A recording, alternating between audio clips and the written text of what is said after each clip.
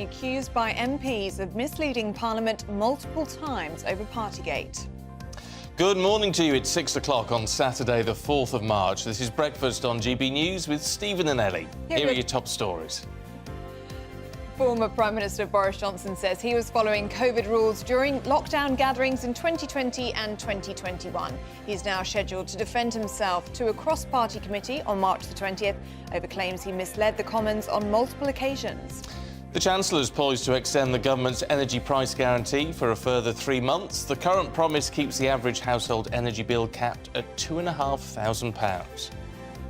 And Scottish farmers could be put at risk by new climate change targets. The Climate Change Committee has warned urgent and strong action is needed to meet the Scottish Government's targets for reducing greenhouse gas emissions and reaching net zero by 2045.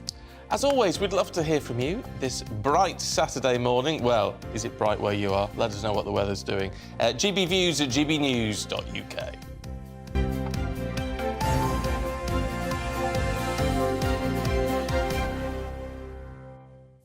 And to our top story now. Boris Johnson will defend himself in front of a cross-party committee over allegations he misled Parliament 4 times during the Partygate scandal. Well, the former Prime Minister has been called to give evidence later on this month. While speaking yesterday, Mr Johnson says he never knowingly or recklessly misled MPs about lockdown gatherings in Downing Street. Well, let's talk to former Special Advisor to Michael Gove, Charlie Rowley. Morning to you, Charlie. I mean, clearly he seems to be wanting to get the lie of the land ahead of the committee meeting on March the 20th. Is he going to make any headway with this, do we think? Well, I think we'll have to wait and see, is the honest answer. He'll go back to the committee and he'll update MPs and give his side of the story. I think what we saw yesterday were 20 pages of a preemptive report, so it's not the final conclusion. And I think it's just trying to work out, and what the committee will want to get to the bottom of is whether Boris Johnson misled Parliament in the statements that he made during the time of COVID and during some of the decisions that were taken. Because we know, obviously, lockdown rules were broken. The former Prime Minister was fined. So it's not a dispute about, and the committee isn't there to look again into the Sue Gray report. It isn't there to look into what the police investigated. It's purely there to decide whether, when Boris Johnson came to the House of Commons, whether he misled Parliament. And so Boris obviously disputes that, and we'll just have to wait and see when he gives evidence to the committee. And who is the committee made up of, and what exactly are they looking at? Because they are looking at new evidence, fresh evidence, including WhatsApp messages, aren't they? Exactly so. So it's a cross-party group of MPs, so Tory and Labour. It's chaired by the Labour MP, Harriet Harman.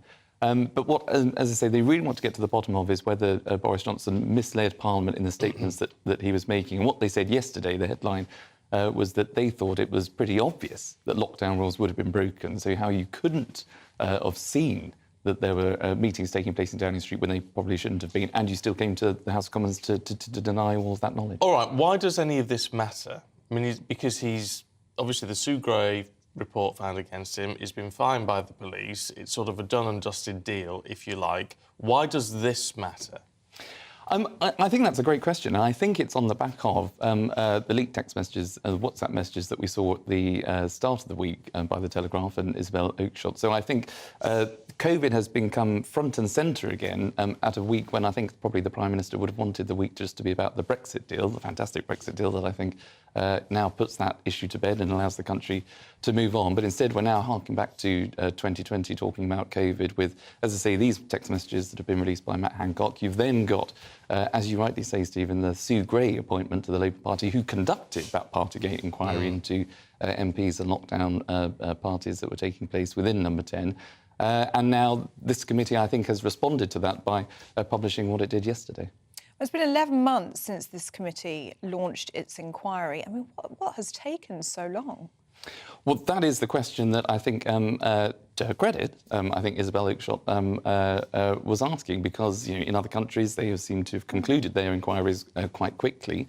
But it has taken, I think, about £85 million even before evidence seemed to have been submitted. So that was one of Isabel's claims, which is as the reason why the WhatsApp messages that she had from Mr Hancock, she thought it was in the public interest to get out there. And there is some sympathy for that, but I have to say I think there is a balance between private conversations that ministers and officials should be having. There should be a safe space for people to talk about all options, and there needs to be context to those WhatsApp messages. But I think there is a public interest case to make sure that people are able to understand why some of the decisions were taken during lockdown, which was a very, very difficult time for everybody. It's interesting, though, isn't it? Because this is about a former health secretary at the time of a pandemic. This is about a former prime minister at the time of a pandemic. Yet all of it will inevitably impact and damage, one would presume, the current prime minister.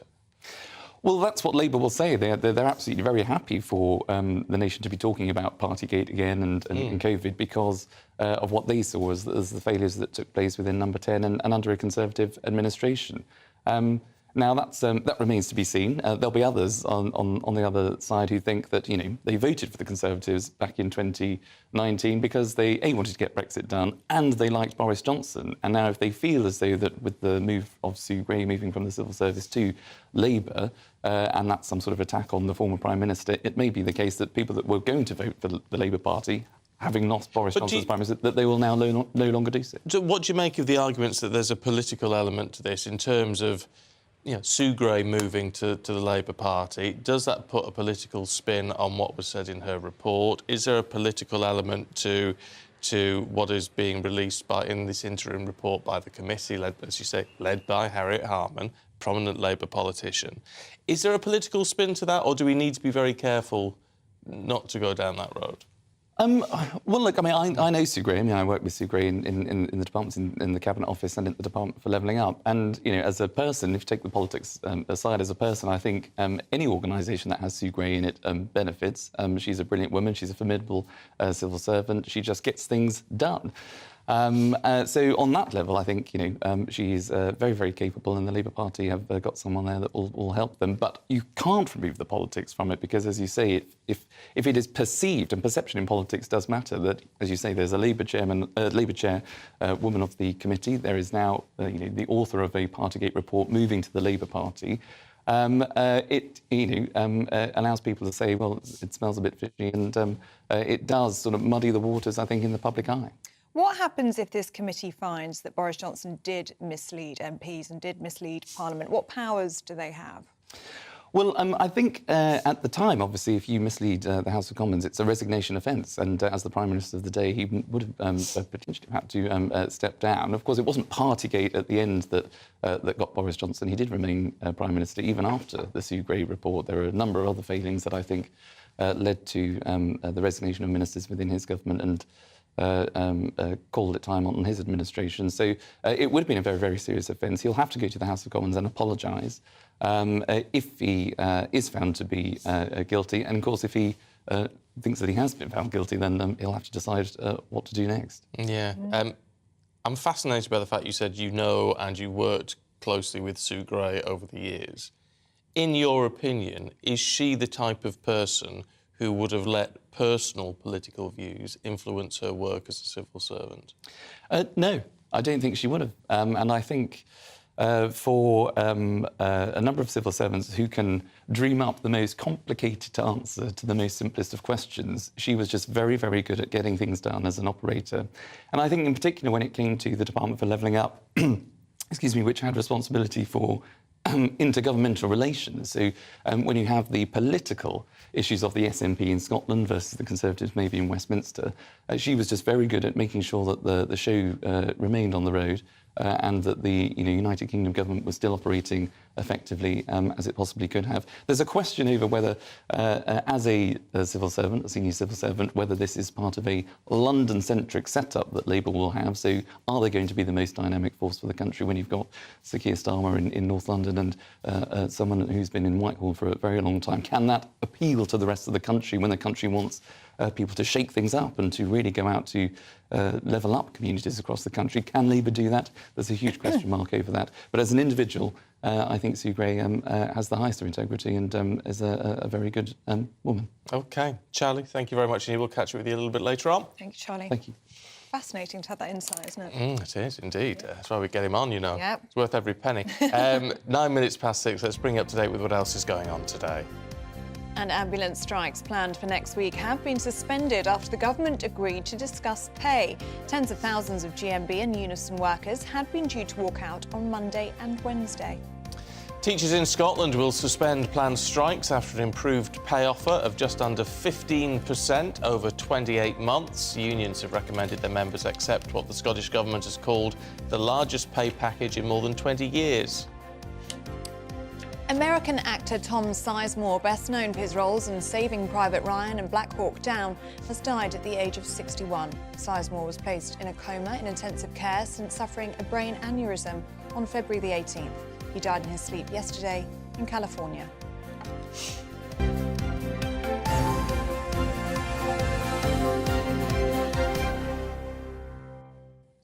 Just very briefly, I'm intrigued because we've been saying, in fact, we're saying without way back when the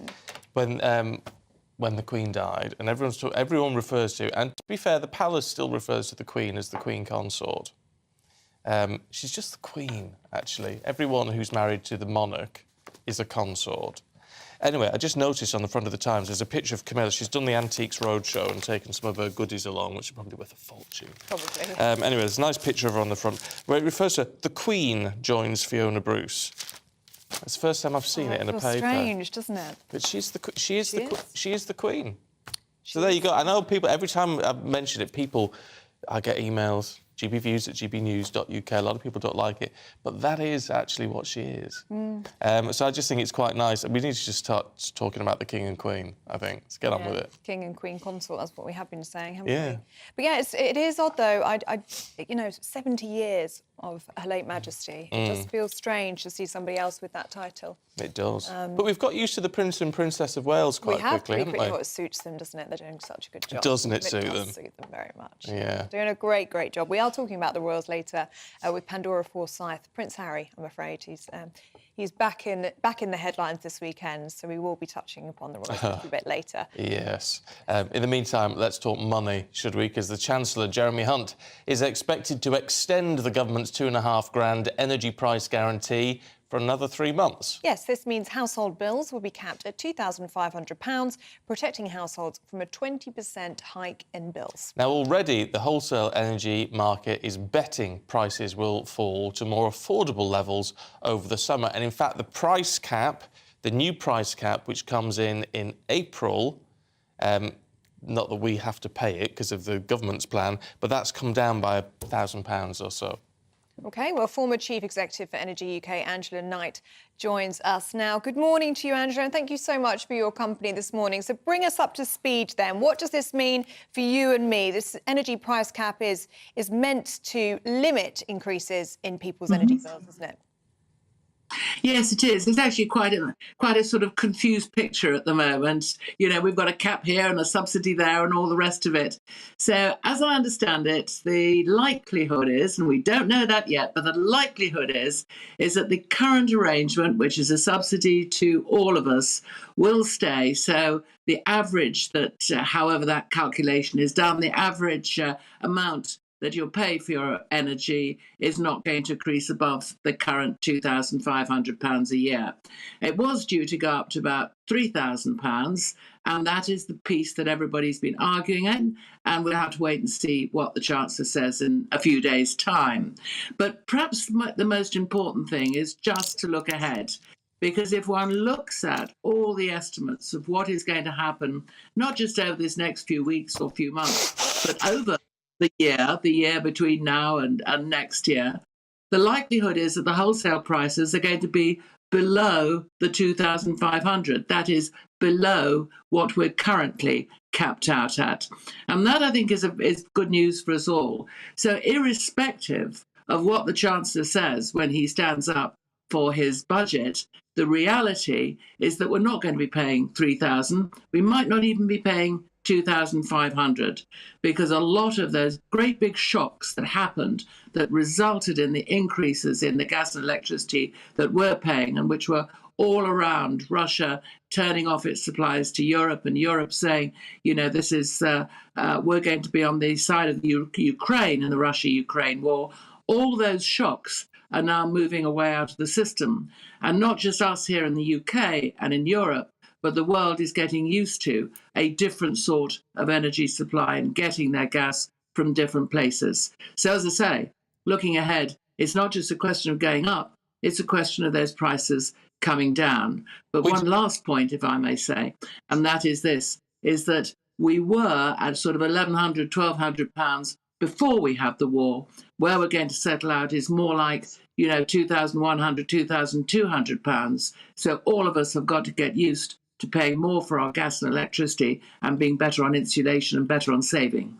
Yeah, well, look, I mean, it would be ludicrous, wouldn't it, if the price cap actually did go up? I mean, bear in mind that the government, although it doesn't affect our pockets directly because of the government's price cap, the fact that the Ofgem cap has come down by £1,000 or so, it means the government can afford to keep this going for a bit longer and still have more money in the bank. Well, what means the government can afford to make this go a bit longer is the difference between the wholesale price and what we're paying, because that's where their subsidy goes. And perhaps it's just worth explaining that it goes to the suppliers, and the suppliers are the people that we buy our gas and electricity off, and they're the ones that haven't been making any money during this process either. In fact, we've had 30 go bust as a consequence. But you are right to say that actually the overall cost of subsidising energy by the government, or we should say by the taxpayer, because that's the route the money goes, is much less than was estimated at the start, which is actually a very good thing. Right now, though, we've also got a whole load of other things that we want that money to be spent on, whether it's on increasing the pay to the nurses, whether it's on assisting industry and employment, whether it's going on social security and the elderly and the disabled. There's a whole range of things on which the money needs to be spent. And so somehow we've got to get ourselves back into a situation where we don't have to be subsidised for our gas and electricity. As I say, that'll mean that we'll all have to pay a bit more, but at the same time, we need to as well have a much better energy security in this country, so we're not affected quite so badly in the future. What will inevitably be something ahead which again causes some of these prices to spike. I mean, we've been hearing about wholesale gas prices falling for several weeks. I mean, they started to fall months ago now, but we're only just hearing about this energy price cap guarantee that hasn't even been confirmed yet. But there is that saying, isn't it, that prices go up like a rocket and down like a feather, and it does seem like it takes a long time to be passed on to the consumer. When does it look as though it is going to start to be more affordable for people? Are we looking at the summer? Yes, I think we are. In fact, we might actually be looking at a situation before we properly hit the summer where those wholesale prices have come down. But let me answer your question as to why things seem to go up quickly and down slowly. Actually, although we went up quite quickly, we never went up in our gas and electricity prices to the heights that the actual global market went up to, because our sensible suppliers, those who were running their businesses properly, were buying ahead anyway. And they buy contracts, not just for tomorrow, but they buy them for months, and in some respects, in some instances, even longer ahead, years. So what that means is that the prices are held lower than they would otherwise have been, but at the same time, they take longer to come down. The thing is we always feel a price rise, very personally, because it immediately hits our pocket. Those contracts, they roll on and roll off over periods of time. And that's why, to a certain extent, everything is smoothed, both on the way up and also on the way down. OK, Angela, good to talk to you. Thanks very much indeed. I mean, it's positive news. Yes. It is positive news, and so by the time that £2,500 price cap now comes to an end, if it's extended for 3 months beyond April, which I'd be amazed if it wasn't, frankly, because the government has got money in the bank as a result of the energy prices coming down, then by the time that happens, as Angela's saying, it should be below £2,500 anyway, which means they can just scrap it and we'll still actually be slightly better off. Yeah, and also, hopefully it's warmer. And People it'll be don't warmer. need to have their heating on. Yeah. Fingers crossed, but things are heading in the right direction, at least. Which is a relief. Not necessarily heading in the right direction if you need to pop over to the pharmacy to get a prescription today. We'll tell you why in a couple of minutes.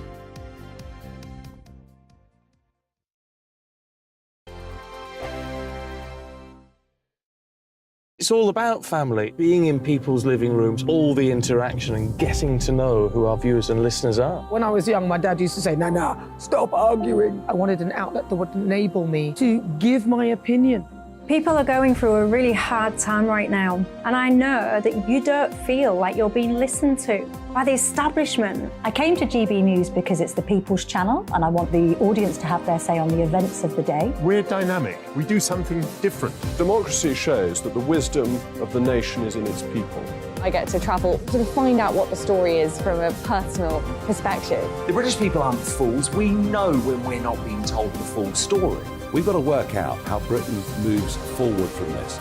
It's the best country in the world. The establishment had their chance. Now we're here to represent your views. Britain's watching. Britain's watching. Britain's watching. We're proud to be GB News. The People's Channel. Britain's news channel. Hi, Andrew Pierce here. Join me every Friday lunchtime for a proper no-nonsense debrief of the week's events. With special guests in the studio and the GB News team on the ground, I'll be getting you up to date with news, some intelligent discussion and my own sharp take. The weekend starts here with me every Friday lunchtime on GB News, the People's Channel, Britain's news channel.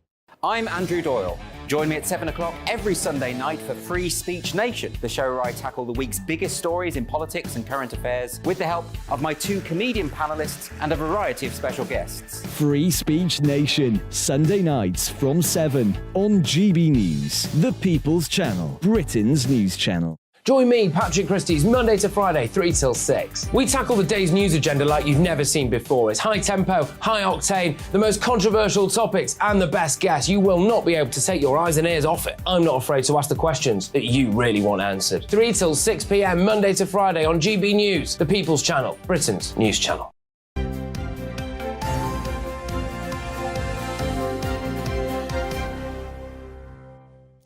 Welcome back. You are watching and listening to Breakfast with Stephen and Ellie. Now, the owner of Lloyd's Pharmacies has put all of its 1,300 branches at risk of closure. It's a major blow for the high street. It's a major blow for all of us, isn't it? You're trying to pick up those pills. Absolutely. Lloyd's has struggled with losses for many years, closing more than 75 stores in 2022, with another 237 sites set to close in the next year. Well, the uncertain future of the pharmacy is raising concerns, of course, for 17,000 employees and the many more thousands of customers. The company currently operates about 10% of all UK pharmacies. Well, joining us now is the Chief Executive at the Association of Independent Multiple Pharmacies, Dr. Layla Hanbeck. Good morning to you, Dr. Hanbeck. Really good to have you on the programme. How are you reacting to this news? Because this is big, isn't it? I mean, 10% of the pharmacies in this country. It's going to be a blow to the high street and a blow to the industry, isn't it? Of course, Ellie. It's absolutely a national disgrace what's happening in England to pharmacies. And this has been going on since 2015, when our funding was cut. And so far, 650 pharmacies have closed. But as you were reporting, this is going to be accelerating with loads of pharmacies, for example, closing their Sainsbury's branches, but also some of the other branches. So we are going to see in 2023, this year, by end of the year, more than 600 pharmacies predicted to be closing their doors for good. And this is obviously going to have a big impact on the local population, particularly the elderly and the vulnerable, who are depending on their community pharmacy for their medicines, but also to have someone to speak to see a healthcare professional face-to-face, without having to book an appointment. What is going on with community pharmacies? Because they are so important. If anyone had any doubts, they proved their worth during the pandemic. Pressures have increased on community pharmacies, but the funding agreement doesn't seem to have shifted. Why is that? It's because for a number of years we've had, first of all, the funding was cut, but then on top of that, we had a funding that didn't take into account the rising cost of living, the inflation, and as a result, pharmacies, were put in a situation where they're faced with longer medicine supply issues, and also, cost of medicines going up, workforce challenges, and all of that coming together to make it a perfect storm for pharmacists not to be able to open the doors.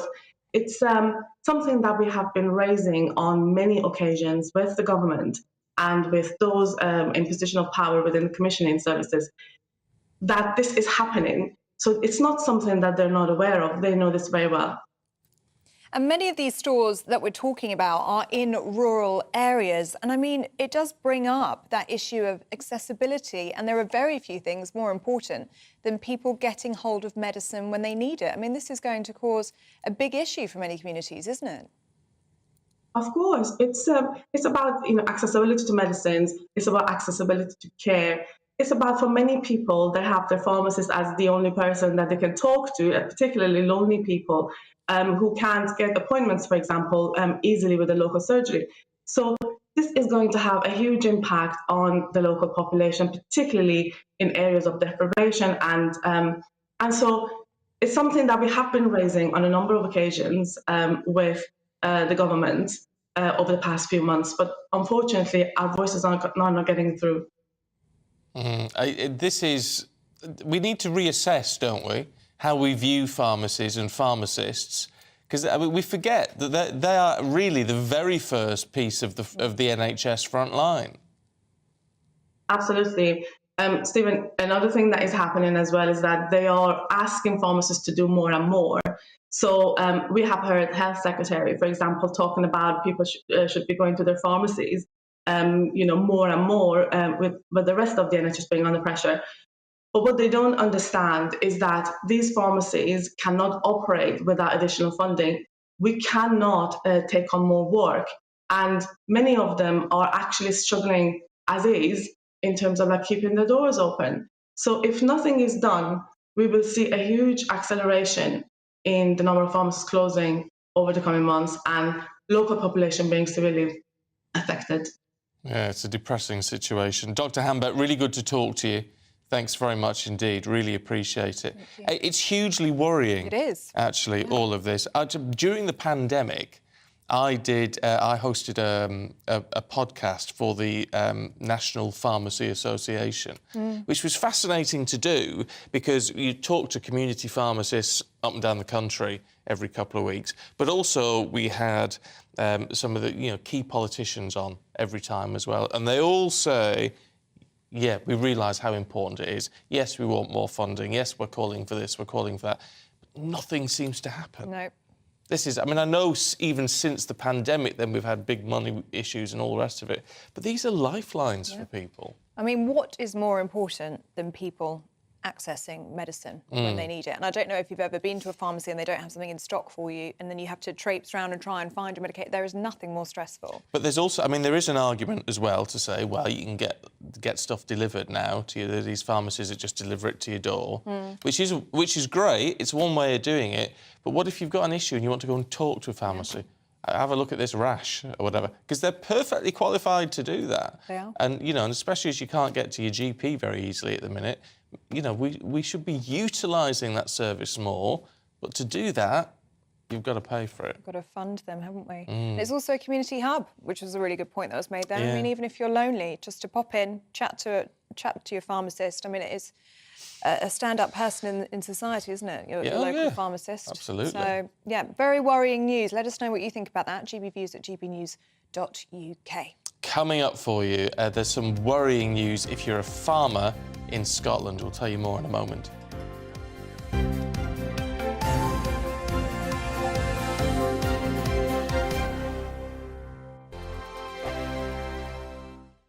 I joined GB News because I was sick and tired of not hearing my views being represented, not just mine, but so many people that I knew and spoke to. I just couldn't get my voice out there. I couldn't say anything. I couldn't do anything. Whatever the narrative was, I kind of had to follow it. GB News is there to provide a voice for those who have been ignored by the establishment media. We think different things, we've got a different style. GB News is here to be optimistic and positive about the future. It's real kind of dynamic and flowing, with the audience very much at the heart of it, like a big family. Here at GB News, we talk about the things that matter to you. Hearing the voices from right across our towns and cities, especially our towns. All sides of the argument represented with a heavy dose of opinion. We're on a mission here to make a difference. And the GB News family really is here for you, and whatever time of day you can watch or listen. Britain's watching. Britain's watching. We're proud to be GB News, The People's Channel. Britain's news channel. Hello, I'm Michelle Dewberry, and you can join me every weekday 6 till 7 on Jubes and Kerr. You're an inspiration to us all. Clip that bit up. Well, you are. That's my ringtone. My political ambitions those days are gone, I can tell you. She's only teasing. Go on. He's probably going to want to lay down now. I'll give him 2 minutes to have one. Let's respectfully disagree. That's what we like on Jubes and Kerr. Come and join us. GB News, The People's Channel. Michelle Dewberry, weekday evenings at 6 o'clock. Westminster is going around in ever-decreasing circles, followed by the media. Britain is broken. How on earth did we get into this mess? But more importantly, how do we get out of it? Join me at 7 p.m, Mondays to Thursdays on Farage, here on GB News. We will have open, rational debate. We've got to work out how Britain moves forward from this. Join us here on GB News, the People's Channel. Britain is watching.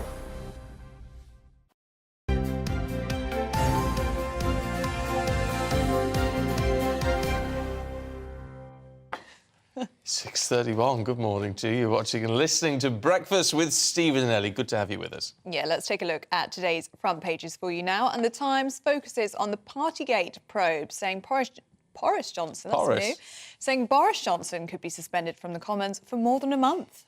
Don't suppose he'd mind. The Guardian leads with what it describes as new evidence that Mr Johnson misled MPs over Partygate. The Daily Mail leads with Boris Johnson's denials that he misled MPs over Partygate. Express looks at Sue Gray, that report. Oh, there's the Express. The Sue Gray report, Boris Johnson describing the investigation as a cynical stitch-up. Not what Charlie Rowley was telling us before. The Telegraph has the latest from Matt Hancock's leaked WhatsApp messages revealing Mr Hancock's battle with the PM over COVID rules. Partygate rule-breaking would have been obvious to Boris Johnson, according to a report in the Daily Mirror. And the Star, Boris Johnson may have misled Parliament 4 times concerning gatherings at number 10, they say. Do we care now? Isn't it all done and dusted? Well, the papers clearly do, The don't they? papers care. But whipping it all up again, I just don't know. Let's see what the political editor of HuffPost UK, Kevin Schofield, and commentator Candice Holdsworth make of it all. Good to see you this morning. Good morning. Kevin, let's start with the Times, should we? Looking at all of this, I have to say, this to me sounds very Westminster bubble now. Yeah, I can absolutely understand where you're coming from. Partygate, we thought, had been kind of done and dusted. Boris Johnson is yesterday's man. He's no longer Prime Minister. But, you know, we had the Sue Gray stuff a couple of days ago, so that brought Partygate as an issue back into the Westminster firmament. And now, as bizarre timing, the Privileges Committee, which is investigating whether Boris Johnson misled Parliament over Partygate, has published an interim report, which, yeah, it does make pretty grim reading for Boris Johnson, and I don't think it is overstating it to say that he's fighting for his political career. I mean, unlike previous Prime Ministers, Boris Johnson, I think, has made no secret of the fact he would like his job back, preferably before the next general election. I don't think there's any doubt about that. And this is undoubtedly a potential roadblock to that. You know, if you read the report, now they've yet to take evidence from him, which will be box office in a couple of weeks' time. That'll be public, that'll be on TV, so that'll be worth watching, I would suggest. But if you read the report now, they're pretty clear that they believe he repeatedly misled Parliament. And the killer line as well is that they think it should have been obvious to him that these parties were going on and they were breaking the rules, and then he was then going into Parliament and saying all the rules have been followed. So they are clearly very sceptical about his version of events. Now, he's come out very pugnaciously after it, saying, I'm not sure how he can say this, but the report vindicates him, which, if you read it, I don't think it does, and is obviously going to fight his corner very hard. So, as I say, when he comes to give evidence, that's going to be properly worth watching. Candice? I think. Yes, I mean, I agree with everything Kevin said, and I find it interesting as well that he's sort of batting it back to Sue Gray, trying to question her credibility. He's really going to use this. This is a bit of a political gift to him, that was she politically motivated at the time that she wrote her report, even though many people have said, actually, the report was pretty fair, pretty even-handed, although I suppose I could say some questions do need to be asked. I mean, she may have a conflict of interest, but I don't know if it goes as far as Boris Johnson has tried to emphasise. No, I mean, interesting that, I mean, Charlie Rowley, I mean, you see him outside, who, you know, worked with Michael Gove. You know, so he toes the party line, if you like, but he worked with Sue Gray. He's you know, cannot question her integrity as a civil servant. No. Which, I mean, and that's important, actually, from someone who's worked with her. Yeah, I think as someone who's worked in civil service for as long as she has and had such a successful career, you don't get to the level that she has got and worked for successive Prime Ministers and Secretaries of State if there's a suspicion that you're in any way biased towards one side or the other. You are a career civil servant. Now, obviously, that's all been thrown up in the air by a decision to take the job with Labour. But I think you're right, I think what Charlie said was pretty significant. As a Conservative party official, you know, that he never saw any evidence that she was anything other than completely impartial. Yeah. And it is worth remembering that she was hand-picked, wasn't she? I mean, Nadine Dorries at the time was saying she was the best, really impartial. Jacob Rees-Mogg said she was independent, and actually Boris Johnson, when a report came out, said that he'd been cleared by it. You know, so no one even suggested that. And he did survive Partygate. It was something else that brought him down a couple of months later. So, yeah, I'm not sure that the idea that he was brought down by Sue Gray really holds much water. No. Let's have a look at WhatsApp messages in the Telegraph, Candice. Yet another tranche. Yeah, so this is a very interesting story on the front page of the Telegraph.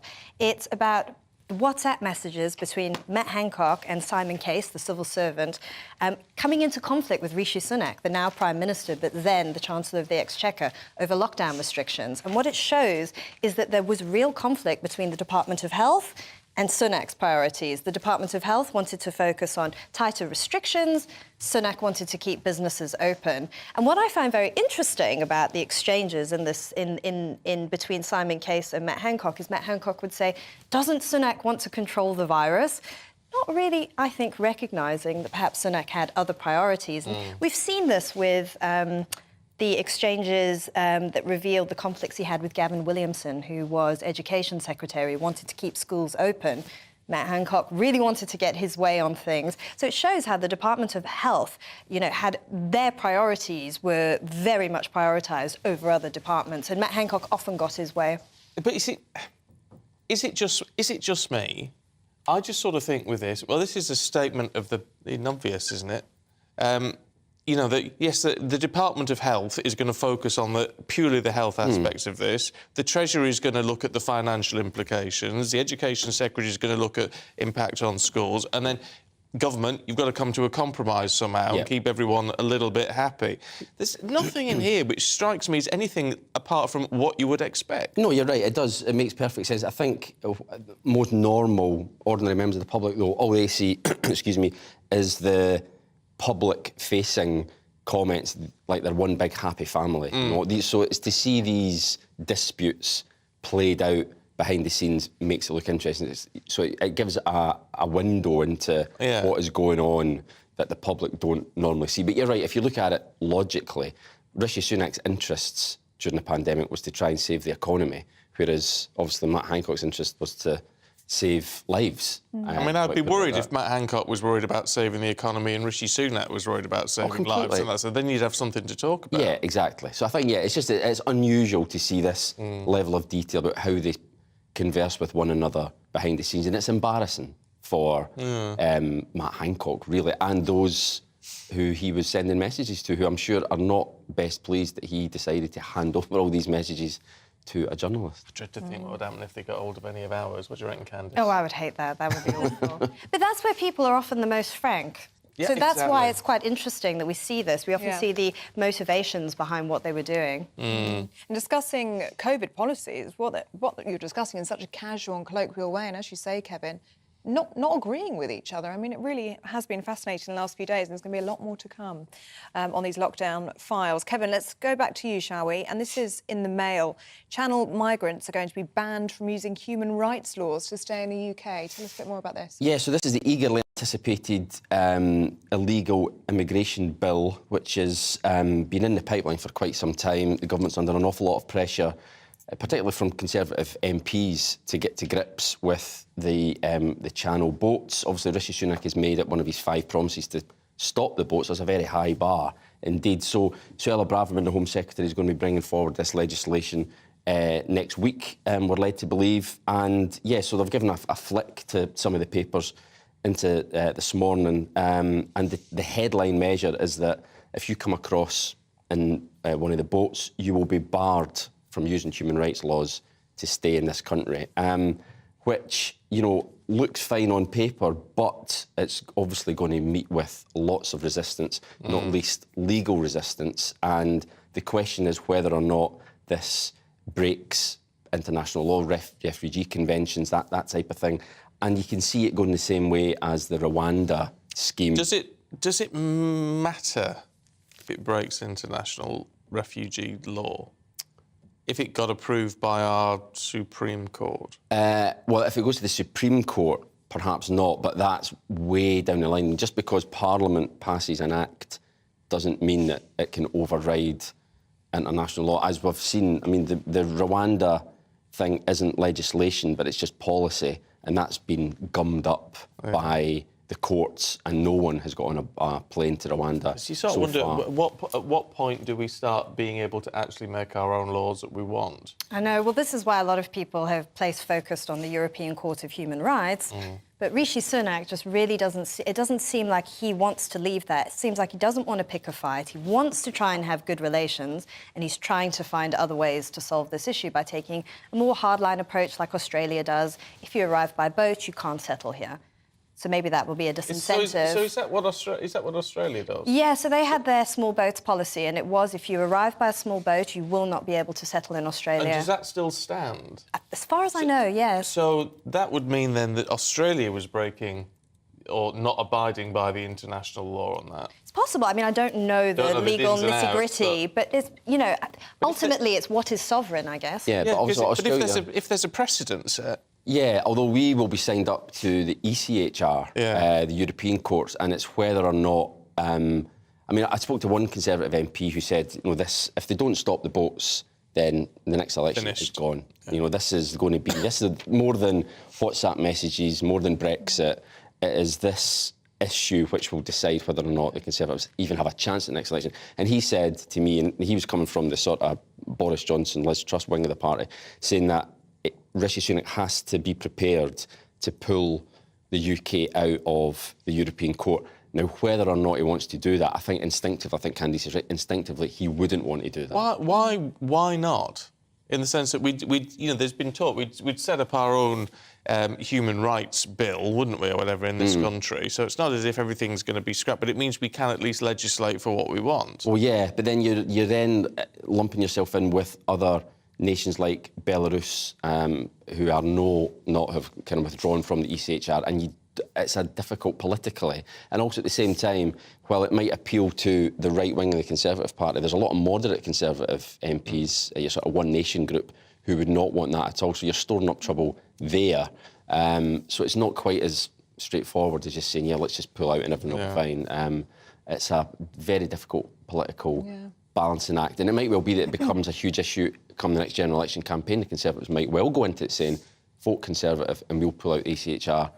And then Labour puts Labour on the other side of the argument, and it could become a huge dividing issue at the next election. It's so complex and interesting, isn't it? A lot going on. It's a huge issue for voters. I mean, in all of the polling, you ask people what are the things that matter to them, and migrants and legal migrants coming to this country is always a top 3 issue. Yeah, it's huge. But it's not something that's easy to tackle, because if it was, it would have been done by now. Exactly. I can understand the frustration, though. If you're frustrated, thinking, well, why can't we just get on with it? It's a valid question, though. Now, shall we look at the coronation?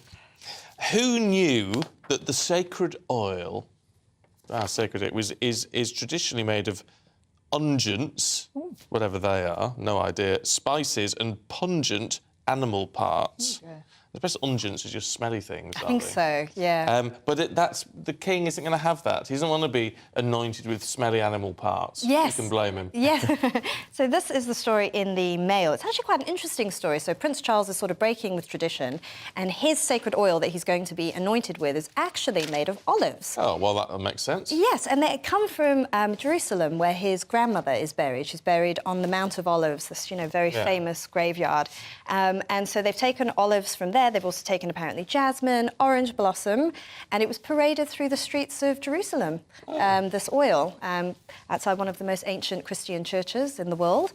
And he's not going to be having any animal products in it, which is interesting. I wonder if that's to do with his environmental beliefs, why he's chosen to go with... It's probably because it sounds disgusting, Yes, frankly. well, yeah, because the traditional elements for this anointing oil is ambergris, which is stuff that whales vomit up, and that you find floating on the top of the ocean. It used to be a perfume out of it. It used to be a delicacy. It used to be a huge delicacy, but now people kind of go, "Ooh, that's disgusting." There's things from civet cats. I mean, a lot of stuff that nowadays people find a little bit cruel. Civet cat. Yeah, it's a cat. It's something that they take from, I think, one of their glands. Yeah, exactly. People have that reaction.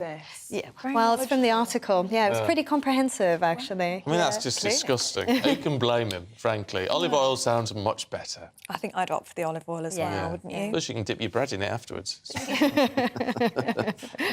Yeah. Oh, good on him. Sticking with bread, shall we? Oh, here we go. Food. Good. Oh, it's a good segue. Food. On to Gale's the Bakery. Could be setting up drive-throus, Kevin. Yeah, this is quite incredible, actually. I mean, you think of drive-thrus, you normally think of burgers or fried chicken or whatever, but now apparently Gale's, quite an upmarket bakery chain, are moving into drive-through. So you can get like a drive-through. I'm not sure a drive-through croissant is quite as appealing as a drive-through burger. Certainly not at maybe 2 o'clock in the morning. Is Gale's just a southern thing? I think it must be, I think it's quite a London thing, isn't it? Right. And it's expensive as well. I mean, I don't know how that's going to work on a drive-through. How much appetite?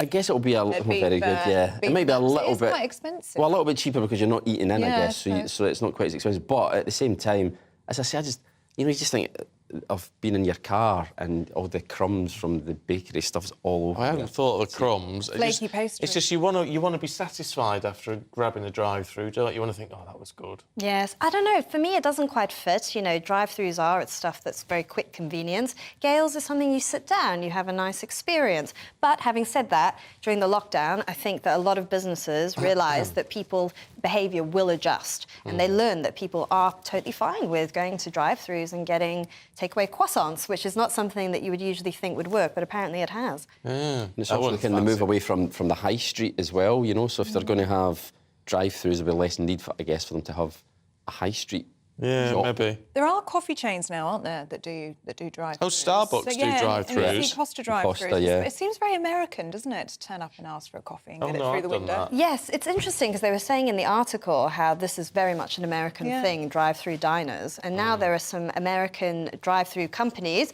that are moving into the UK market. So maybe that's also why UK companies need to adjust to this increased competition. And because Tim Hortons have opened. There's a couple of Tim Hortons. Did they sell donuts or something? Yeah. It's a Canadian place. Yes, Right. coffee and donughs. But that's very American. They've got 2 drive-throughs near me. Really? Yeah. Have you been? No. No. I've never even heard of it. No, well, I hadn't until they popped up, but it seems to be a thing. I guess there must be people must want it, else They've also got a drive-through Taco Bell. That's very American. Yes, very. You're very well set up there. Oh, darling, You don't need to leave the car. we do things very well in the South Midlands. What can I tell you? But no, it's not really my cup of tea. An egg McMuffin, maybe, but that's about as far as I go. Let's talk Strictly, Candice, because Sophie Morgan. I used to have Sophie Morgan on my show years ago. She's a very nice person. But anyway, she might be the first wheelchair contestant on Strictly. Yeah, this is front page of The Sun, and it's a story about Sophie Morgan, who's famously paralysed from the waist down, and she's in a wheelchair from a car accident when she was about 18. And she may be Strictly's first contestant in a wheelchair. And I actually think this is great. This is really, really good. You know, the Invictus Games have showed that just because people have disabilities doesn't mean that they're not capable of incredible physical prowess. And it's very inclusive. And I know people can sometimes be a bit cynical about things like that. I think when it comes to disability like this, it's very important to make sure people like that are visible and participating in life. Yeah, I think it's hard. It's hard to argue against it, to be honest. We've got to leave it there. Kevin, Candice, thank you both very much indeed. We'll see you a little bit later on. Now, experts are warning members of the Scottish Parliament that livestock numbers on Scottish farms must be reduced to meet climate change targets. Yeah, the Climate Change Committee, an independent body which advises government, says uncomfortable facts can't be avoided in discussions around the future of agriculture. They also say that strong action is needed to achieve net zero by 2045. Well, President of the NFU Scotland, Martin Kennedy, joins us now. Good morning to you, Martin. Now, if farmers are obliged to reduce the amount of livestock that they keep, what sort of impact will that have on the farming community? It would have a massive impact. Good morning. And obviously extremely concerned about comments like these that are, to be honest, not really fact-based or as fact-based as they could be. The impact that it would have from a Scottish perspective would be massive. The whole beef industry is the engine room of the Scottish economy. And so you've got a lot of jobs, the whole critical mass that relies on that. You've got markets, you've got abattoirs, you've got processors, you've actually got food production. Food security has gone up the agenda extremely high recently, and I'm sure it will continue to do so. So we've got to be very mindful that we don't do something rash here on the back of some pretty, it's scientifically based to a certain extent, but when you look at the real science behind this, it's actually incorrect. And to my mind, we should actually be producing more livestock in Scotland because we can do extremely well here because of the maritime climate we've got, the soil conditions we've got, the rain that sometimes we curse all the time, but we really appreciate. But you've got to look at the science and the soil that actually requires livestock to help the carbon. Our biggest carbon sink is in the soils, and we see research coming from other research institutes that highlights that it's really important to maintain livestock. Yeah, I mean, this is the problem with all of this, though, isn't it, Martin? That you look at some facts and you say, right, I mean, I guess a lot of it is due to methane emissions and all the rest of it. So you say, well, it needs to be reduced, right? Fine. But it's not looking at the impact if those numbers are reduced. And as you say, the impact on things like soil, the things like nitrous oxide and all these sort of very complex issues. But actually, it's all part of a chain, isn't it? It's all part of a chain and a circle of how nature is interacting.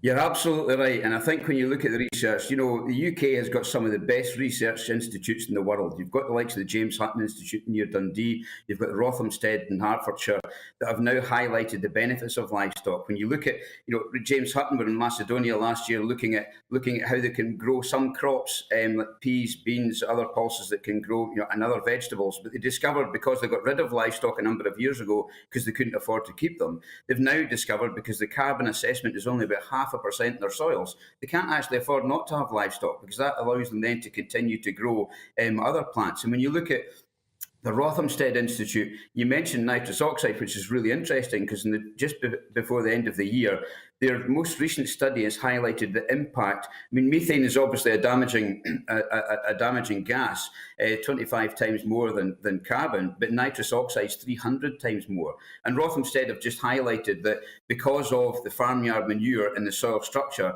as part of that organic matter, the difference that makes to the aerobic metabolization of nitrous oxide is immense. And it's a drastic reduction in nitrous oxide, which is 300 times worse than methane. And that's just the emissions part of it. You've then also got to look at the environmental benefits. I mean, I'm a hill farmer. We farm at 800 feet. We've got 2,500 feet. We've got a lot of ground nesting birds. We've got fantastic biodiversity here that rely on grazing management.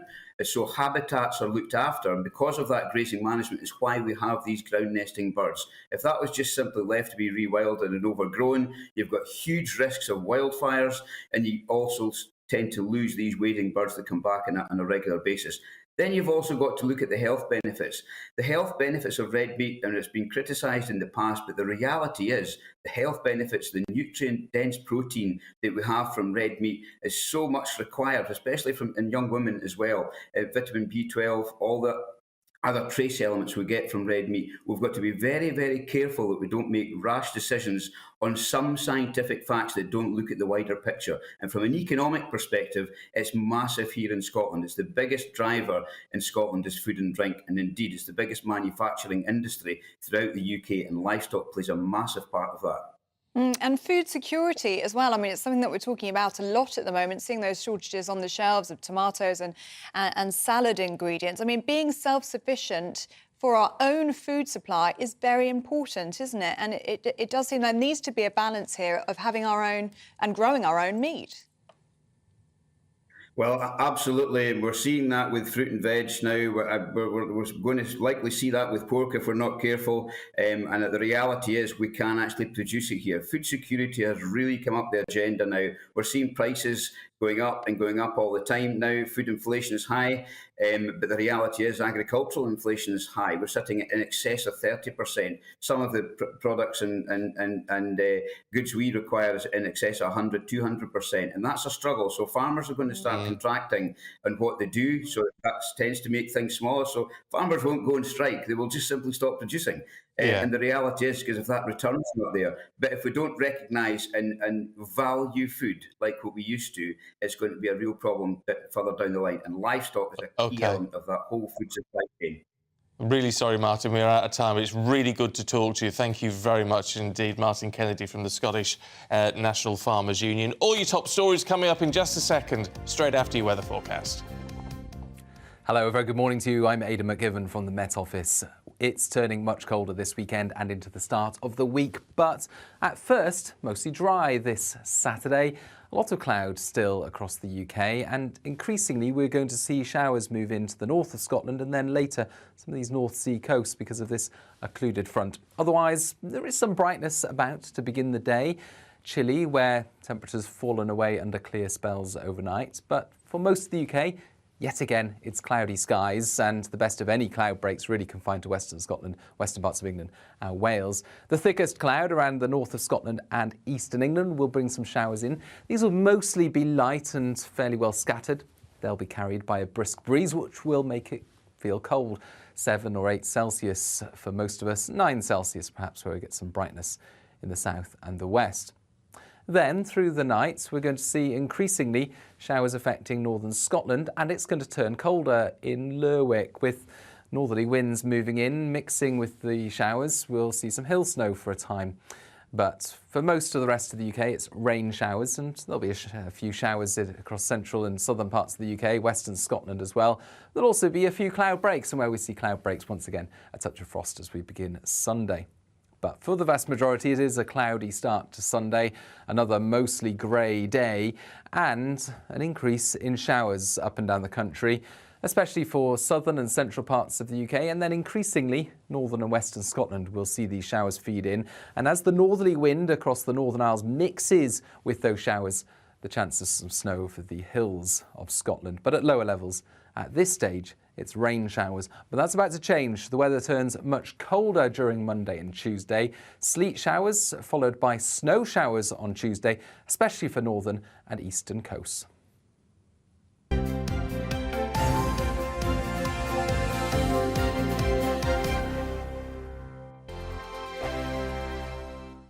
First and foremost, I'm a GB News fan, and I was before I was working here. Just love the fact that we're asking the questions that a lot of establishment media won't ask. With a bit of a twist, we not only want to inform you, but we want to keep you entertained. It's worth the drive because you get in and the team's all ready and waiting, they're itching to go, and it's a proper little family. GB News is the People's Channel. It's the audience that makes the programme sing. We're giving our viewers and our listeners a voice. I see the thousands of your letters, tweets, emails, you name it, coming in. Britain is broken. How on earth did we get into this mess? But more importantly, how do we get out of it? The establishment had their chance. Now we're here to represent you. It's time for something different. It's time for GB News. I'm very patriotic. I believe in Britain. Our best days lie ahead. Britain's watching. Britain's watching. Join us here on GB News. The People's Channel. Britain's news channel. Monday to Thursday, 9 p.m. till 11 p.m. Join me, Dan Wootton. I'll bring you the sharpest takes and hottest debates. Do you not believe in prisons? I don't believe in prisons. I'm completely stunned. I guarantee you there'll be no spin, no bias, no censorship. I actually was personally quite offended by it. And no reason to go to bed. So I guess they've always been quite woke. That's Dan Wootton tonight on TV, radio and online. Monday to Thursday from 9 p.m. till 11 p.m. on GB News. The People's Channel, Britain's news channel. I'm Simon Evans. Join me on GB News for Headliners at 11 p.m. What's the scoop? I'll be joined by two of the country's top comedians. That's right. As we take a look at tomorrow's newspapers tonight. We're going to get into trouble. If it's a big story, we'll be covering it. Spill some tea on him. There we go. But we'll also have some fun. I wouldn't stick up a bank. My father didn't love me. So anyway. Headliners every night from 11 on GB News, the People's Channel, Britain's news channel.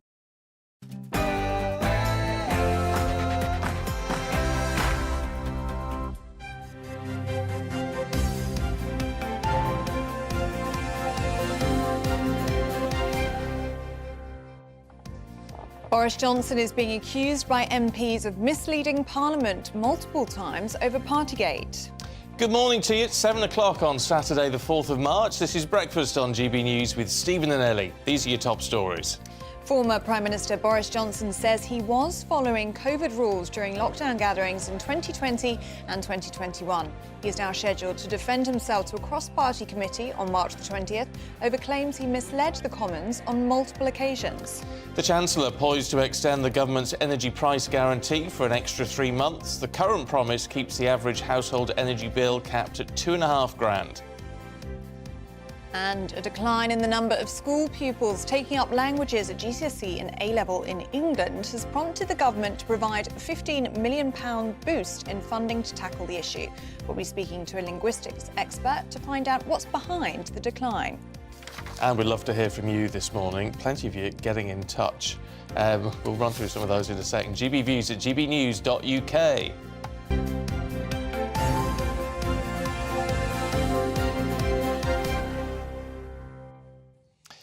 Our main story this morning is about Partygate. Would you believe it? Margaret, hi Margaret, says, unbelievable, this is still making headlines. I'm sure it's all thanks to Labour doing its utmost to damage the Conservative Party.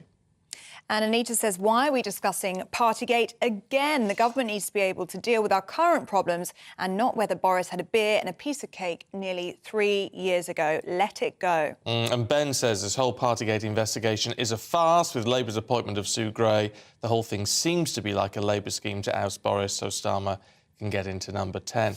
What do you think? GB Views at gbnews.uk. And this all coming up, of course, because Boris Johnson is preparing to defend himself in front of a cross-party committee over allegations that he misled Parliament over Partygate. Yes, the former Prime Minister has been called to give evidence later this month. Speaking yesterday, Mr Johnson says he never knowingly or recklessly misled MPs about lockdown gatherings in Downing Street. Let's talk to former Special Advisor to Michael Gove, Charlie Rowley. Morning to you. Look, our viewers and listeners raise a really good point, don't they? Like Anita says, why are we discussing this again? I think that's absolutely right. And I think this is why, on the back of the inquiry that published their pre-report yesterday, on the back of messages that we're seeing leaked to the Telegraph that involved the former Health Secretary and the appointment of Sue Gray to the Labour Party as Chief of Staff to Sir Keir Starmer. I think this is why Labour will be happy for the country to be talking about Partygate again, because it is a distraction from allowing the government to tell the public and to deliver on what really matters to people, and that's education in the health service, it's stopping the small boats, it's getting the economy back on track. Of course, Partygate is still a distraction for the government, and I think that's why Labour will be very happy for the Conservatives to still be, and for the public still be talking about the Conservative government and Partygate. Is there Partygate fatigue, though, amongst the public? I mean, those views there that we just read out would suggest so. I mean, has this investigation just been going on too long? We're over almost a year into this part of the investigation and still a lot more to come. I think that's absolutely right. And I think that some inquiries do take a long time. But I think when there is something that the whole country has experienced and has gone through, you want quick answers to these questions. You want to be able to learn the lessons effectively and very quickly on the back of COVID, something that, as I say, affected the entire country through lockdowns and seeing the implications of those lockdowns and seeing some of the implications of some of the decisions that were made. I think the public have an absolute right to understand those lessons, and we can move on as a country and ensure that we can start to talk about the things that really matter to people. The problem is, part of the reason this is being talked about, to answer Anita's question, is because Boris Johnson is talking about it. Right now, I know he's got to give evidence. That will make headlines. I know there's an interim report come out, so that makes some headlines. But the fact that Boris Johnson's come out and said, well, it effectively clears me. I implicitly deny I've done anything wrong and that I didn't mislead Parliament and I thought it was all fine. The fact he's talking about it means it's back in the headlines. I think so, and I think that's typical. Whatever Boris says, I think draws huge attention, and we'll get into the papers. But I think you're absolutely right. He can't escape from the fact that he was fined by the police. He accepted that fine at the time. There were events taking place in Downing Street that were wrong. We know that. That's on the public record. It is just now to what extent, when he went to the House of Commons as Prime Minister, to make the claims that he wasn't aware of what was going on, and actually Number 10 did play by the rules. Whether that was misleading is something for the inquiry to look into and decide.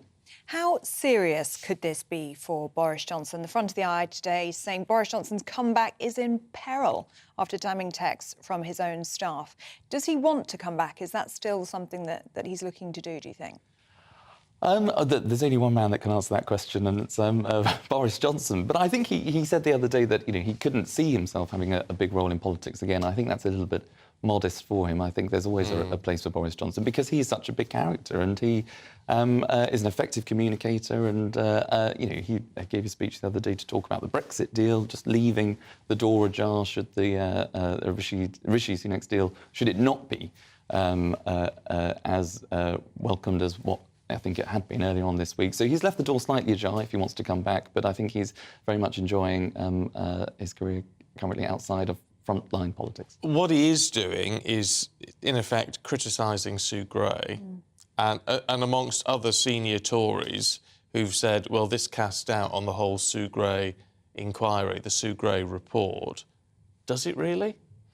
Well, I think it will. The idea that it allows people to ask that question, I think, creates a little bit of a political problem, particularly for Sue and the Labour Party, because people will then have this perception that the individual that led that Partygate inquiry is now joining the Labour Party. There must be a stitch-up. Allowing that question to be fuelled is a bit of a problem. But I think ultimately that what the Sue Gray report did do was make it clear that there was a failure of leadership at the top of government. That does include the Prime Minister. She didn't name the former Prime Minister, but that also includes the Cabinet Secretary Simon Case, because he had to recuse himself, as we remember, from being the individual to conduct the inquiry in the first place because of events that were taking place in his office. But you've worked with her. You know her. What's your impression of her? I think she's a doer. She just gets things done. She is a brilliant in that respect, because you can have many civil servants that can come up with very complicated answers to some of the most basic of questions, and she sort of cuts through that. She just gets to the heart of the matter, and she can kick the tyres when the system, and it's quite a clunky system, Whitehall, it's described often as a Rolls-Royce machine when it's really sort of a clapped-out cart at times, so she can really get things going again. And she is well respected, not just within Whitehall, but across all the devolved nations. Working with her at the Department for Levelling Up, that was one of our responsibilities, to ensure intergovernmental relations continue to flourish. So when there is political division, perhaps with the SNP in Scotland and the Conservatives in Westminster, she was still able to make sure that the civil service and the country can keep running. In your opinion, then, do you think there's any truth in criticism that she was biased, now that we've seen her head to the Labour Party to become their new Chief of Staff? Any truth in that criticism that she was biased in her reporting? I don't think so. I think she is someone who was the guardian of propriety and ethics, would want to uphold those standards herself. Now, she has to go through a committee process before she could even join. So any senior civil servant that leaves the civil service, because of the information that you acquire, whether you're joining a business, a think tank, or a charity, or any other organisation, you have to go through the committee process, who will advise just to what extent, how long it might be before she can actually take up this role. And because of the intelligence that she obviously has will determine a number of factors of when that role can be taken up. So we'll have to wait and see. But she will want to play by those rules, I know, because she'll want to uphold the reputation that she has, which is being someone of ethical and someone that holds high standards for herself. Charlie, really good to see you this morning. Thanks very much indeed. OK, 9 minutes past 7. Let's bring you up to date with some of the other headlines this morning. And ambulance strikes planned for next week have been suspended after the government agreed to discuss pay. Tens of thousands of GMB and Unison workers had been due to walk out on Monday and Wednesday. Teachers in Scotland suspending strikes after a new pay offer, just under 15% over 28 months. Unions have recommended their members accept what the Scottish Government has called the largest pay package in 20 years. The American actor Tom Sizemore, best known for his roles in Saving Private Ryan and Black Hawk Down, has died at the age of 61. Sizemore was placed in a coma in intensive care since suffering a brain aneurysm on February the 18th. He died in his sleep yesterday in California.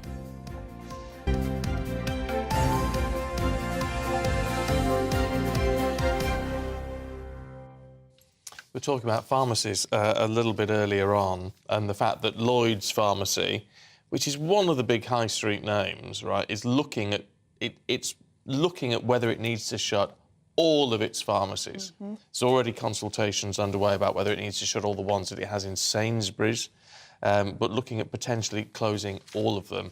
It's a huge blow, but it raises big questions about what is happening to pharmacies. They are our front line. It's part of the NHS. We forget that. There's been a lot of concern over funding. Yep, certainly has. Brian's been in touch saying the pharmacists in my little town left to become a brickie. Which is, that's worrying, isn't it? Yeah. Nicola says the rise of diagnosis by Google is problematic and can be dangerous for some. So we have to have access to professionals we can go to discuss a medical concern, no matter how minor. How can we do this if pharmacies are closing? Something must be done. Do you know what, Nicola? I think just about everyone would agree with you on that. You can get medicines delivered nowadays and things, which can be very convenient. But it's just when you go, well, I've got an issue with this, I've got an issue with that, or my little Johnny's got a rash, and what do we do? Do we need to go to the doctors? Do we need to go to A&E? Well, exactly, and they are often there just to signpost you. What do you need next? And when it is so difficult to get a GP appointment, I mean, in 2 or 3 weeks sometimes, the pharmacist is always there and always there to speak to, and especially a number of these Lloyd's pharmacy branches that we're talking about today, many of them are in rural areas. So, it's going to make a big blow to those communities there. And accessibility to medicine is one of the most important things, isn't it? Oh, isn't it just? Yeah. Mind you, I do think we've got to be, within all of this, not careful not to criticise GPs too much. I had a little mark on my back. Well, I've got a little mark on my back. Discovered the other. It's been there for about a fortnight. I don't know if you need to know this, but I'll tell you anyway. You're going to hear it anyway, yes. And you know what it's like when you get these little marks with a rough surface, and you think, that's a worry. Got to go get it checked out. That's a worry. And so on Thursday night, my GP runs an online system. You ask for an appointment, send a picture. Got called in yesterday. Oh, well, that's very good. Got called in yesterday, and it's nothing to worry about. It's a rash. I've just got to put a bit of cream on it. Oh, well done you. Bizarrely, a rash, a tiny little but a rash. So there you go. So nothing, but of course you do, because the worry. You do. I was worried yesterday. You're very good advocating that quickly for yourself. Very good. I'm very impressed with you. Oh, what, for getting on with it? Yeah, getting on with it. Yeah, lots of people wouldn't do that. No. So very, very good. Well, stuff like that, you just think, oh, cancer. Yeah, you think the worst, don't you? You do think the worst. And if I'd have Googled it, as Nicola was saying, heaven knows what I would have thought. I think you're dying, yeah. You would think it could be really dreadful, actually. Go and see an expert. But the GP was very quick on that. I mean, it got seen within 24 hours. And I find they are, if it's something that is serious, something like that. It could be cancer. They are very quick. But as you say, pharmacy is the front line. Something that is accessible. You walk straight up to and you can get yourself an answer. This is worrying news. It certainly is. Let us know what you think. gbviews@gbnews.uk. And if you've got any rashes you want to share, since I've done it, Sharing's caring. What do I say to... I forget I'm on telly sometimes and on the radio. We just chat like we're in the lounge, We don't do. we? We just, it's nice. Anyway, yeah.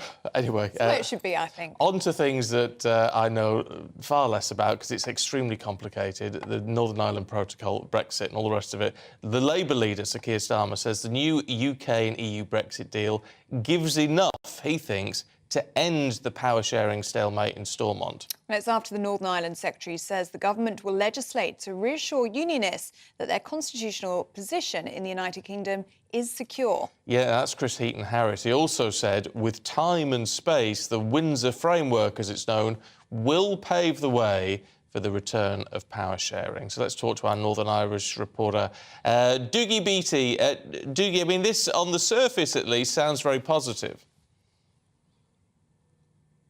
Well, it does, and I think really what this deal's now down to is credibility. And amongst that, we're talking political credibility. The last deal that was here, the last protocol, I stood in this little perch for nearly a year saying all the bad things about it and how it wasn't really a good deal. And that's our job. That's our job as reporters, to have a look and dig under, sometimes reverse engineer stuff and have a look at it and then report on it. Many parties here were calling for the rigorous implementation of that deal from the very first word. And public representatives, politicians are public representatives, and we have to remember that we elect them to take our money, divide it up amongst us and make sure that we are in the best position. And when they are doing deals, that it is the best deal. So when Rishi Sunak got to his feet in the House of Commons last week and said what a terrible deal the previous protocol was, it called into account many of those politicians and some in the media that were saying it wasn't a good deal, that it was the best thing since sliced bread. So politicians here now are taking their time to have a look at this deal in all of its parts, because you can imagine there's a lot of moving parts in this. It's a bit like, you know, signing up for something on the internet. You go to one clause and then there's another clause 10 paragraphs down that actually reverses the first clause. And in amongst that, we have had problems with pharmaceuticals here in Northern Ireland, getting those in. These are things that we pay for on the national health and as British citizens should have been entitled to. And the EU seemed fit in that last deal to make sure that that was not going to happen, that it was going to be very, very hard for us. Veterinary is still there. That issues around veterinary medicines has not been cleared up. We know that now. Rishi Sunak had said so much about the oak trees coming into Northern Ireland. That is correct, they're now allowed to come in. But things like hawthorn and indigenous species of trees are still being kept out. Then there's the big question about red lanes and green lanes.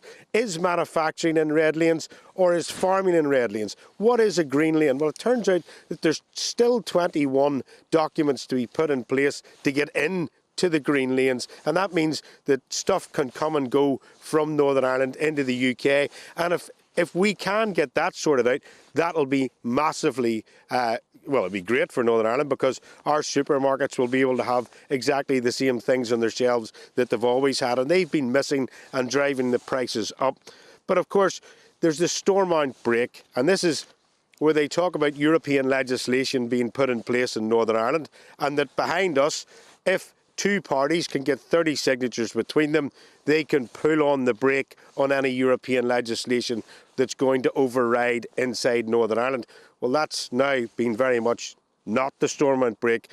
All the legal people, including John Larkin, the former Attorney General for Northern Ireland, they have really said that's not the case. What's happening with that is those 30 signatures would have to get together. They would then travel from here to Westminster, and Westminster would then have to challenge any of that legislation to the EU and fight it out amongst themselves. So that's not necessarily true as well.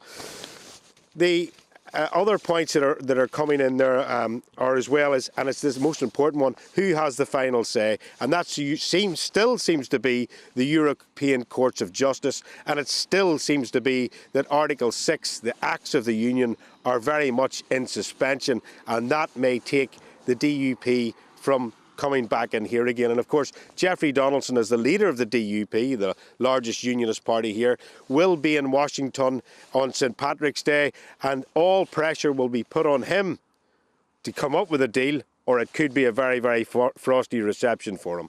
Yeah, Jiggy Beatty, thank you so much for giving us that update from Stormont.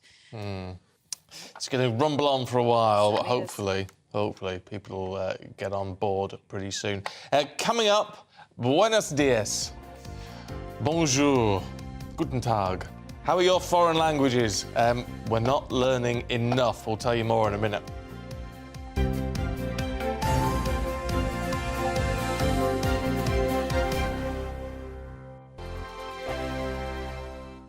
First and foremost, I am a GB News fan, and I was before I was working here. Just love the fact that we're asking the questions that a lot of establishment media won't ask. With a bit of a twist, we not only want to inform you, but we want to keep you entertained. It's worth the drive because you get in and the team's all ready and waiting, they're itching to go, and it's a proper little family. GB News is the People's Channel. It's the audience that makes the programme sing. We're giving our viewers and our listeners a voice. I see the thousands of your letters, tweets, emails, you name it, coming in. Britain is broken.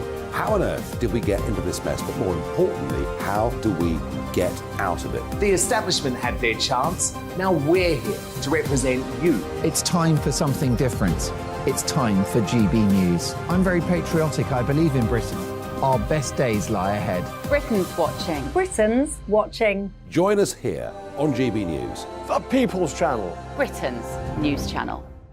I'm Andrew Doyle. Join me at 7 o'clock every Sunday night for Free Speech Nation, the show where I tackle the week's biggest stories in politics and current affairs with the help of my 2 comedian panellists and a variety of special guests. Free Speech Nation, Sunday nights from 7 on GB News, the People's Channel, Britain's news channel. Here on GB News Live, we'll be keeping you in the picture, finding out what's happening across the country and finding out why it matters to you. We'll have the facts fast with our team of reporters and specialist correspondents. Wherever it's happening, we'll be there from 12 noon on TV, radio and online. GB News, the People's Channel, Britain's news channel. I'm Michael Portillo. Join me on GB News on a Sunday morning for topical discussion, debate, arts and culture, and sometimes even some ethical dilemmas. I don't always agree with you, Michael. Michael Portillo, Sundays on GB News, the People's Channel, Britain's news channel. Hello, I'm Michelle Dewberry, and you can join me every weekday 6 till 7 on Jubes and Kerr. You're an inspiration to us all. Clip that bit up. Well, you are. That's my ringtone. My political ambitions those days are gone, I can tell you. She's only teasing. Go on. He's probably going to want to lay down now. I'll give him 2 minutes to have one. Let's respectfully disagree. That's what we like on Jubes and Kerr. Come and join us. GB News, the People's Channel. Michelle Dewberry, weekday evenings at 6 o'clock. I'm Simon Evans. Join me on GB News for Headliners at 11 p.m. What's the scoop? I'll be joined by 2 of the country's top comedians. That's right. As we take a look at tomorrow's newspapers tonight. We're going to get into trouble. If it's a big story, we'll be covering it. Spill some tea on him. There we go. But we'll also have some fun. I wouldn't stick up a bank. My father didn't love me. So anyway. Headliners every night from 11 on GB News, the People's Channel, Britain's news channel. Join me, Nana Akue, Saturday and Sunday afternoons on GB News. Expect fiery debate and passionate discussion as me and my panel tackle some of the biggest topics hitting the headlines.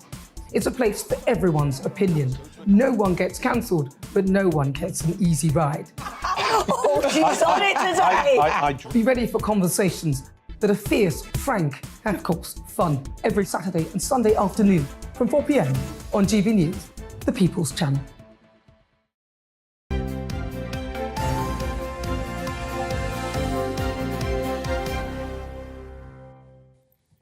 Welcome back. It is 7:22. You're watching and listening to, hopefully, Breakfast with Stephen and Ellie. Yeah, we hope someone's watching and listening. Now, education. You are. I know you are. Get in touch and Let tell us us. know. Yeah, let us know where you're watching and listening to us from this morning. And do you know what? It's so nice to see the sunlight. Do you just see that in Jiggy Beatty's Yeah. live It's there from Stormont. Lovely. It's bright outside and it's 7 a.m. and it's wonderful. We're in a basement. We Just wouldn't saying. know, would we? Yeah. It's always the way in Pitch these black out studios. You can't see anything. You're always in a box. But we hear it's a nice day out there. Yes, So there let you us go. know what you're up to today. GBViews at gbnews.uk. And thanks for your company if you're watching and listening. Now, education ministers have awarded £15 million which isn't a lot, to try to tackle a systemic decline in language learning across England. The Department for Education will try to transform primary and secondary school language programmes over the next 3 years, with the focus on increasing opportunities amongst disadvantaged pupils. Well, joining us now to look at this is Senior Lecturer in Languages at the University of Manchester, Dr. Alex Baratta. Thank you so much for your company this morning. So what is it about us Brits? Why do we struggle so... Why don't we want to learn languages? What's stopping us? Well, I think at a broad level, and this is true of English speakers in general, I'm not trying to generalize, of course, but to some extent, we know that English is a global language. It's a lingua franca. We have varieties which have been around for a while: Indian English, Korean English, Singaporean English. And so the central purpose of language is, of course, to communicate. And if the perception is people will communicate in English, then why do I need to learn a foreign language? It might be seen as not quite relevant. I think also there might be very negative perceptions, though unfounded, that language learning is tied to boring, dry grammar translation exercises, when in fact there's all kinds of evidence from my own experience too, of doing more communication-based teaching, where they take you in the hallway and suddenly you're not in a hallway, you're in a post office in Germany or a train station in Madrid, and you have to provide the relevant dialogue. And finally, I think, somewhat ironically, because languages are so specific, we think of them in terms maybe of to communicate with people overseas when we go on holiday, or when they come to us maybe. But then we don't think more broadly sometimes that, no, it can also look good in a business environment to have a foreign language. Certainly Far East Asian languages are being studied more and more, Korean and Mandarin.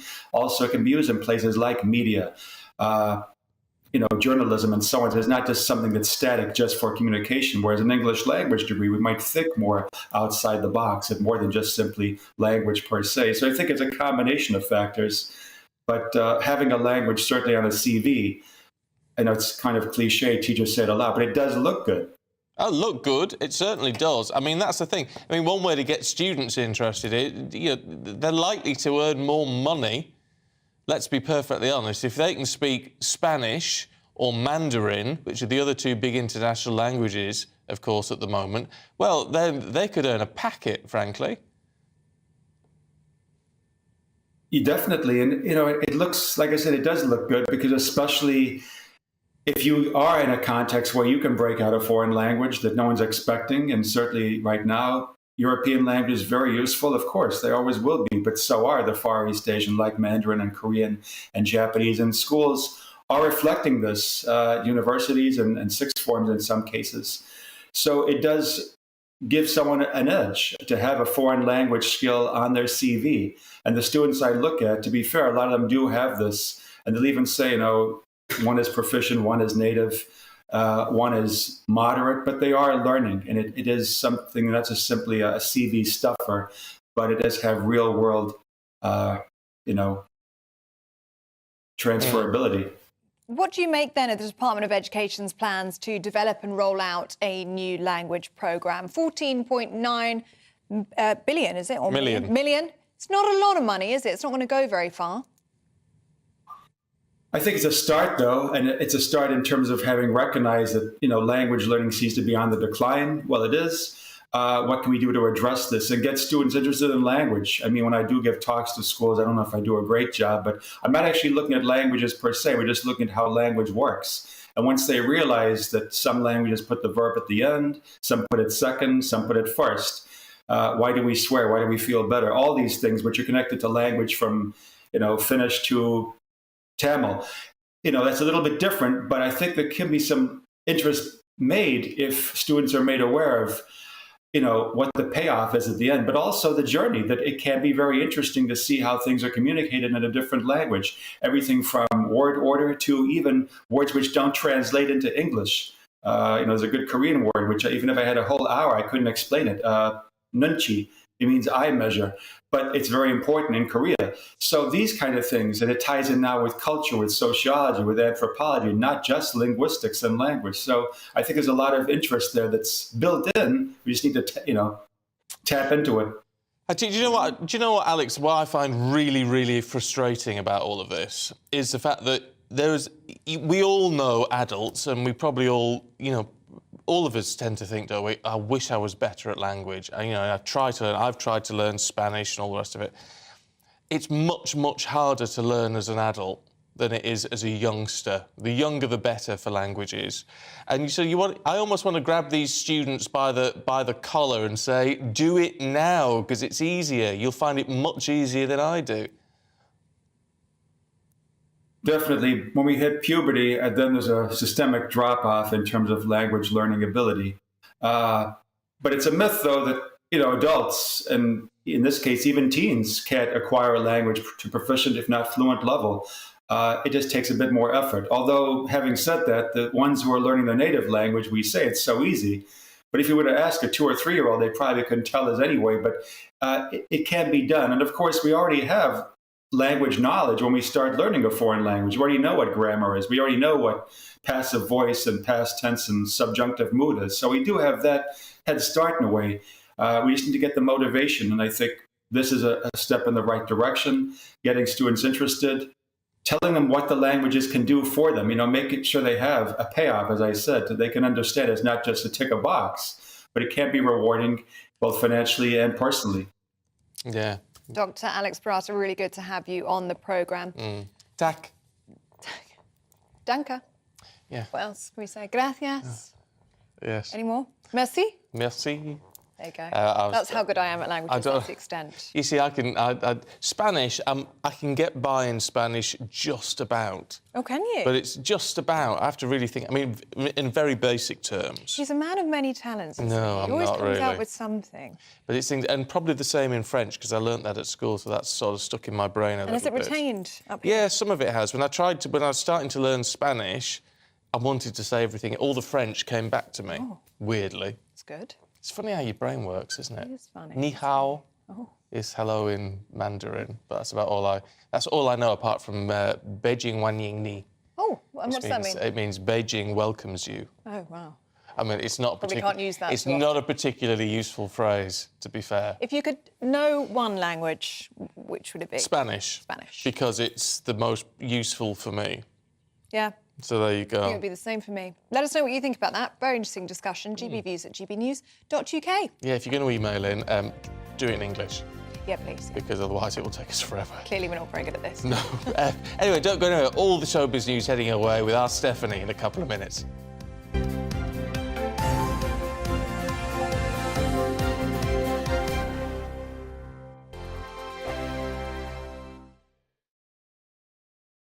It's all about family, being in people's living rooms, all the interaction and getting to know who our viewers and listeners are. When I was young, my dad used to say, Nana, stop arguing. I wanted an outlet that would enable me to give my opinion.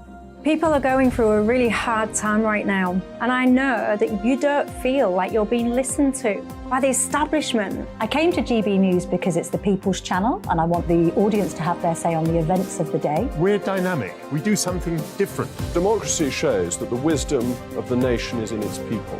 I get to travel to find out what the story is from a personal perspective. The British people aren't fools. We know when we're not being told the full story. We've got to work out how Britain moves forward from this. It's the best country in the world. The establishment had their chance. Now we're here to represent your views. Britain's watching. Britain's watching. Britain's watching. We're proud to be GB News. The People's Channel. Britain's news channel. GB News has its own late-night paper preview show, Headliners, where comedians take you through the next day's top news stories. You don't have to bother reading the newspaper, we've got it covered for you. Headliners, every night at 11 p.m. and repeated every morning at 5 a.m. We won't send you to sleep like some of the other paper review shows out there. GB News, the People's Channel, Britain's news channel. Hi, Andrew Pierce here. Join me every Friday lunchtime for a proper no-nonsense debrief of the week's events. With special guests in the studio and the GB News team on the ground, I'll be getting you up to date with news, some intelligent discussion, and my own sharp take. The weekend starts here with me every Friday lunchtime on GB News, the People's Channel, Britain's news channel. Join me, Camilla Tominey, on Sunday mornings from 9:30, taking the politicians to task and breaking out of SW1 to see how their decisions are affecting you across the UK. Bursting the Westminster bubble every Sunday morning, only on GB News, the People's Channel. Britain's watching. You've probably seen politicians interviewed 1,000 times, but we do it differently. We find out who they really are, we don't shout, we chat, and hopefully we bring a bit of light, not just heat. Did you know Kate Moss? Apparently. Do you have a pair of jeans or a pair of jeans? No, of course I don't. What would I do with them? My friends are like, oh my God, what's she doing now? Join me every Sunday at 6 for Gloria Meets, only on GB News, the People's Channel, Britain's news channel. I'm Jacob Rees-Mogg, the Member of Parliament for North East Somerset and a former government minister. For years, I've walked the corridors of power in both Westminster and the City of London. I campaigned in the largest democratic vote in our island's story. I know this country has so much to be proud of. We need to have the arguments, the discussions on how we make it better. The wisdom of the nation is in its people. Vox Populi, Vox Dei. That's why I'm joining the People's Channel. Join me Monday to Thursday at 8 p.m. on GB News, Britain's news channel. Westminster is going around in ever-decreasing circles, followed by the media. Britain is broken. How on earth did we get into this mess? But more importantly, how do we get out of it? Join me at 7 p.m, Mondays to Thursdays on Farage, here on GB News. We will have open, rational debate. We've got to work out how Britain moves forward from this. Join us here on GB News, the People's Channel. Britain is watching.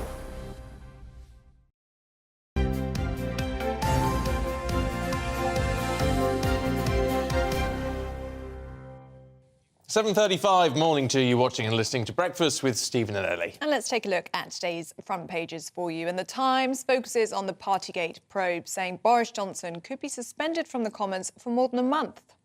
The Guardian leads with what it describes as new evidence that Boris Johnson misled MPs. The Daily Mail leads with Boris Johnson's denials that he misled MPs over Partygate. WhatsApp messages from Boris Johnson's advisers conflict with his version of events over lockdown parties, according to The Eye. The Daily Express also focuses on the Sue Gray report, with Boris Johnson describing the investigation as a cynical stitch-up. The Telegraph has the latest from Matt Hancock's leaked WhatsApp messages, revealing his battle with the PM over COVID rules.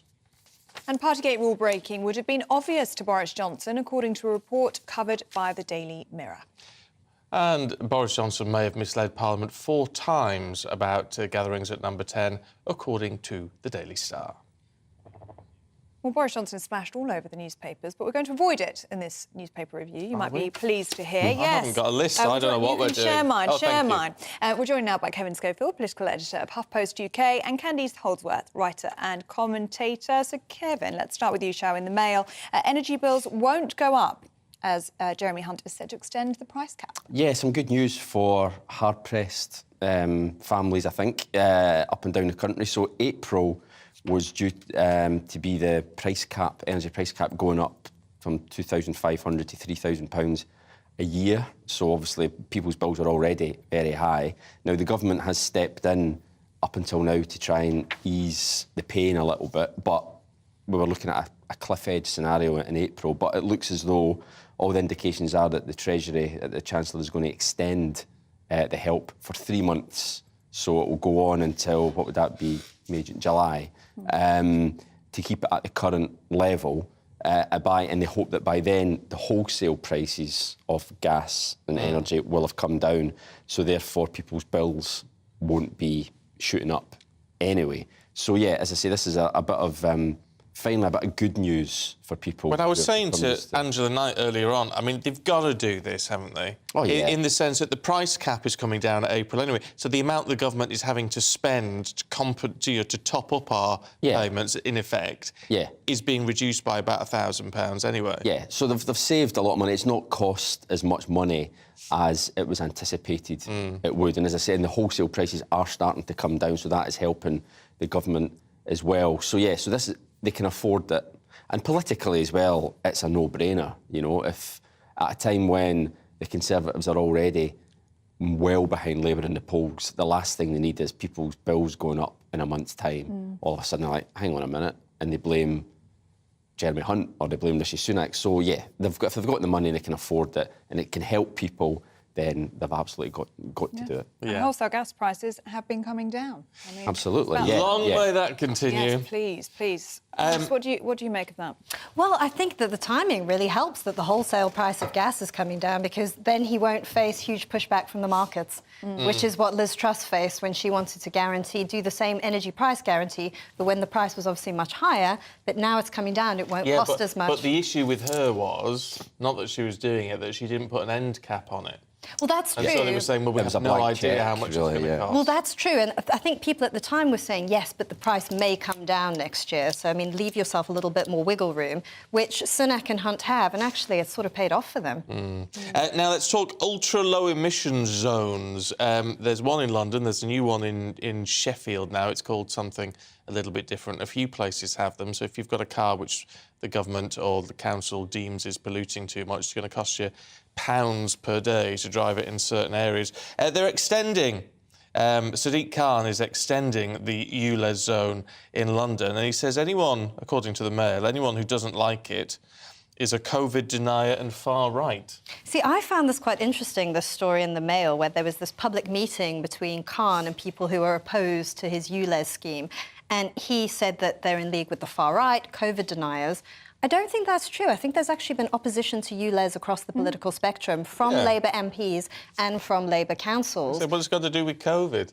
Yes, well, exactly. I think it's people who oppose lockdown have now sort of gotten into this fight a little bit because they see it as government overreach, but I don't agree that it's exclusively those groups. I think a lot of people have raised concerns about the pressure being placed on working people. Yeah, I mean, the people who are having to drive across London, a lot of the time, are tradespeople, are, white van men, people that can't get on the tube with their... Or can't afford a new van. Yeah, exactly. Cost living crisis, you can't afford it. And that's the issue, and that's why a lot of Labour councils are interested in that, because, the constituencies that they serve, you will find a lot of people in the trades who cannot just trade in their vans. It's going to cost them a lot. Yeah. What I don't understand about all of this, Kevin, and enlighten me, because congestion charge was meant to reduce congestion, but they made it all about pollution, because if you've got an electric car, then you don't have it. London could be congested to the hilt with electric cars and no one has to pay a penny.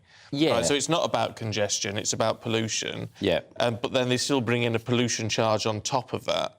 Yeah, no, you're right. Yeah, the congestion element of it has long since been forgotten about. It is all about pollution. Interestingly, I actually live in Ealing in West London, which is where this protest took place during the week, and I just happened to be driving past it, and I saw the people with... Pumping out diesel. With a bar, yeah, smoking out the window.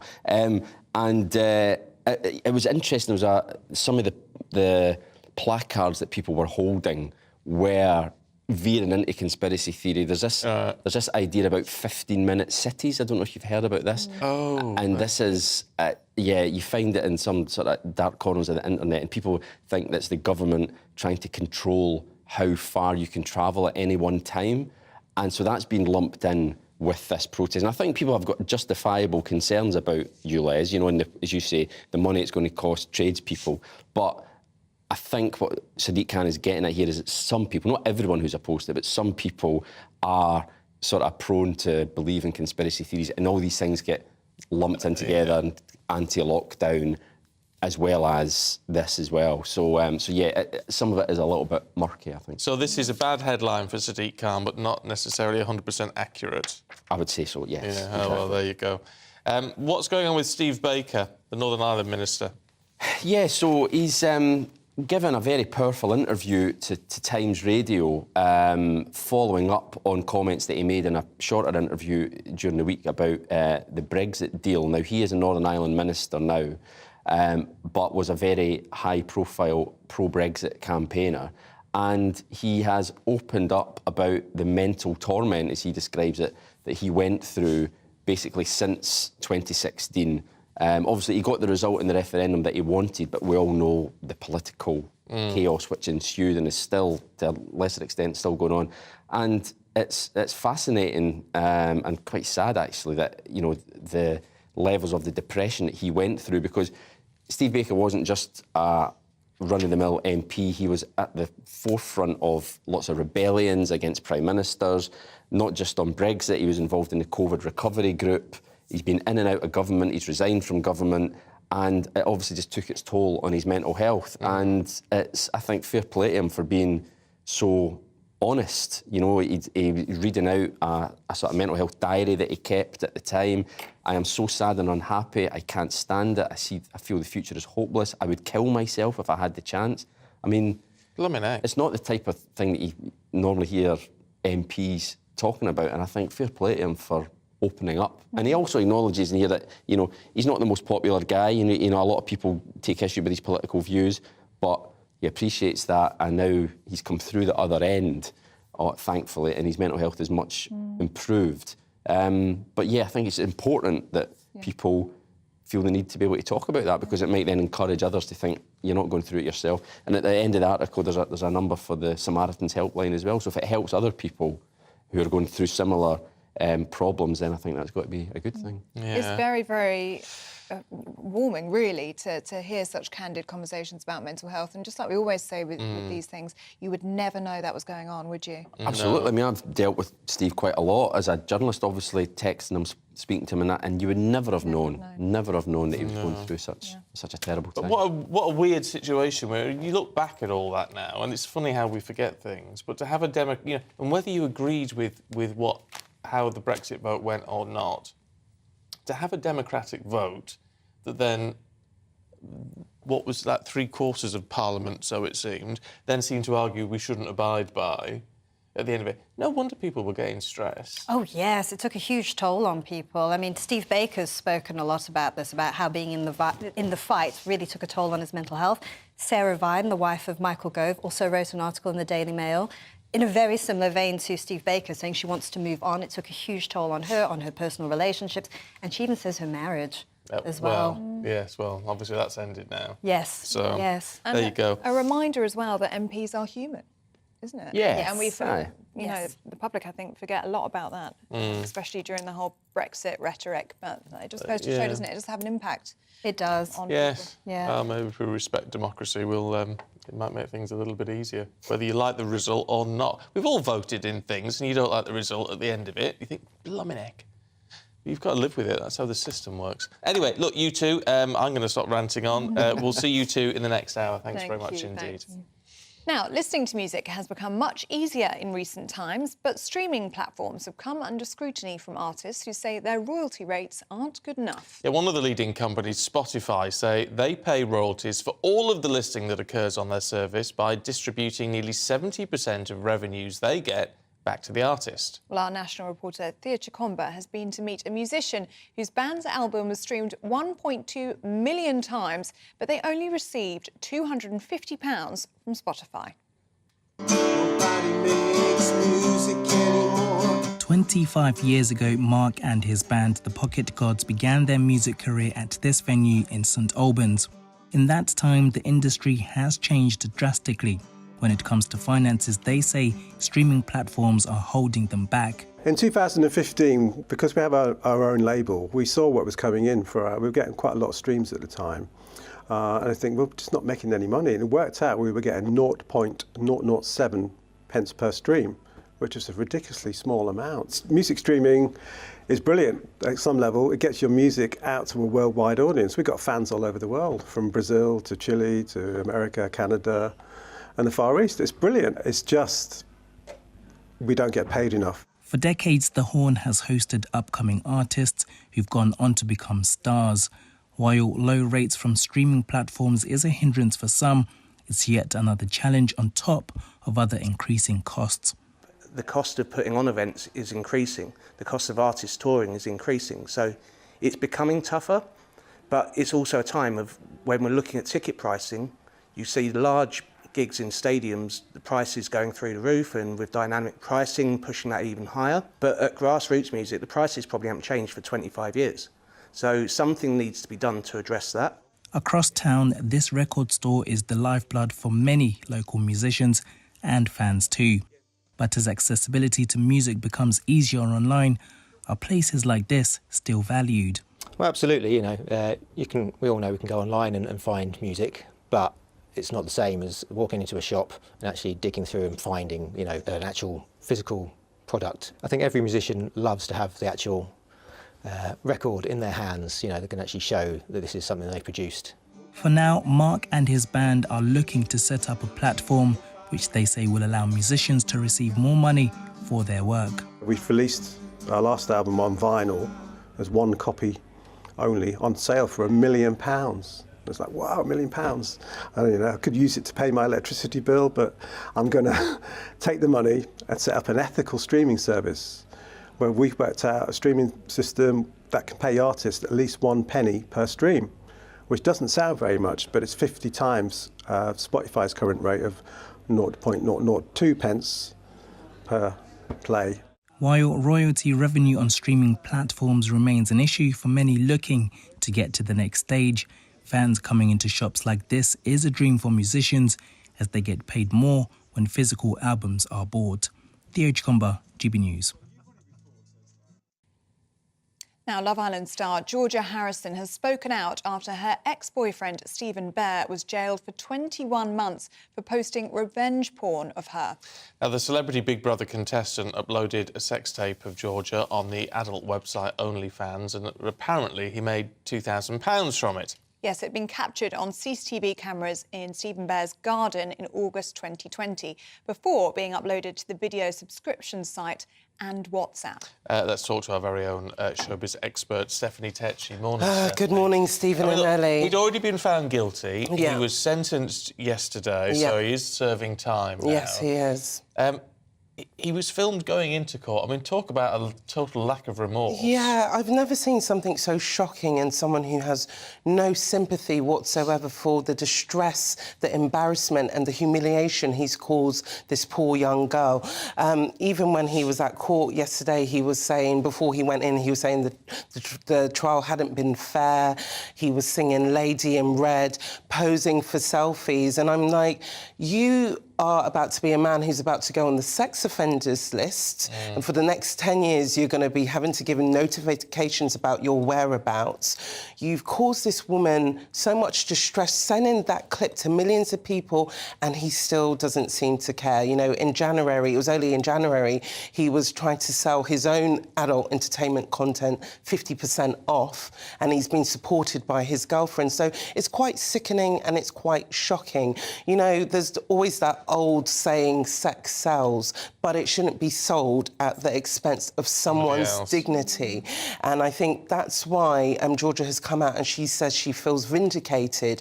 And, you know, during this case, she could have kept her anonymity private, but she decided to put herself out there, which I think is quite brave. It's taking back power from him. And it's also making an example because, you know, this is not the first time a celebrity sex tape has been leaked or sold. Someone like Kim Kardashian, she's managed to make a career out of it. But for someone like Georgia, she's lost work, she's been left with panic attacks, she's had to move back in with her mother. So I think for this younger generation where everything is always being filmed and, you know, young girls could be thinking, you know, a sex tape is out there of me and there's nothing I can do. This case proves actually, no, something different can happen. Yeah, and I mean, the difference between Kim Kardashian and Georgia Harrison in this case is Kim Kardashian knew that she was being filmed. Georgia Harrison didn't. Did she? And she spoke about that and the impact that it had on her throughout this case. Definitely. Her trust was broken, you know. I think, you know, private, behind closed doors, she didn't even know it was being filmed in his garden. And, you know, what she did, she said, please don't send it anywhere. And the fact that he's managed to make money off it and he has no remorse, it's quite shocking. And I can imagine for her moving forward, even though justice has been served, it's going to affect her trust with men in the future. And it's quite scary to think that you can be in such an intimate situation like that and it be exploited in the way it has. It's quite interesting because his attitude to it all yesterday was frankly remarkable. If he doesn't show any sort of remorse, I mean, normally people get out after half a term. Yeah. If he's behaving like that 12 months in, I'm not going to let him out till the end of his sentence. You know what? He's kind of enjoyed himself on bail. You know, now the reality, I think it's the morning after where he's woken up in a prison cell and the reality will start to sink in of his future now because I think, you know, when he comes out, he's going to have that stain across his name. I don't know who's going to work with him and he's going to be known as someone who's potentially a pervert. But now, is it going to matter? Because one thing and they say there's this bit of footage that went viral yesterday where he's surrounded by actually female reporters. asking him questions about remorse and all the rest of it, and his behaviour is astounding. Yeah. Frankly, but in the middle of it, there's a young girl comes up to have a selfie with him. So it's always going to have that appeal, isn't it? I mean, I found that extraordinary. This is where this whole reality TV generations is a bit warped, because then you get fans who don't actually see the seriousness of such cases, and you know, some people won't take cases like this seriously unless it's rape. You know, in that younger generation, they're very much filming everything. Everything's up to be seen and displayed, where sex is not really sacred anymore. So that's why maybe he still has that appeal with younger women, where they're like, oh, he didn't rape her and it was consensual. Well, but the filming wasn't. Filming wasn't. And this is why... She didn't know it was going to be posted, did And she? this is why we need to be talking more about voyeurism, and that's why I'm glad Georgia won the case, because it is a serious crime now, and I think younger people and even older people need to be aware such things. We can't get away with such things like that again. No, it just isn't right, is it? Stephanie, thank you. I know Thank you're you back with so more much. showbiz I'll be news a back bit later with on. Glastonbury. Oh, We're lovely, talking lovely. Glastonbury. We'll see you then. We've got all the top stories heading away in just a few minutes, straight after your weather forecast. Hello, a very good morning to you. I'm Aidan McGivern from the Met Office. It's turning much colder this weekend and into the start of the week, but at first, mostly dry this Saturday. A lot of cloud still across the UK, and increasingly we're going to see showers move into the north of Scotland and then later some of these North Sea coasts because of this occluded front. Otherwise, there is some brightness about to begin the day. Chilly, where temperatures fallen away under clear spells overnight, but for most of the UK, yet again, it's cloudy skies, and the best of any cloud breaks really confined to western Scotland, western parts of England and Wales. The thickest cloud around the north of Scotland and eastern England will bring some showers in. These will mostly be light and fairly well scattered. They'll be carried by a brisk breeze, which will make it feel cold. 7 or 8 Celsius for most of us, 9 Celsius perhaps, where we get some brightness in the south and the west. Then, through the night, we're going to see increasingly showers affecting northern Scotland, and it's going to turn colder in Lerwick, with northerly winds moving in, mixing with the showers. We'll see some hill snow for a time. But for most of the rest of the UK, it's rain showers, and there'll be a few showers across central and southern parts of the UK, western Scotland as well. There'll also be a few cloud breaks, and where we see cloud breaks, once again, a touch of frost as we begin Sunday. But for the vast majority, it is a cloudy start to Sunday, another mostly grey day, and an increase in showers up and down the country, especially for southern and central parts of the UK, and then increasingly northern and western Scotland will see these showers feed in. And as the northerly wind across the Northern Isles mixes with those showers, the chance of some snow for the hills of Scotland. But at lower levels, at this stage, it's rain showers, but that's about to change. The weather turns much colder during Monday and Tuesday. Sleet showers followed by snow showers on Tuesday, especially for northern and eastern coasts. Join me, Camilla Tominey, on Sunday mornings from 9:30, taking the politicians to task and breaking out of SW1 to see how their decisions are affecting you across the UK. Bursting the Westminster bubble every Sunday morning, only on GB News, the People's Channel. Britain's watching.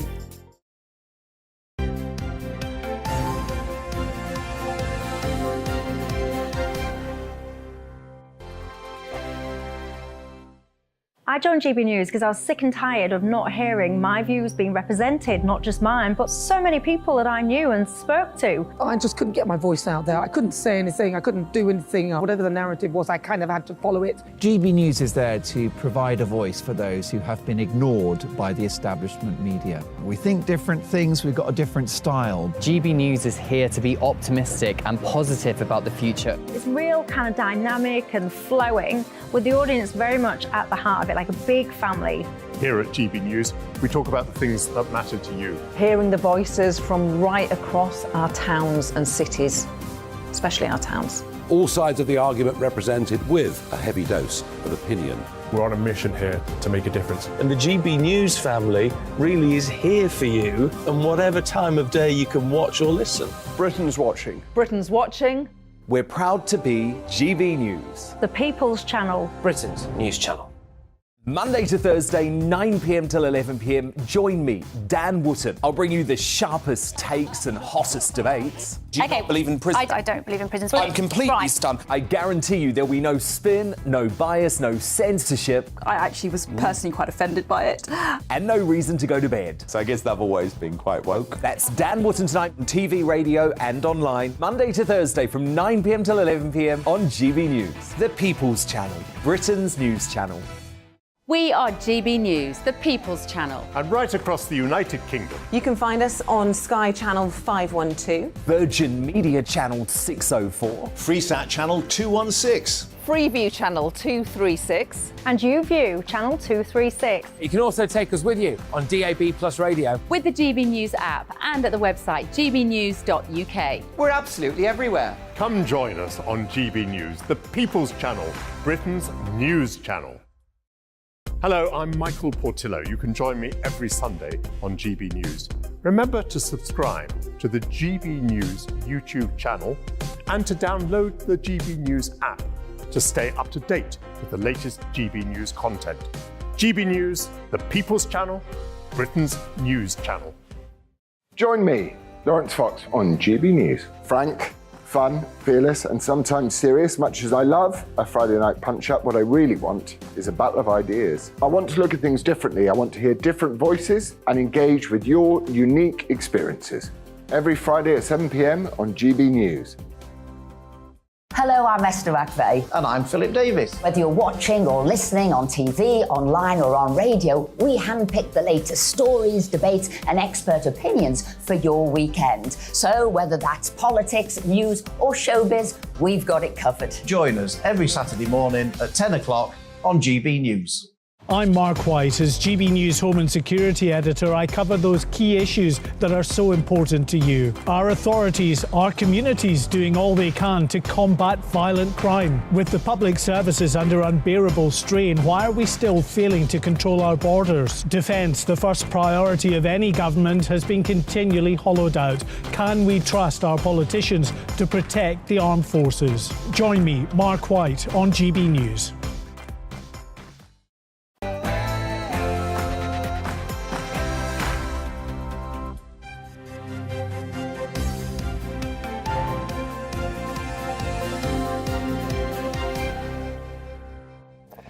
Boris Johnson is accused by MPs of misleading Parliament multiple times over Partygate. Good morning, it's 8 o'clock on Saturday the 4th of March. This is Breakfast on GB News with Stephen and Ellie. Here are your top stories this morning. Well, former Prime Minister Boris Johnson says he was following COVID rules during lockdown gatherings in 2020 and 2021. He's now due to defend himself to a cross-party committee on March the 20th over claims he misled the Commons. The power-sharing stalemate at Stormont looks like it could be over soon. Well, that's according to the Labour leader, Sir Keir Starmer, after the government agreed a new Northern Ireland Protocol deal this week. But the DUP are taking their time to consider the new deal. And it's World Obesity Day. We're going to be talking to this incredible man who lost the equivalent of another person after a stark warning from his son prompted a health kick.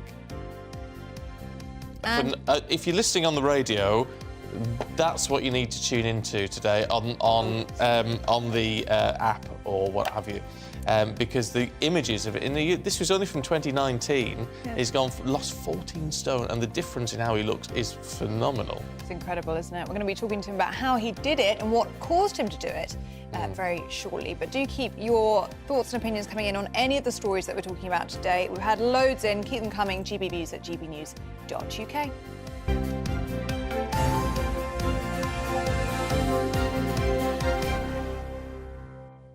So Boris Johnson will defend himself in front of a cross-party committee over allegations he misled Parliament 4 times during the Partygate scandal. Yes, the former Prime Minister has been called to give evidence later this month.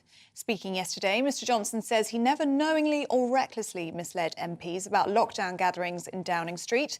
Earlier, the former Special Advisor to Michael Gove, Charlie Rowley, gave us his take on the Partygate investigation. It was pretty obvious that lockdown rules would have been broken, so how you couldn't have seen that there were meetings taking place in Downing Street when they probably shouldn't have been, and you still came to the House of Commons to deny all of that knowledge. All right, why does any of this matter? I mean, because he's obviously the Sue Gray report found against him. He's been fined by the police. It's sort of a done and dusted deal, if you like. Why does this matter?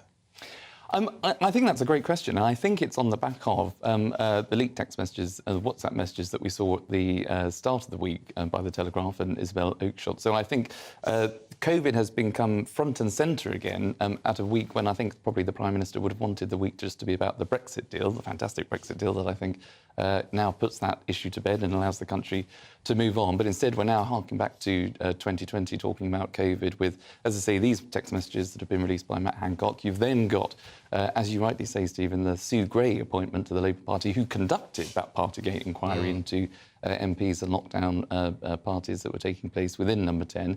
And now this committee, I think, has responded to that by publishing what it did yesterday. There you go. Let's talk to our political reporter, Olivia Utley. I mean, as I was saying to Charlie, this should be done and dusted now, shouldn't it? I'm fed up of talking about this. I've got Partygate fatigue. It certainly should. And this, of course, isn't even the final report. This is simply the interim report. But its findings are pretty damning. And let's remember that this committee has a Conservative majority on it. And what it's found is it's delivered this 23-page interim report showing 4 different ways in which it believes that Boris Johnson misled Parliament. Now, Boris Johnson had come up with some bolshy quotes on it, saying that it would set a dangerous precedent if he ended up being removed from the Commons, which is now a really quite serious possibility, because if the findings in the report are so damning that they warrant more than a 10-day suspension, then under House of Commons rules, it would go to a by-election if 1 in 10 people in his Uxbridge constituency, I think it's a given that there would be 1 in 10 people in the Uxbridge constituency who would want to see a by-election, it would trigger one, which Boris Johnson, we know that his majority in Uxbridge is very slim indeed, and it could well see him actually leaving the House of Commons. So the phrase that he's fighting for his political career has never been more apt, a really overused phrase, but accurate in this instance. How much truth do you think there is? We've had some views in this morning suggesting this is a Labour stitch-up, because Harriet Harman, the prominent Labour politician, is fronting this committee. The Sue Gray report, obviously Sue Gray is now going over to the Labour Party to become their new chief of staff. I mean, Boris Johnson on the front of the Daily Express today is calling it a cynical stitch-up. Do you think there's any truth in that? Well, obviously the timing of it is interesting, this interim report. Why is it being released right now? In some ways, one could argue that it sort of validates Sue Gray's findings in the original report at a time when Sue Gray's findings are clearly under the spotlight, rather. On the other hand, these select committees are made up of, it's not like it's a straight Labour stitch-up. As we said, there's a Conservative majority on this committee. Yes, Harriet Harman is leading it, but there are plenty of Tory MPs in there, some of them real Johnsonites.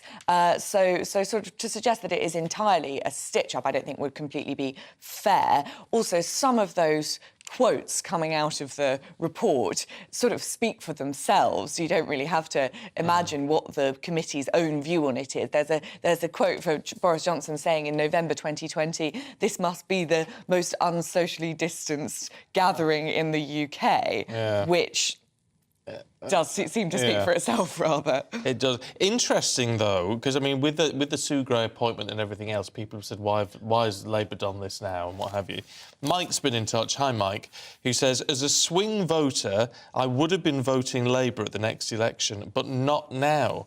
They're showing themselves to be vindictive and only want to destroy the Conservatives at all costs, which is, I mean, it's interesting. I don't know how widespread that sort of view would be, but there is certainly a possibility to say, well, why is there so much focus on this? And even if it's only perceived focus from the Labour Party.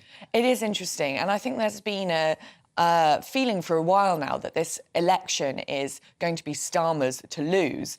But one could argue that he's doing a pretty good job of trying to lose it. We know already that every week Labour is beating the Conservatives in the polls by sort of up to 20 points, but sometimes even more. But Rishi Sunak, the gap between Rishi Sunak's personal popularity ratings and Keir Starmer's popularity ratings is actually very small. Starmer's leading, but Sunak's close behind. So it seems like Starmer's popularity is the thing which the Labour Party need to be working on, and whether this Sue Gray coup has helped Starmer's reputation, well, there's certainly a question mark over that. Can we talk about Matt Hancock, please? Sorry, but this You're is the desperate to do this all morning, latest. haven't you? Yes, this is the latest in the lockdown files. It's going to keep on coming. 100,000 WhatsApp messages. I think that we're only on day 4. Thank you. I need a bit of help. Get It's rid of big, that. isn't it? Yes. So today's focus is on Matt Hancock and his affair with Gina Collar D'Angelo, and how they were discussing on WhatsApp about how they're going to go to the press about their affair. Yes. I mean, whether this does any more damage to Matt Hancock's pretty tarnished reputation is questionable, but it is sort of cringeworthy reading. They talk in this WhatsApp exchange, which has been published in The Telegraph. They redraft their statement to the press in 65 different WhatsApp messages, which I suppose does raise quite an important question over whether Matt Hancock's mind was entirely focused on his job in those days and weeks.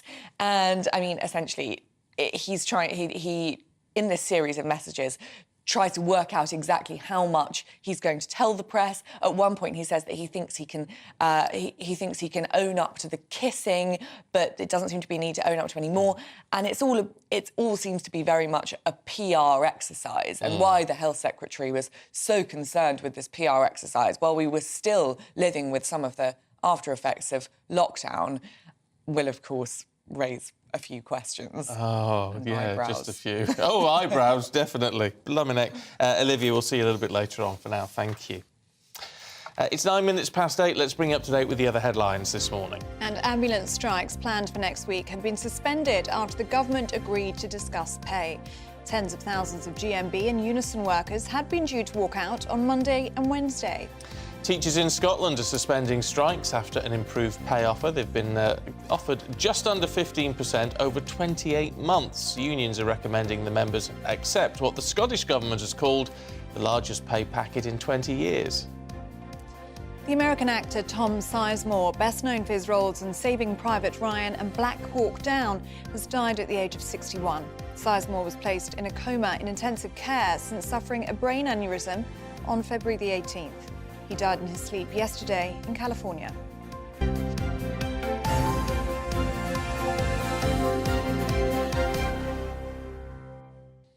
Let's talk language, should we? Oh, yes. Which is a stupid thing to say, if you know what I mean. We're talking about this. The government's putting 15 million quid into trying improving languages, the language teaching in schools because it's dropping. And actually, one of the things was primary schools. And Jeff, says the problem in this country is they teach languages too late. They should be started as soon as you start school. Absolutely agree with that one. Because kids will just soak it up. They've got brains like sponges at that age. Yeah, and that's what our guest was saying, wasn't it? Maybe that should be the focus in this country. I need to share with you because I've got a few of these. Vincent says, the problem with learning a language is the way they teach it. They should teach it the same way that we are taught our native language. Again, before going to school, learn to speak the language before learning to write it. I think that's a very good point. It's very complicated to learn. It's a good idea. I tell you what I struggled with at school was...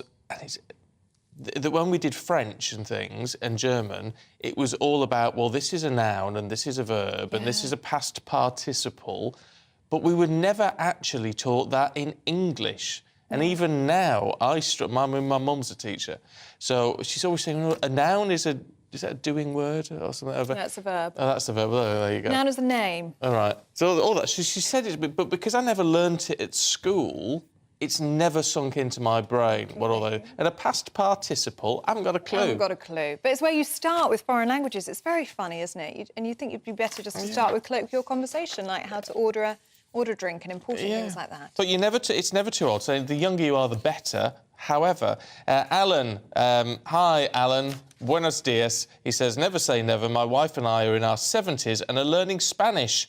Getting started was the hardest part. Yeah, I think once you get over that initial hump, you can really enjoy it. Good on you. Yeah, I do hate that feeling. Do you ever get that when you're on holiday somewhere and you can't speak the language? I just feel so ignorant. I'm like, I'm sorry. When you order things and you're speaking in English. I tell you what I find frustrating is when you're in Spain and you say, buenos dias, dos café con leche, por favor. And they say, would you like sugar with that? And you just think, And they don't let you practice. I'm trying.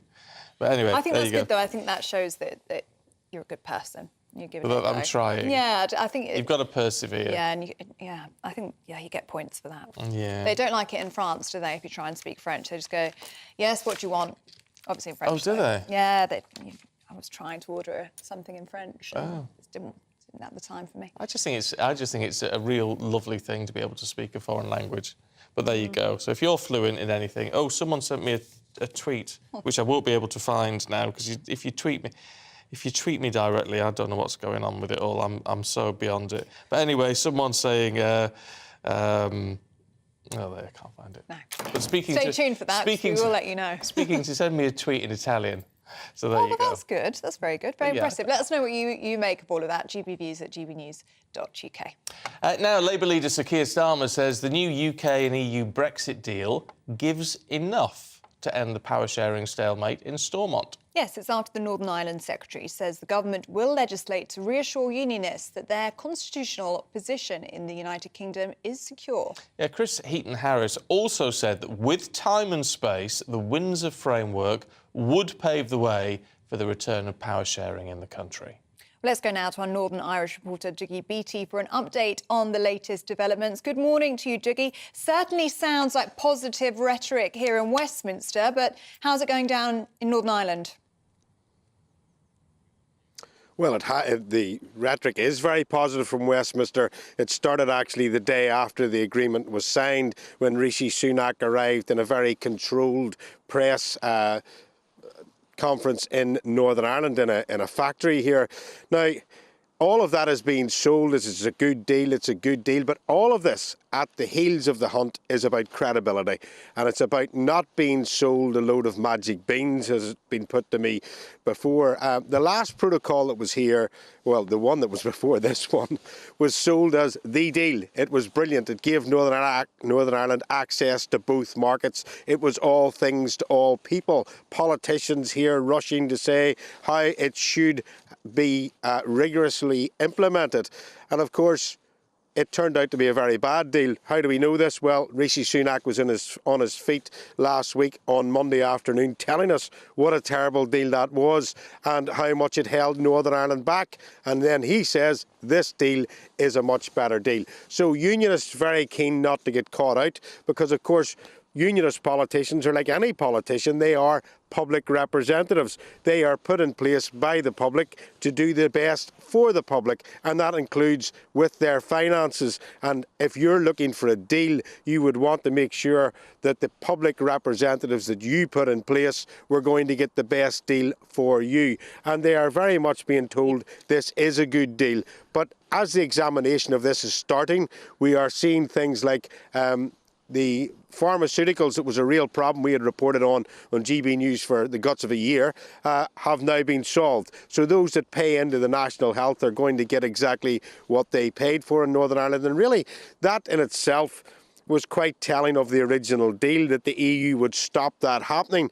Veterinary products, they are not inside that deal. They are still caught inside the EU, and there is a shortage of veterinary products coming into Northern Ireland that would be available in the UK. Trees and plants, Rishi Sunak pointed out oak trees would be allowed in, but other trees are not being allowed in. They're still under EU law. And then there's the big point about green lanes and red lanes. What goes into a green lane? What's in a red lane? If you had something of composite material, is it going straight into the red lane or is it coming into the green lane? And that also applies to farming. That's one of the biggest ones. It's one of the biggest selling points in Northern Ireland. Of course, up to 20% of the food that goes into the UK comes from here in Northern Ireland. And earlier on, you spoke to the Scottish NFU, and they were saying about methane and how they're having to go for net zero. If the same thing came in here, I was in Holland 2 weeks ago reporting on that very issue. If the same thing came in to Ireland, as it's rumoured to do,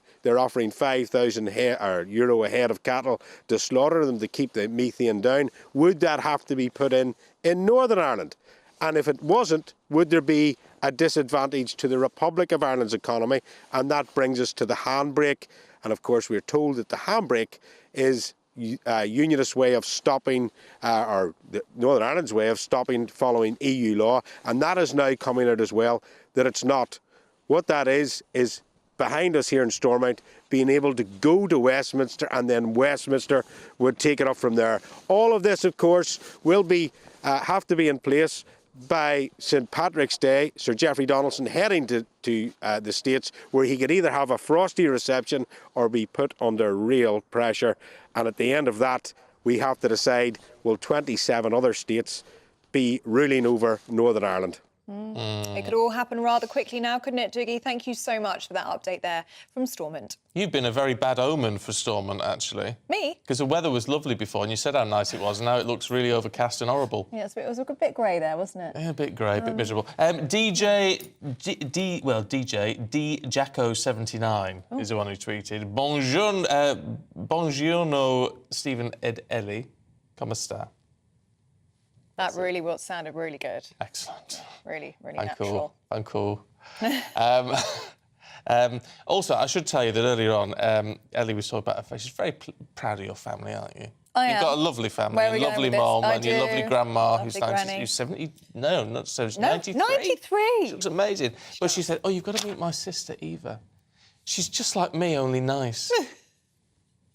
Says that that's all you need to know, ladies and gents. That is all you need to know about her. Yeah, she's like me, only nice. She is. She's very kind, very lovely, is my sister. Yeah, I have to put up with.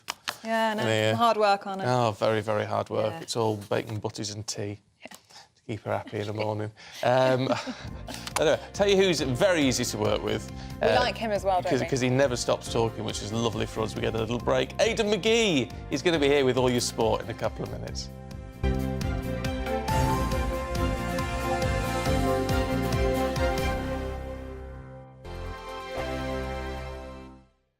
First and foremost, I am a GB News fan, and I was before I was working here. Just love the fact that we're asking the questions that a lot of establishment media won't ask. With a bit of a twist, we not only want to inform you, but we want to keep you entertained. It's worth the drive because you get in and the team's all ready and waiting, they're itching to go, and it's a proper little family. GB News is the People's Channel. It's the audience that makes the programme sing. We're giving our viewers and our listeners a voice. I see the thousands of your letters, tweets, emails, you name it, coming in. Britain is broken. How on earth did we get into this mess? But more importantly, how do we get out of it? The establishment had their chance. Now we're here to represent you. It's time for something different.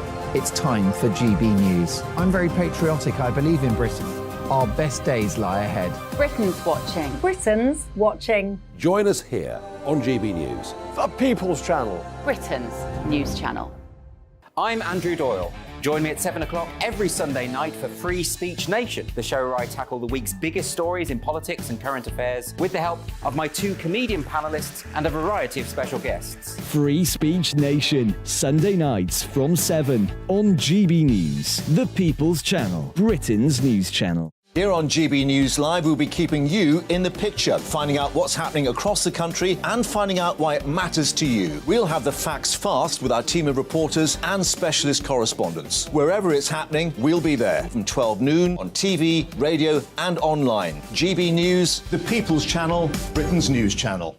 I'm Michael Portillo. Join me on GB News on a Sunday morning for topical discussion, debate, arts and culture, and sometimes even ethical dilemmas. I don't always agree with you, Michael. Michael Portillo, Sundays on GB News, the People's Channel, Britain's news channel. Hello, I'm Michelle Dewberry, and you can join me every weekday 6 till 7 on Jubes and Kerr. You're an inspiration to us all. Clip that bit up. Well, you are. That's my ringtone. My political ambitions those days are gone, I can tell you. She's only teasing. Go on. He's probably going to want to lay down now. I'll give him 2 minutes to have one. Let's respectfully disagree. That's what we like on Jubes and Kerr. Come and join us. GB News, the People's Channel. Michelle Dewberry, weekday evenings at 6 o'clock. I'm Simon Evans. Join me on GB News for Headliners at 11 p.m. What's the scoop? I'll be joined by two of the country's top comedians. That's right. As we take a look at tomorrow's newspapers tonight. We're going to get into trouble. If it's a big story, we'll be covering it. Spill some tea on him. There we go. But we'll also have some fun. I wouldn't stick up a bank. My father didn't love me. So anyway. Headliners every night from 11 on GB News, the People's Channel, Britain's news channel. Join me, Nana Akue, Saturday and Sunday afternoons on GB News. Expect fiery debate and passionate discussion as me and my panel tackle some of the biggest topics hitting the headlines. It's a place for everyone's opinion. No one gets cancelled, but no one gets an easy ride. Oh, she's on it today! Be ready for conversations that are fierce, frank, and of course, fun. Every Saturday and Sunday afternoon from 4 p.m. on GB News, the People's Channel.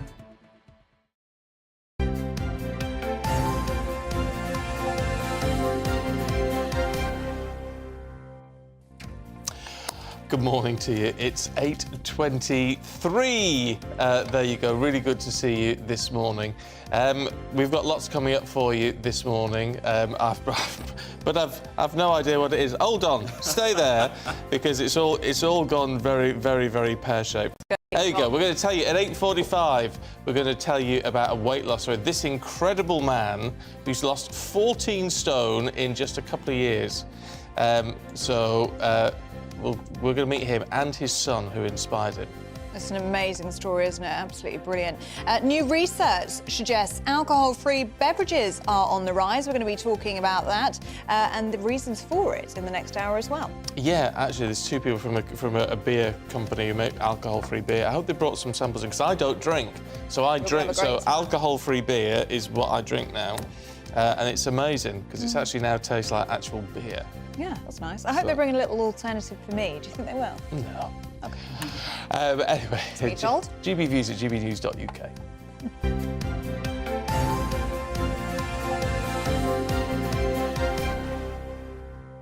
Oh, I love the moments of chaos, don't you? Oh, it's the best part of the show. It is. When it all goes pear-shaped and they're like, do a coming up now, and it just says Aidan McGee on in front of us. You think, Yeah, what is coming up? What is coming up? I don't know. What have you got coming up, Aidan? What, in life or? Freshly trimmed beard this morning. Yeah, I try and trim it every day. I have a grooming regime which has to be done at certain Here we go. certain times of the month. You know. There you go. I love like it. A woman. I've lost 8 pounds. Have you? Since January the 15th, yeah. Have you? Yeah. Just looking after myself. These protein shakes. Walking 14,000 steps a day. Right. That's Bromley to Beckenham. About 3 miles, about 4.5 miles. How do you fit that in there? When do you? Just doing it. Mondays to Thursdays normally quite good for me. I do, I mainly come in at weekends. 8 pounds is good. That's about 3.5 kilograms. Yeah, it's not bad. My fighting weight is about 12.6. I'm 12.8 this morning on the scales. And I wasn't fully clad, because you've got to give yourself every... Yeah, all right. Enough detail. There's some things we don't need to imagine. All right. Try. Listen, what have you got for us this morning? Football, yeah. Let's get back on football. Safer ground. Bumper weekend of Premier League action. We've got Manchester City kick-off at 12:30 against Newcastle. Now, that means if they win, and timing's all important on these fixtures, because Arsenal playing at 3 o'clock, they're at home to Bournemouth. Looks like a home banker, but if they go into it with City having cut their lead from 5 points to 2 points, it just plants that seed of doubt in their minds. They haven't won the league for close to 20 years. They've got players who, most of their players haven't been involved in the title race. City, they do it year after year after year. This is what Alex Ferguson used to call, or Sir Alex Ferguson used to call squeaky bum time, is where the nerves, yeah, I know. No one really got to the bottom of why he chose that particular phrase, yeah. But it's about the pressure. This is where the pressure kicks in. Come on, what are you laughing at? We thought that was an intentional pun, and you just... No, not at all. You second-guessed it anyway, did you? Yeah. No, it's fine. He did actually say it. No one can really... He was asked to explain it once, and he couldn't really explain it himself. But, in fact, Ryan Reynolds was involved in the FA Cup a few weeks ago with Cazione's Wrexham. Yeah. And it was his favourite phrase, and yet... it would be. And I think he asked Gary Lineker what it meant, or why Fergie chose those particular words all those years ago, and he was at a loss to actually explain. Nonetheless, Arsenal, if you look at their fixtures the next few weeks, they played Everton earlier in the week, they won 4-0. They got Bournemouth at home today, Fulham away, Crystal Palace at home, Leeds at home, then they go to Liverpool. Now, they've got a real opportunity now, Stephen, to really build momentum, gain the points. City at home to Newcastle today. Newcastle have a formidable defensive record, notwithstanding, of course, their defeat in the Carabao Cup final last Sunday against Manchester United. So I think we might see some moving today at the top of the table. Chelsea, huge game for them at home to Leeds. Chelsea have won 1 of their last 14 matches in all competitions. This is a club that spent hundreds of millions of pounds in January, and it's not showing on the pitch right now. And you have to say, yes, they're in it for the long haul, the new owners. They don't want to be like the Abramovich era, dispensing with managers every few weeks. Graham Potter's in charge now, but they cannot buy a win. They're going to play a struggling Leeds side today. I would say they have to win because otherwise they're going to have to act on Monday. They really are. Yeah. OK. F1, back this weekend? Back this weekend, yeah, exactly. New season. Lewis Hamilton getting his excuses in early. I don't want to be unkind. Oh, well, no. He's not happy with the car. They've had a while to work on this car. He wasn't happy with the Mercedes last season. Remember the end of the previous season, he lost out by seconds to Max Verstappen. Lewis Hamilton's 38 years old. He's won seven titles. He's joint with Michael Schumacher. He wants to overtake the German, who was kind of in one era ahead of him, one generation ahead of him. You look at his own teammate, George Russell, 25, Max Verstappen. He's earned the right, I believe, to be competing in the best possible car, but they don't seem to be able to get there. It's called the side pod design. It's sleek, it's narrow, a bit like me. But the cars they're up against are pushing the wind under the car to the rear, and they're getting a push that way. Yeah. And Mercedes don't appear to agree with that kind of design at the moment, and they're pursuing with something that they didn't get them so much success last season. And no wonder Lewis Hamilton's happy. His quote was this: "We found out we are a long way off." So they had practice yesterday. He finished 8th in practice. Fernando Alonso was 1st. He's 30. He's 41, by the way. He said, "We found out that we're a long way off. We kind of knew that a little bit in the test, but it is what it is." That's the defeatist mentality before the start of the season. Yeah. I can understand why he's frustrated. I really can, because, as I say, I believe he's earned the right to be in the top car and be competing for the top prizes at this stage of his career. It's Mercedes Petronas, isn't it? Yes. Surely, I mean, they want to win. Yep. So they're going to be... Their engineers and people must be thinking, oh, actually, this is the way to go. Well, yeah, they are, but then they're saying they might make some tweaks in the early weeks of the season. I mean, surely that's what the off-season's for, isn't it? You should be ready to go at the very beginning. And if you're persevering with something that didn't really work last season, because they finished nowhere, then I think we could be watching a very sad end in some ways, in terms of what he does on the track, to a great career. Well, how tragic would it be if he didn't get to title number 8? Having looked as if he was going to get there, up against someone like Schumacher as well, a genuine great of a titan of the sport, and he wasn't able to get there because, I mean, can you imagine Djokovic or Federer or Nadal not being able to do that in tennis because of a technical reason? I think it's very sad. Yeah, well, we shall see. I have hope. You do? Yeah, so do I. We'll see what happens tomorrow as well. We'll see what happens. Aidan McGee has got, which is very useful for his job actually, but you've got an eidetic memory, haven't you? Yes. Which is frankly terrifying, because he said when he came in the break, we were talking about my mum, Linda. They went, "Oh, is that Brenda's sister?" I'm like, "How do you know about Auntie Brenda?" I told you. He said, "Well, you told me." She bought you 17 months ago. She bought you an LP, a Shakin' Stevens LP, was it? No, she bought me "I Should Be So Lucky" by Kylie as the 13th birthday. January '88. Yeah, 14th birthday, that was, yeah. Tiffany was in the charts as well. I think We're Alone Now. Oh, I met Tiffany a few years ago. QPR were 5th in the table. Yeah. I see, it's terrifying, isn't it? So this is my challenge to you. It is March the 4th, 2023. You've also got to remember, I've got an Auntie Gwyneth and an Uncle Bob. OK, fine. No problem at all. There you go. My Uncle Bob looks like Marty Pello.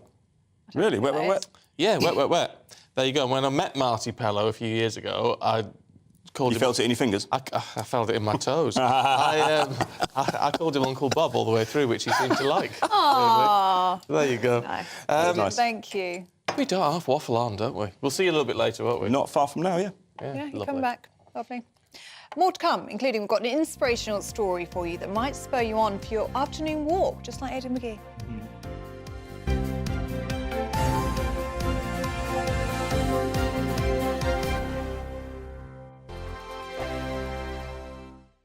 It's all about family, being in people's living rooms, all the interaction and getting to know who our viewers and listeners are. When I was young, my dad used to say, "Nana, stop arguing." I wanted an outlet that would enable me to give my opinion.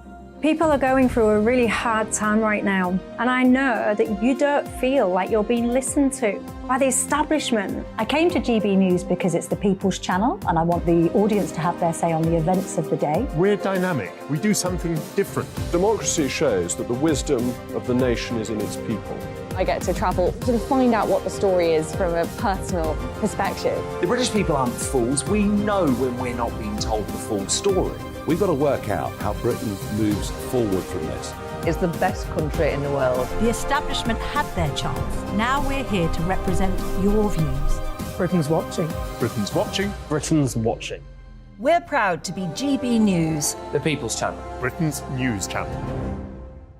GB News has its own late-night paper preview show, Headliners, where comedians take you through the next day's top news stories. You don't have to bother reading the newspaper, we've got it covered for you. Headliners, every night at 11 p.m. and repeated every morning at 5 a.m. We won't send you to sleep like some of the other paper review shows out there. GB News, the People's Channel, Britain's news channel.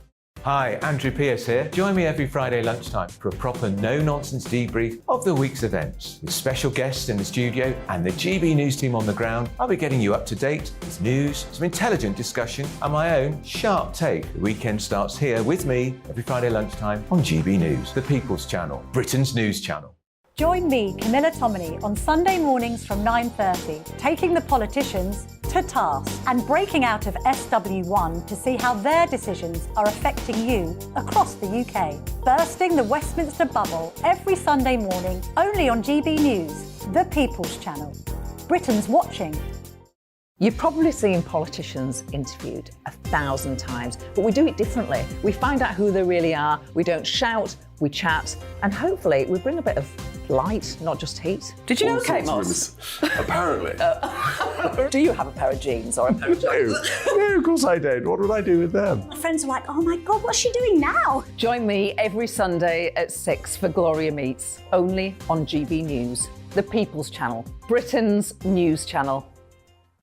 I'm Jacob Rees-Mogg, the Member of Parliament for North East Somerset and a former government minister. For years, I've walked the corridors of power in both Westminster and the City of London. I campaigned in the largest democratic vote in our island's story. I know this country has so much to be proud of. We need to have the arguments, the discussions on how we make it better. The wisdom of the nation is in its people. Vox Populi, Vox Dei. That's why I'm joining the People's Channel. Join me Monday to Thursday at 8 p.m. on GB News, Britain's news channel. Westminster is going around in ever-decreasing circles, followed by the media. Britain is broken. How on earth did we get into this mess? But more importantly, how do we get out of it? Join me at 7 p.m, Mondays to Thursdays on Farage. Here on GB News, we will have open, rational debate.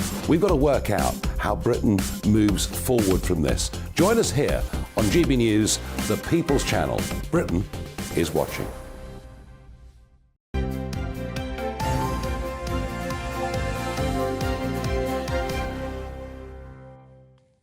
Oh dear. We were just waffling on in the break, 8:35. Here's a top story for you. I once appeared on the front of a diabetic magazine. Oh, yeah. I can't think what it was called now. Balance.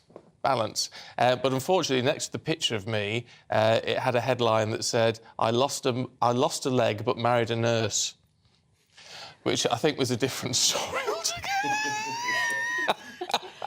I've got it somewhere. I lost a leg but married a nurse. Oh, so there you go. Which and isn't you were just telling us you were featured in something else as well. I was on Instagram. I was featured on. No, I can't say it. It was for attractive men. I was on, but it was. But everyone. You were a feature, weren't you? I was a feature, but everyone else on it had no clothes on. Yeah. They just took my picture from Instagram. I didn't do anything for them, but there you go. You were the only clothed feature. You're in winter. You're a winter style icon. Apparently so. Yes. According to Instagram yesterday. According to Instagram, I was on Celebrity Winter Fashion or something. Anyway. It's given us a giggle in this break. It has given us a giggle because it's just so utterly ridiculous. No style at all. Political editor of HuffPost UK, Kevin Schofield, commentator Candice Holdsworth here to take us through the papers. Morning, you two. Morning. Oh, dear. Can we have a quick look, Kevin, at The Guardian and Glastonbury? Yeah, so they've announced the lineup for Glastonbury this year, and people are pointing out that all the headliners are men. And they're saying this isn't very fair. And where have all the female artists gone now? Glastonbury are saying, obviously, this is not intentional. They've not purposefully gone out and just booked a load of blokes. They're saying that actually there's what they call a pipeline issue. Effectively, there just aren't enough female I thought headliners coming Lizzo, through. or whatever she's called, was performing.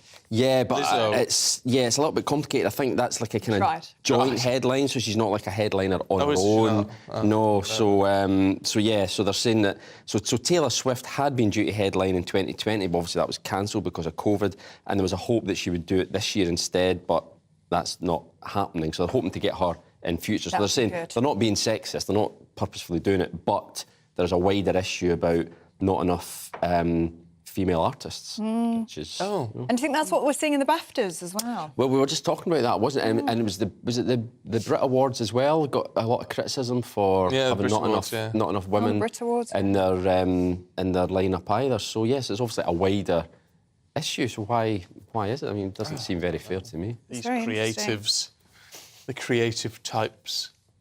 I don't know. We need more of them. I'm so uncreative. It's untrue. You're a poet. Yeah, well, that aside. And you don't know it? No, I do know. I'm published. Yeah, she's a published author. What I mean is, you're a poet and you don't know it. Yeah, that's really rubbish, Kevin. That was rubbish. See, I'm obviously not a creative. That's why you write for the HuffPost. That was really cruel, wasn't it? I don't mean it. That's fine. Take it to heart. To the Times, Candice, and a serious story about a breakthrough against cervical cancer. Yeah, I was so interested in this story. So this was in the Times, and it's about some research that's been carried out that's been quite successful in using the mRNA technology from the vaccines to fight tumours. So, I mean, during the whole vaccine rollout, people were saying this could be really useful in fighting cancer because it could train the body to recognise tumours very early on. And with cervical cancer, there are treatments. So, you know, one of the things that's connected to cervical cancer is HPV virus. So people have a vaccine against that. But this could be used for people who've already been infected with HPV, and also it's just another tool in the arsenal. So, I mean, obviously you have regular smear tests, you have HPV, and this is just another way of fighting it. So it's brilliant for women's health. It's fantastic. I love the way science just moves forward. It just picks up on... And it's always a secondary thing, isn't it? Something's developed for something, and they pick up a secondary thing off it, and then there you get your breakthrough. Well, it's so true, because people will often say, you know, what's the use for this piece of scientific research? You can't immediately find a use case for it. But I think sometimes it is good to just explore things on a theoretical level and put the funding in, because it can be used for other things. Yeah, We're going to stay with you in Medical Corner over here, because you've got another great medical story here from the FT weekend.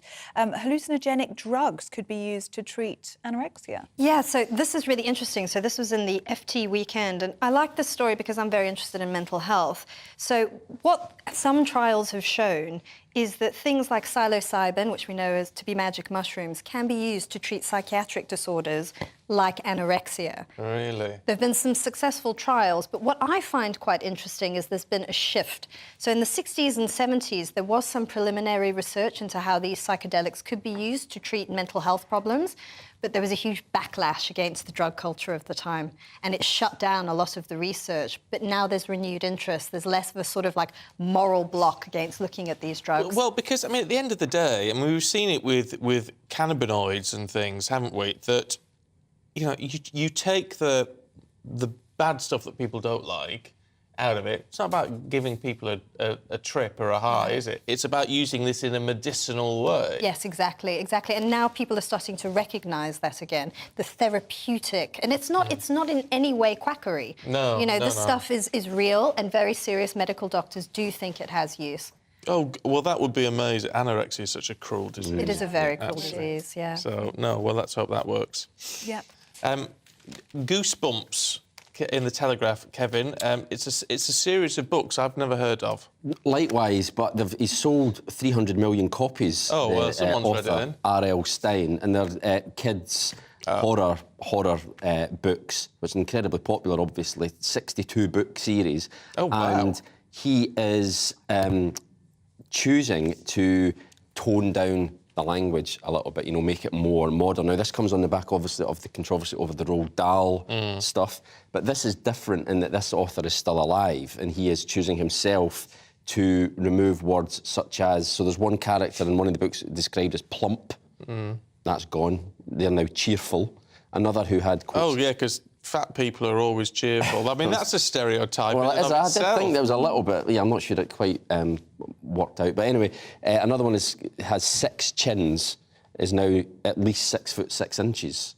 So they're just completely changed it. Someone who was very overweight is now huge. Yeah. So I'm not sure that's much better. I think it's worse. But yeah, it just shows again it's a trend now to change the language in a lot of these books, which were language which was not remarked upon and no one really noticed 30 years ago, whereas now modern day kids are maybe a little bit more sensitive to this type of thing and they're changing it. And ultimately it's all about selling more books, isn't it? I mean, I don't agree with changing it in the sense that I think if people are upset by it, you've got to become more robust. However, with this fella, if he's doing his own books, then that's his choice, isn't it? So I'm sort of, you can't really argue against it in that sense, can you? Yeah, absolutely. As long as he doesn't feel like he's under undue duress to do it. If he really does feel he wants to make these changes, then it's OK. Because I know some authors do feel a little bit of pressure to kind of cave to what the sensitivity readers are recommending, like the author Kate Clanchy had quite a lot of conflict with the sensitivity readers on her books.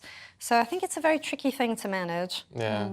Yeah. Should we have a look at this story that we touched upon with Stephanie a little bit earlier? It's Georgia Harrison and Stephen Bear. He's been jailed for 21 months for posting revenge porn about her. Just for anyone watching or listening at home, what exactly is revenge porn and what happened in this case? Yeah, sure. So this is a story in The Sun. I mean, revenge porn is such a cruel phenomenon. So it's basically where one person may have very sexually explicit pictures or videos of another person who they may have had sexual relations with, and they threaten to post it online. Or they post it online and display it to the world to make money off it, sometimes to humiliate the person. There can be all kinds of reasons for it.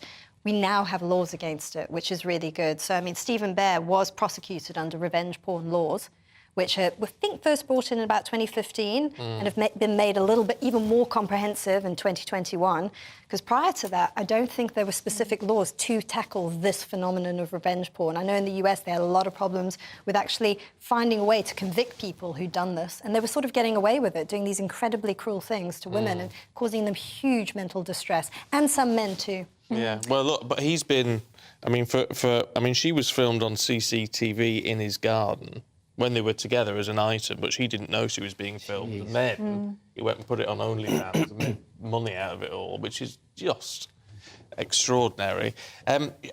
She spoke, I thought, very bravely yesterday. Yeah, that must have been so hard for her because that is humiliating. That is real, and that is such a violation of trust and of privacy, someone you've been intimate with doing these things. And he, so far from what I've seen, hasn't really shown much remorse. No. Well, there is a video that has gone viral on Twitter of him entering the courtroom yesterday, just outside the courthouse, I should say, and he's actually surrounded by female journalists who are asking him if he feels remorse, if he'd like to apologise to Georgia Harrison. If you are watching on TV, you can see a little bit of that video now. But he's just playing around, isn't he? There's a lady wearing a red coat next to him, and he starts singing Lady in Red to her, and he's taking selfies with fans who, quite concerningly, are still trying to take photos of him. He just seems to be really enjoying it all, really. Enjoying the attention. He doesn't realise the crime he's committed. Yeah, callous, entitled, so many negative traits that I think would lead someone to do this, to cross boundaries in such a serious way. You kind of see those traits in him. And the whole thing, really, sorry, Stephen, has been a bit of a circus, really. He's been turning up to court in a rented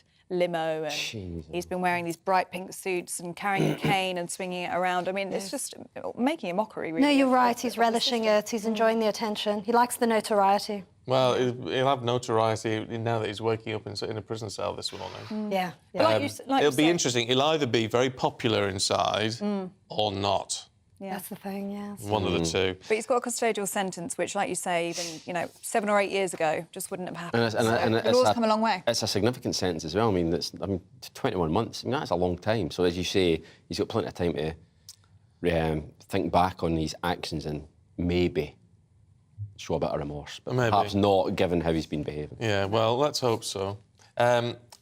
It's been good to see you both. That's it, isn't it, from you two for today? Candice and Kevin, thank you both very much indeed. Really good to see you today. No worries. Now, let's bring you up to date with what else is going on today. And ambulance strikes planned for next week have been suspended after the government agreed to talk about pay. Tens of thousands of GMB and Unison workers have been due to walk out on Monday and Wednesday. Teachers in Scotland will suspend their planned strikes after an improved pay offer of just under 15% over 28 months. Unions have recommended their members accept what the Scottish Government has called the largest pay package in over 20 years. The oil used to anoint the king at the coronation in May has been made sacred in Jerusalem. There was a ceremony yesterday with the oil consecrated. It was carried out in one of the city's holiest Christian sites, the Church of the Holy Sepulchre. The American actor Tom Sizemore, best known for his roles in Saving Private Ryan and Black Hawk Down, has died at the age of 61. Sizemore was placed in a coma in intensive care since suffering a brain aneurysm on February the 18th. He died in his sleep yesterday in California.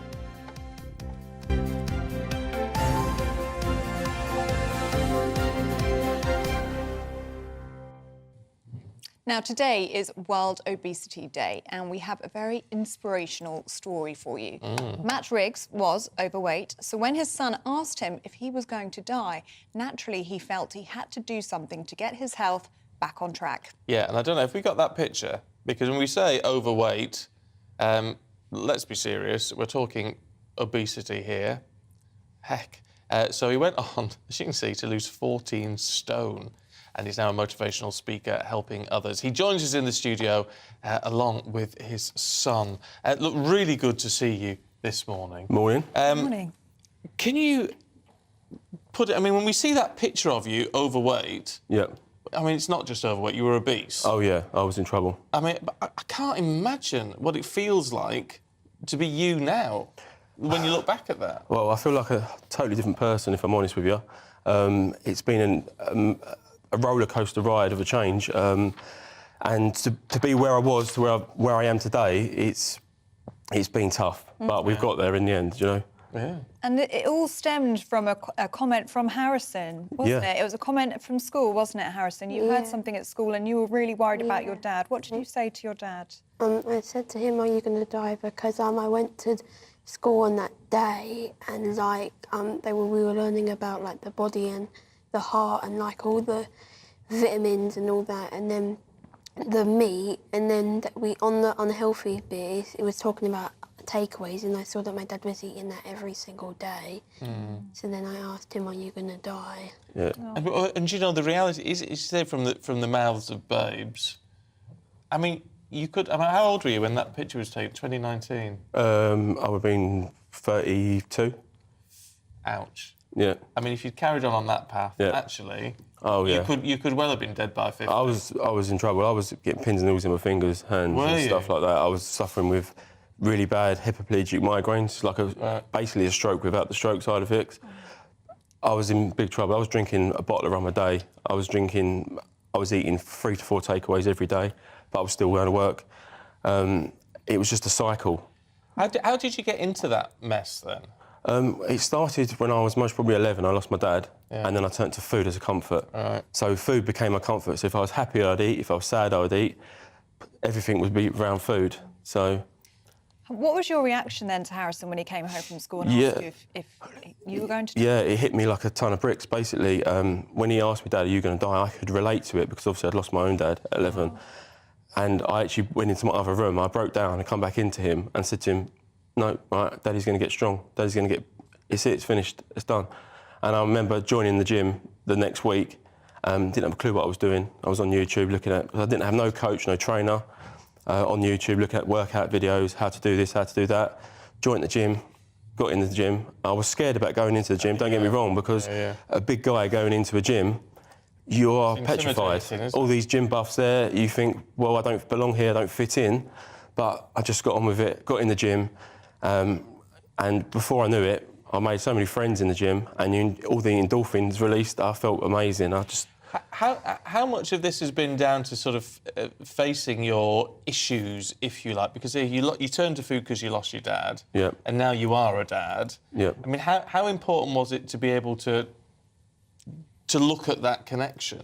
Well, of course. I mean, my wife had tried to get me to lose weight tons of times. She'd even booked me a PT before for my birthday, which ended in an argument.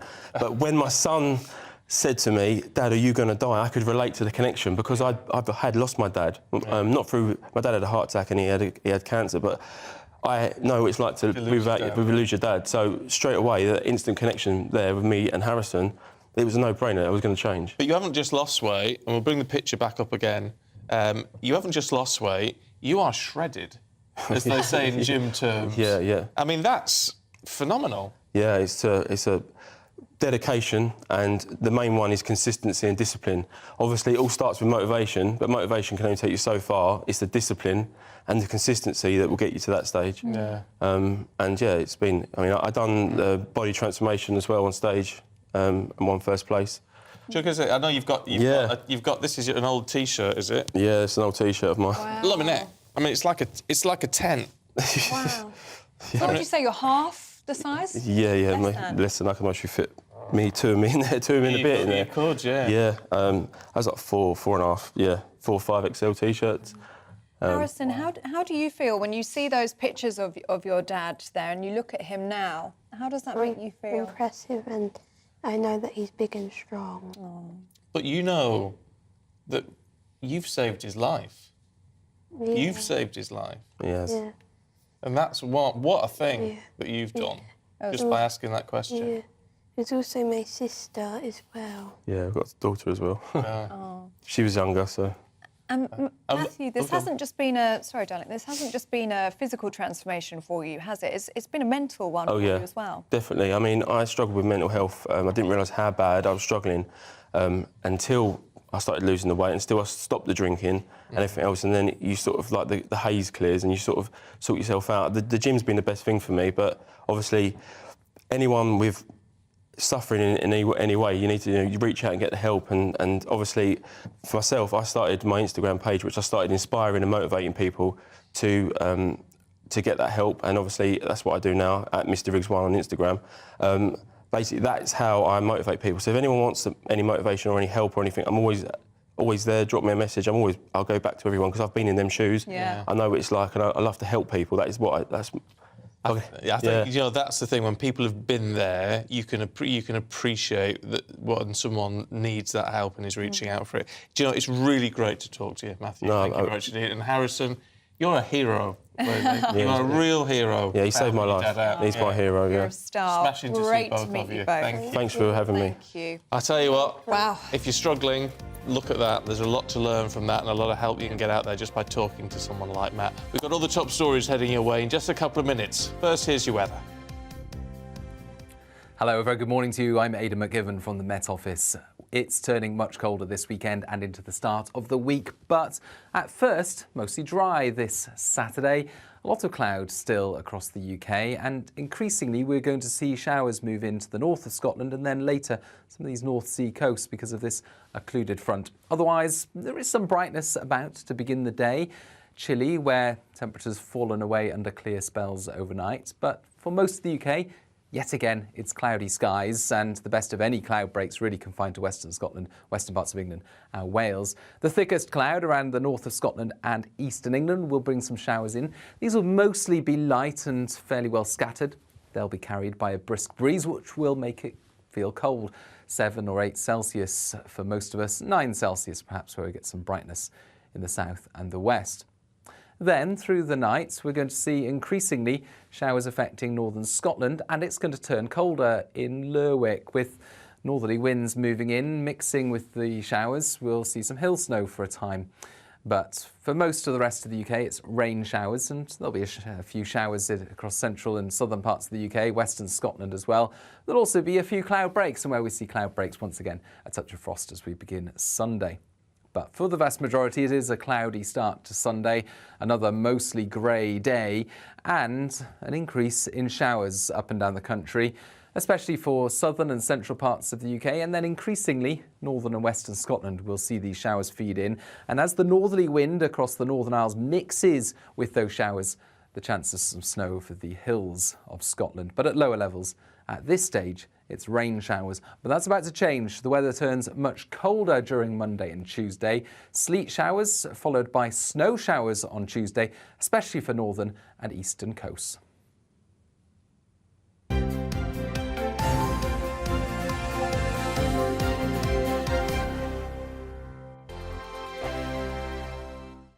I joined GB News because I was sick and tired of not hearing my views being represented, not just mine, but so many people that I knew and spoke to. I just couldn't get my voice out there. I couldn't say anything. I couldn't do anything. Whatever the narrative was, I kind of had to follow it. GB News is there to provide a voice for those who have been ignored by the establishment media. We think different things, we've got a different style. GB News is here to be optimistic and positive about the future. It's real kind of dynamic and flowing, with the audience very much at the heart of it, like a big family.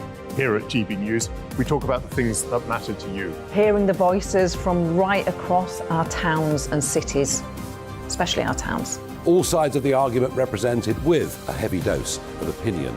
We're on a mission here to make a difference. And the GB News family really is here for you, and whatever time of day you can watch or listen. Britain's watching. Britain's watching.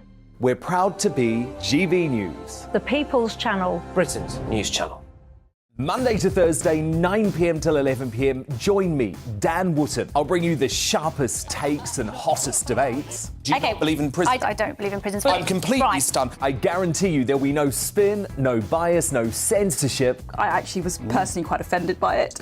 And no reason to go to bed. So I guess they've always been quite woke. That's Dan Wootton tonight on TV, radio and online. Monday to Thursday from 9 p.m. till 11 p.m. on GB News. The People's Channel, Britain's news channel. We are GB News, the People's Channel. And right across the United Kingdom. You can find us on Sky Channel 512. Virgin Media Channel 604. Freesat Channel 216. Freeview Channel 236. And YouView Channel 236. You can also take us with you on DAB Plus Radio. With the GB News app and at the website gbnews.uk. We're absolutely everywhere. Come join us on GB News, the People's Channel, Britain's news channel. Hello, I'm Michael Portillo. You can join me every Sunday on GB News. Remember to subscribe to the GB News YouTube channel and to download the GB News app to stay up to date with the latest GB News content. GB News, the People's Channel, Britain's news channel. Join me, Lawrence Fox, on GB News. Frank, fun, fearless, and sometimes serious. Much as I love a Friday night punch-up, what I really want is a battle of ideas. I want to look at things differently. I want to hear different voices and engage with your unique experiences. Every Friday at 7 p.m. on GB News. Hello, I'm Esther McVeigh. And I'm Philip Davis. Whether you're watching or listening on TV, online or on radio, we handpick the latest stories, debates and expert opinions for your weekend. So whether that's politics, news or showbiz, we've got it covered. Join us every Saturday morning at 10 o'clock on GB News. I'm Mark White. As GB News Home and Security Editor, I cover those key issues that are so important to you. Our authorities, our communities doing all they can to combat violent crime. With the public services under unbearable strain, why are we still failing to control our borders? Defence, the first priority of any government, has been continually hollowed out. Can we trust our politicians to protect the armed forces? Join me, Mark White, on GB News.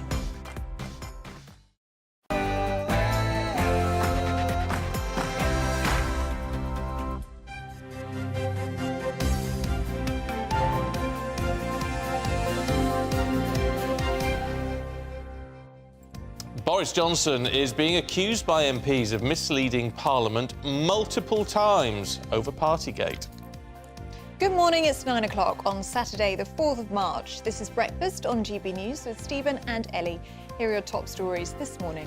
Well, the former Prime Minister Boris Johnson says he was following COVID rules during lockdown gatherings in 2020 and 2021. He's now going to defend himself to a cross-party committee, that's on March the 20th, over claims he misled the Commons on multiple occasions. And alcohol-free drinks are on the rise. That's despite dry January being well behind us, while new research is suggesting more than half of consumers plan to cut down their drinking this year. The Duke of Sussex will be discussing living with loss and the importance of personal healing with a trauma expert this evening. It's a live stream. Could there be even more royal revelations? Well, as ever, you can join in any of our discussions this morning by emailing gbnews@gbnews.uk.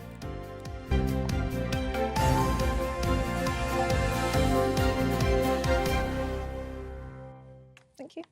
Now, Boris Johnson will defend himself in front of a cross-party committee over allegations that he misled Parliament 4 times during the Partygate scandal. Well, the former PM has been called to give evidence later this month, and speaking yesterday, he said he'd never knowingly or recklessly misled MPs about lockdown gatherings in Downing Street. Well, earlier, the former Special Advisor to Michael Gove, Charlie Rowley, gave us his take on the Partygate investigation.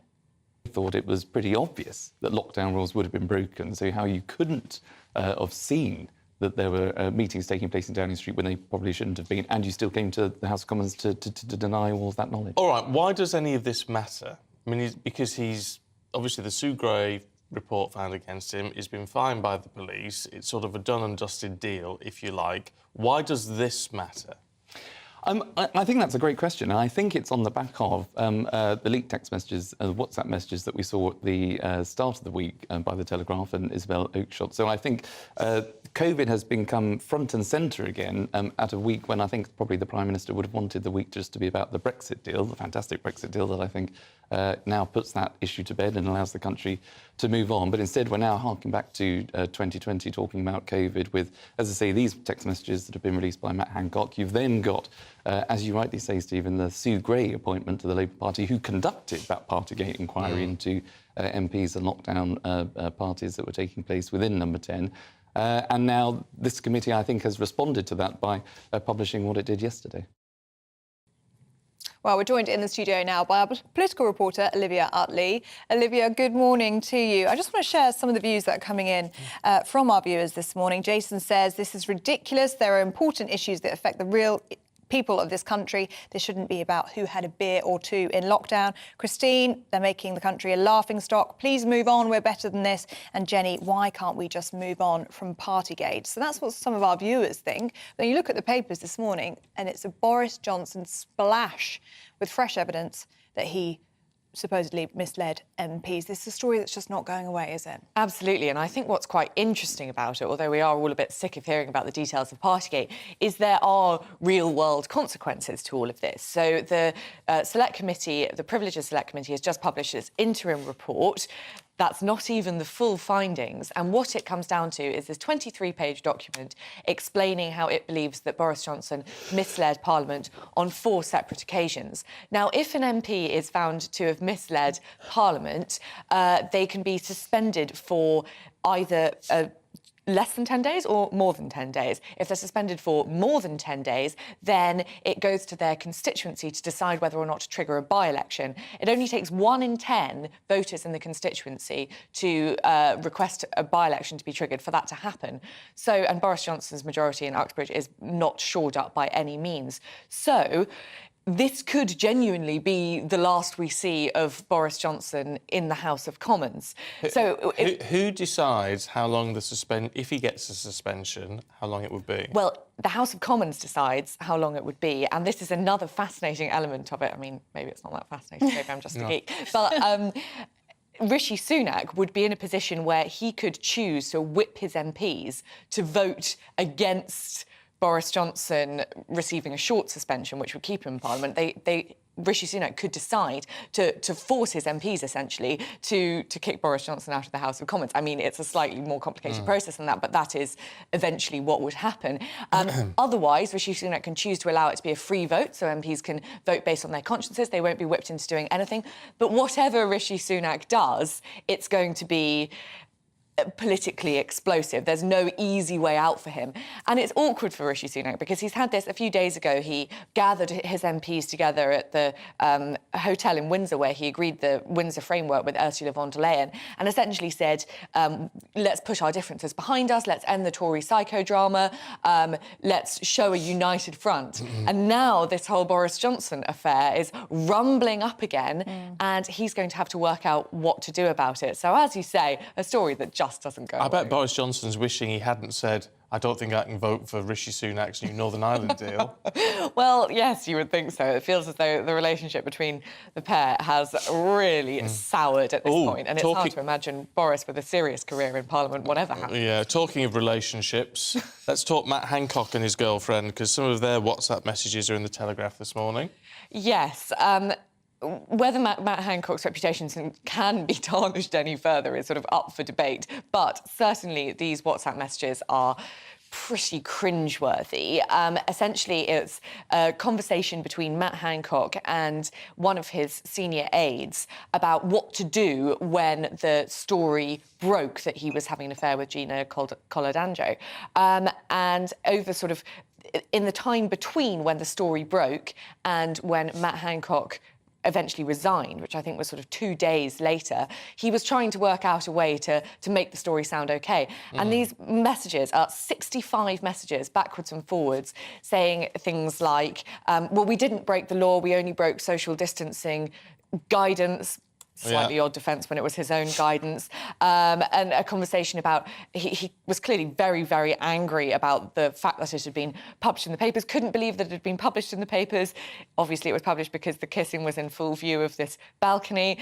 So it presents Matt Hancock in a pretty negative light, but probably isn't the most damning thing to come out of the lockdown files. No. But it's just so insightful, isn't it, to see these private conversations coming out. We've only obviously seen the very public element, but there was disagreements going on behind the scenes. I mean, we were just discussing it, weren't we, in the break, but Matt Hancock was trying to come up with this story as to why he was kissing his aide, obviously, when we had the 1 metre rule in place. And he suggested that at the time the rules were to maintain social distancing guidelines wherever possible, obviously thinking that there might be a little loophole there. It's not possible if you're having an affair, is it? Exactly. And his aide went on to say yes, but it was possible, wasn't it? Clearly, from the picture. Yes, you wouldn't fancy being Matt Hancock's aide reading these messages.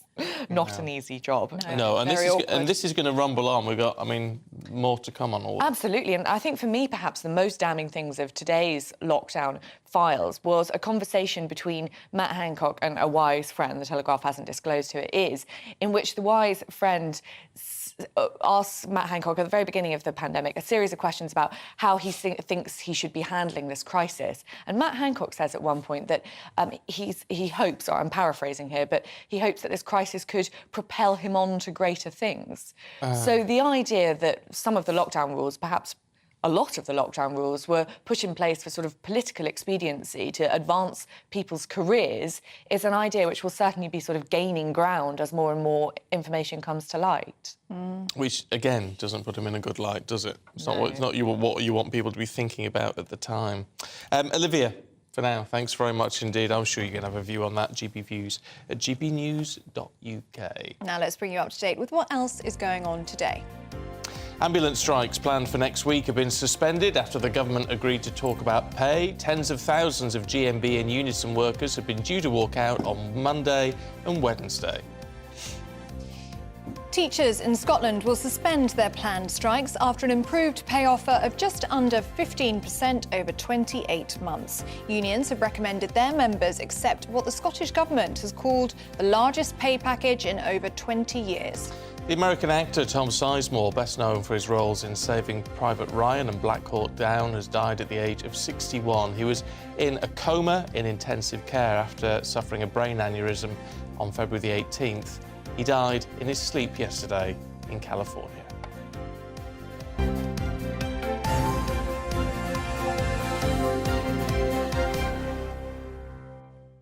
Now, this is a good one for me. I don't drink.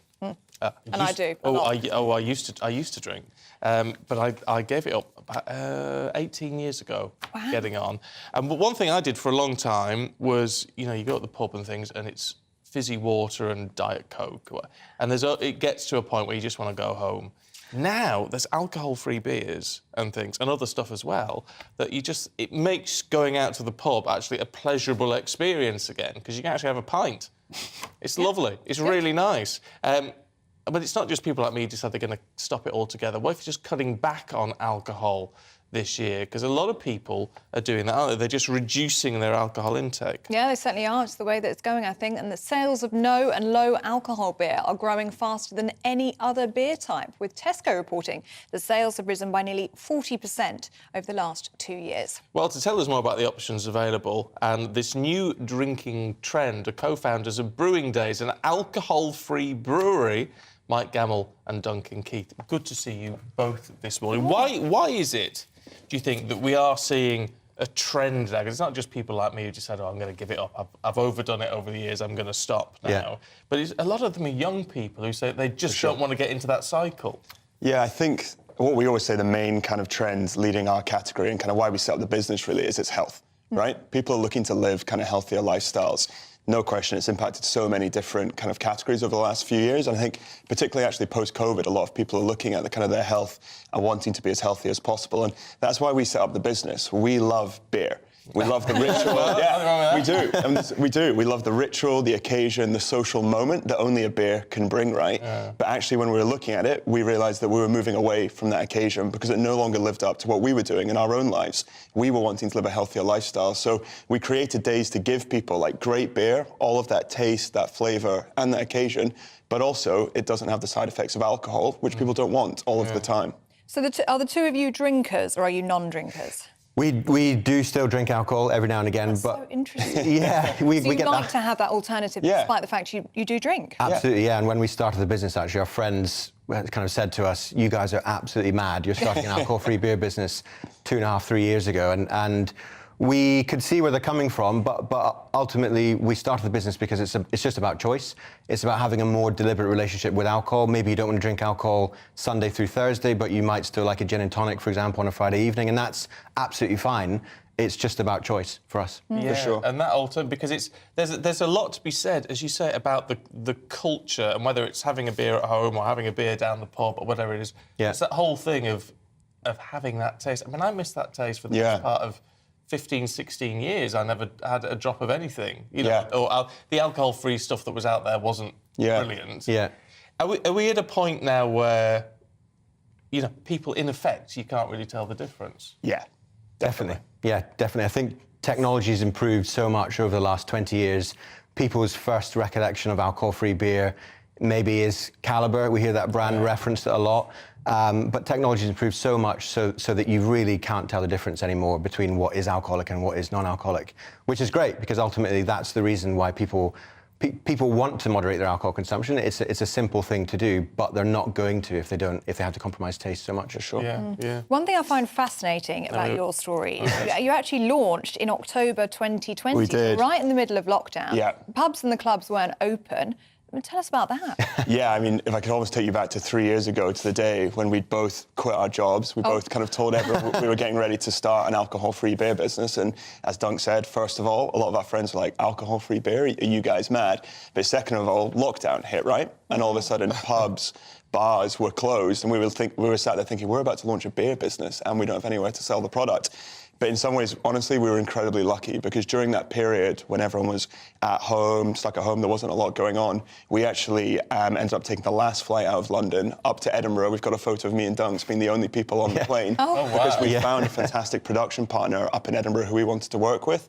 So we moved back up to Edinburgh, moved next door to the brewery, and during that period just worked on brewing beer and testing different recipes, different processes, sending care packages to people across the UK, getting their feedback and using that feedback to iterate and develop our process. In terms then of what you try to provide, how much is about the bottled stuff that people can buy in the supermarkets? Because there's obviously a huge market for that. But what about the pub market? I mean, is that something you want to look at? Is that harder to get into, or? I think they're both fairly challenging to get into, but they kind of cater for different occasions. So supermarkets is very much that take-home occasion for people who want to buy a beer for them to have at home, maybe while they're cooking, maybe to help them unwind after work. And that's a really important occasion for people still. That's still 75% of the category. Whereas in the pub, just like what you said earlier, you miss having a pint or you miss having alcohol-free beer in a pub. That's a really big opportunity. And certainly for us, we launched in Wagamama's in October, and we're now outselling craft beer, which goes to show kind of just how much the uptake has changed over the last few years. I'll tell you what, I was in a pub in Melrose the other week. Okay. And it's the only place I've ever been, it would be in Scotland, the only place I've ever been that had alcohol-free beer on draft. Interesting. And that, to me, really appealed, because it wasn't like my husband saying, well, I'll have a pint of Tennent's, and I'm just like, well, I'll end up with a bottle of something or other. Yeah. We could both just get a pint. Yeah. And that was really nice. It's great, and you're seeing that more often. It's really good for the category. I think many bars can't often sustain the volume that you need to justify having a separate tap line. Some of them can, and it's obviously great to have access to that, but on a kind of national scale, it's not widely available yet. Something that we're really pushing is packaged products which also fit the bill, and just an improvement on what they had previously. What's the future then? Do you think that this trend, we're calling it a trend at the moment, for low alcohol, zero alcohol, will that continue? Yeah, absolutely. I think for context, right now, alcohol-free beer is 2% of the total beer category in the UK. We think over the next 5 years, there's easily the potential to make that 10% of the total beer category in the UK. If you start with health, which is the trend that's driving it, but also if you think about the consumption occasion, if you take a week's worth of drinking occasions, we'd actually argue there's more occasions where alcohol-free beer is now relevant. Lunchtimes, Monday evenings, Tuesday evenings, post-exercise, than alcoholic beer. I think over the next 5 years, IWSR have reported that the 0% alcohol beer is forecast to grow at 22% year on year, which is hugely exciting for us. Interesting. I mean, we keep saying low and no. Yeah. Right? Now, I find the low alcohol stuff problematic because I won't touch it. Yeah. But you have to keep doing. I'm forever reading labels. Yeah. How important is it to actually be sort of up there? And you can see it a lot in Europe actually. Yeah. Of saying no, this is zero. Yeah. This is 0%. It's so important. We did a lot of focus groups before we started the business, and that was the biggest thing that came back from consumers, is that I want alcohol-free beer to be 0.0%. So it's really difficult to do it that way, but that's fundamentally what consumers are looking for. So that's what we've done. So what do you do? Do you de-alcoholize? No, so in our process, so there's a few ways of making alcohol-free beer. The common ways are to make alcoholic beer first and then actually de-alcoholize it afterwards through either heat or pressure. The way that we do it is called arrested fermentation, without wanting to get into lots of technical side of things. It's effectively, you brew like a normal beer, but you just drop the temperature before it starts to convert to alcohol. Oh, right. And that's the way that we do it, and it doesn't produce any alcohol, and that's how we can have that 0.0%, which gives consumers like yourself the confidence that there's no alcohol in it. We're also fortunate we use great Scottish ingredients. So, locally sourced Scotch malt barley and softer Scottish water, which is great for making alcohol-free beer. Yeah, I was going to say, the water up there, it's like in the lakes. You know, the water is so soft, you get nothing at all. Yeah. What a difference it makes. Makes a massive difference. For sure. Yeah. You're in the right spot up there, aren't you, in Scotland? Yeah, exactly. Wonderful. Mike Duncan, really good to meet you. Thanks a lot for your time, guys. Really interesting. Thanks so much. Talk to you all morning. Are you going yeah. to expand into gin at all? She's desperate for gin. There's some interesting stuff going on in no alcohol gin. We're really excited about beer, to be honest. Okay, watch this space. Watch this space. Yeah. Oh, you might be in luck. There you go. You can have a gin for breakfast after all. There you go. I was just being craving. Don't go anywhere. If you've got a view on that, and if you're reducing your alcohol intake, then let us know. It'd be interesting to know what your perspective is, especially if you're of the older generation. My dad does it now. Drinks a lot of alcohol-free stuff. Does he? Yeah. It's the way it's going, I He drinks think. plenty of alcohol stuff as well, but, you know, mixes the two, which is Good quite to have nice. a balance in life. Yeah, GBViews at gbnews.uk.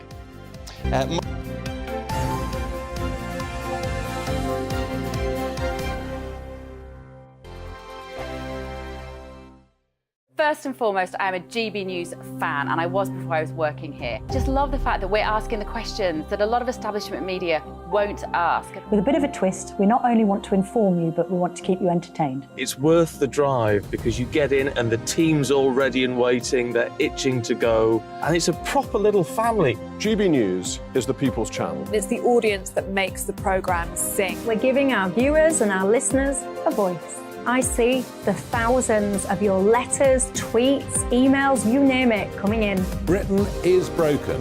How on earth did we get into this mess? But more importantly, how do we get out of it? The establishment had their chance. Now we're here to represent you. It's time for something different. It's time for GB News. I'm very patriotic. I believe in Britain. Our best days lie ahead. Britain's watching. Britain's watching. Join us here on GB News. The People's Channel. Britain's news channel. I'm Andrew Doyle. Join me at 7 o'clock every Sunday night for Free Speech Nation, the show where I tackle the week's biggest stories in politics and current affairs with the help of my two comedian panellists and a variety of special guests. Free Speech Nation, Sunday nights from 7 on GB News, the People's Channel, Britain's news channel. Here on GB News Live, we'll be keeping you in the picture, finding out what's happening across the country and finding out why it matters to you. We'll have the facts fast with our team of reporters and specialist correspondents. Wherever it's happening, we'll be there from 12 noon on TV, radio and online. GB News, the People's Channel, Britain's news channel. I'm Michael Portillo. Join me on GB News on a Sunday morning for topical discussion, debate, arts and culture, and sometimes even ethical dilemmas. I don't always agree with you, Michael. Michael Portillo, Sundays on GB News, the People's Channel, Britain's news channel. Hello, I'm Michelle Dewberry, and you can join me every weekday 6 till 7 on Jubes and Kerr. You're an inspiration to us all. Clip that bit up. Well, you are. That's my ringtone. My political ambitions those days are gone, I can tell you. She's only teasing. Go on. He's probably going to want to lay down now. I'll give him 2 minutes to have one. Let's respectfully disagree. That's what we like on Jubes and Kerr. Come and join us. GB News, the People's Channel. Michelle Dewberry, weekday evenings at 6 o'clock. I'm Simon Evans. Join me on GB News for Headliners at 11 p.m. What's the scoop? I'll be joined by 2 of the country's top comedians. That's right. As we take a look at tomorrow's newspapers tonight. We're going to get into trouble. If it's a big story, we'll be covering it. Spill some tea on him. There we go. But we'll also have some fun. I wouldn't stick up a bank. My father didn't love me. So anyway, Headliners every night from 11 on GB News, the People's Channel, Britain's news channel. Join me, Nana Akue, Saturday and Sunday afternoons on GB News. Expect fiery debate and passionate discussion as me and my panel tackle some of the biggest topics hitting the headlines. It's a place for everyone's opinion. No one gets cancelled, but no one gets an easy ride. Oh, she's on it today. Be ready for conversations that are fierce, frank, and of course, fun. Every Saturday and Sunday afternoon from 4 p.m. on GB News, the People's Channel.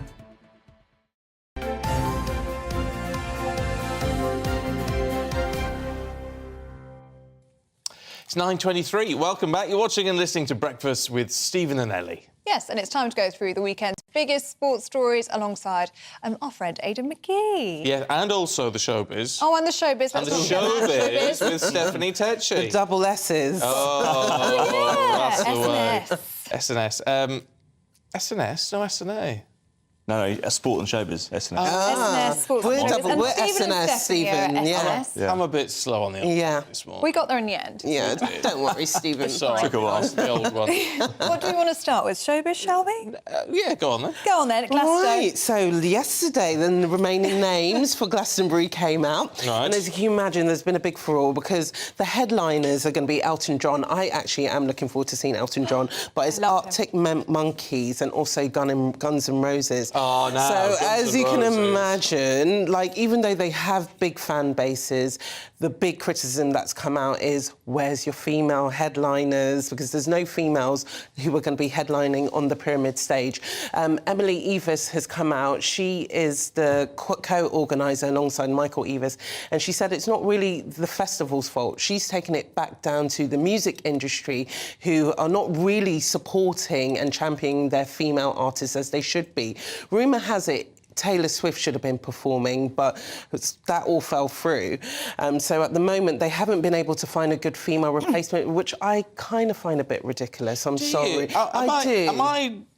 I sort of think, does it matter? I mean, I know you say, well, you're a man, so you're fine. But I wouldn't care if it was all women who were... Why do we care what the gender of the performers is? Yeah, I do agree with you in that sense, because I don't think no artist should be penalised due to their race or due to their sex. But I think there's been this big conversation at the moment since the Brits, where women were snubbed from their Artist of the Year prize, that women are not being equally represented in the music industry. And now we have Glastonbury, which is one of the best festivals on earth. You want to see a female headlining during the weekend. These are 3 great acts, but you know, people are asking, where is a female act? Yeah. And they know this controversy is going to come up in the kind of world we're living in at the moment. So, you know, for them not to kind of missed the mark on that. But Emily Evers has addressed it, and she said it's a bigger industry problem. Yeah, because there was talk about Lizzo or maybe Lana Del Rey headlining. So do we know what happened there? So they're going to be performing on the Pyramid stage, but they're not going to have that headlining slot, the last slot of the day, That's which is Glasgow, isn't it? Yeah.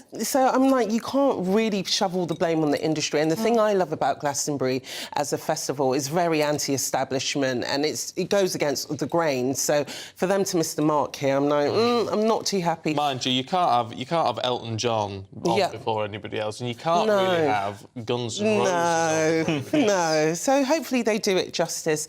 But also, there's been other changes at Glastonbury. They're renaming the John Peel stage now. They're saying they've changed the name due to its location, but people are saying it's due to the controversy that came out a couple of years ago that he impregnated a 15-year-old girl. So it seems like he's been cancelled, but that's one of the best stages at Glastonbury as well. All right. Who do you like music-wise, Aidan? Yeah. I was a big fan of the Manic Street Preachers in my team. I do like Manic. In fact, when they, before. Well, here's a question for you. Go on. Then, are they the Manic Street Preachers or are they the Manic Street Preachers? Oh, I've always wondered that. Sorry, ask that again, please. Are they the Manic Street Preachers? Oh yeah, I see what you mean. Yeah, or Manic Street Preachers? Don't know. I mean, I don't. I remember getting their autograph, but I liked them before they were cool. When they released Generation Terrorists and they released the Holy Bible. October 94. Here we go. October 94 in Belfast. How many number ones have they had? They're never number one. But they were number two. They were number two for 3 weeks in 1996 with the Oh my gosh, I was trying to throw them under a bus. The Stealth Sonic Orchestra. That was a fantastic tune. It was, yeah. And I got the autograph of the guy who went missing, Richie Edwards, in 1995. He's presumed dead. But no, he went missing. But yeah, they were regular on the Britpop scene. Oh, they were very good. But yeah, I like a bit of U2, Simple Minds. Oh, U2. Yeah. Simple Minds were great. Yeah, an eclectic mix, which, as you'd expect of someone like me. Yeah, Deacon Blue, I love. Oh, fantastic. Yeah, you've seen them in concert, haven't you? I've seen them in concert, and I met Ricky Ross and Lorraine. Still touring, aren't they? A couple of years ago, they came on my show, and it was such a joy to meet them. I was beside myself, because I've loved them since I was a teenager. Well, the headlining act today is Manchester City. Go on, then. Against Newcastle. 12:30. Yeah, I do. Yeah, I don't want to be pigeonholed into musical chat. I want to stick to what I know. So, City are up against Newcastle. Newcastle got a formidable defensive record, notwithstanding that Carabao Cup defeat last Sunday against Manchester City. But they've got a real chance, Stephen, to put pressure on Arsenal. Arsenal currently 5 points ahead. Everyone's played the same number of games. Man United coming into the equation now as well. Nobody would have said that a couple of months ago, but Eric Ten Hag has got them really motoring. Of course, they won the Carabao Cup last Sunday, as we mentioned. So Arsenal kick off at 3 o'clock. They've got some kind fixtures coming up. I mean, they dispatched Everton 4-0 earlier in the week, having lost there 3 weeks ago. So they really turned that one round. And then they've got Bournemouth today. They've got Fulham away, Crystal Palace at home, Leeds at home. Then they go into that sequence of games: Liverpool, Manchester United, Chelsea, and so it's going to be difficult for them. Liverpool with Man United tomorrow, of course. Big game. What a difference a year makes. I mean, Manchester United going over to Anfield last year, getting thrashed 4-0, offered up as sacrificial donkeys on the pitch at Anfield. A year later, Liverpool are nowhere in the Champions League race. Manchester United, an outside bet for the league title. They're in Europe. They won the Carabao Cup, as we said a moment ago. So it's looking really, really interesting. Chelsea, 1 win in 15. What on earth is going on there? They spent so much money. It's one of the hardest things in football, just bringing in all those players and expecting to make a team out of it. It's hard in any walk of life, isn't it? You recruit 15 new or 10 new members of staff. You've got to get them all on side very, very quickly. Very difficult. It goes to show how a change of management can really affect a team, because obviously I'm a Man United supporter and I've just seen them up their game greatly. But do you think for Man City the pressure will affect their performance, because obviously they want to win the race? Well, look, for City, I think they want the Champions League is the one they want this season. They've won the league enough times this season. But on the point of the manager, I was always of the opinion, Harry Redknapp agrees with me here. In fact, he put the idea in my head. He said management is the easiest game in the world if you've got good players. And sometimes the cult of the manager is a little bit overrated, I think. But having said that, you've seen the difference that Eric Ten Hag has made at Manchester United. No one was talking about them as potential title. They're still a bit off the race. I don't think they'll do it. But getting into the top 4, winning one trophy, possibly even winning another, would be a good return from the first season. Then the real pressure starts next year, because obviously you build expectation. Yeah. I know you love your football, Steph. How are you on F1 and motorsport? I'm not that great, actually. Like, I went to Monaco and then I remember I saw them as you do. And I did see the Grand Prix and I was like, I wish I understood it more, but I don't. It doesn't hold my attention for that long. Monaco's fascinating, isn't it? Because I remember I went on a job there about 5 years ago and I was walking down the street after a late night wine with a cameraman. And we were walking down the street and I realised I was actually on the track, that the street is the track. Incredible. Oh, wow. Yeah, which is, I always think that's how they drive around that at speed. Yeah, all those hairpin lefts and rights, you know. Oh, terrifying. Imagine me, that'd be dreadful. So wait, this is the first F1 this weekend of the in new Bahrain, season. And it's Bahrain? It is indeed, yeah. Lewis Hamilton's there tomorrow. He's always moaning about the car, but you can kind of understand it was a problem for them all last year. He's not happy with the technical spec of the vehicle, and he's 38 years old. He's a 7-time world champion. I would hate to think that he wouldn't go on and get that 8th title and overtake Michael Schumacher. He didn't have to get it this year, though, does he? No, he doesn't. But, I mean, if you think the people he's going up against, his own teammate, George Russell, 25, Max Verstappen, who he lost out against controversially 2 seasons ago, 25 as well, he probably thinks, well, is he going to go on that much longer? I just hate to...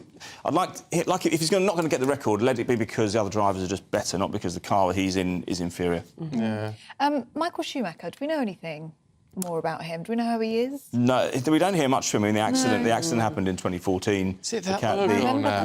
The family are quite circumspect about what's happened. I mean, but you know, his reputation, his legacy in the sport is more than assured. I mean, some would say he should have won even more than 7 titles. Because, you know, he probably wasn't up against the pool of drivers that people like Hamilton are up against today. The sport's obviously moved on.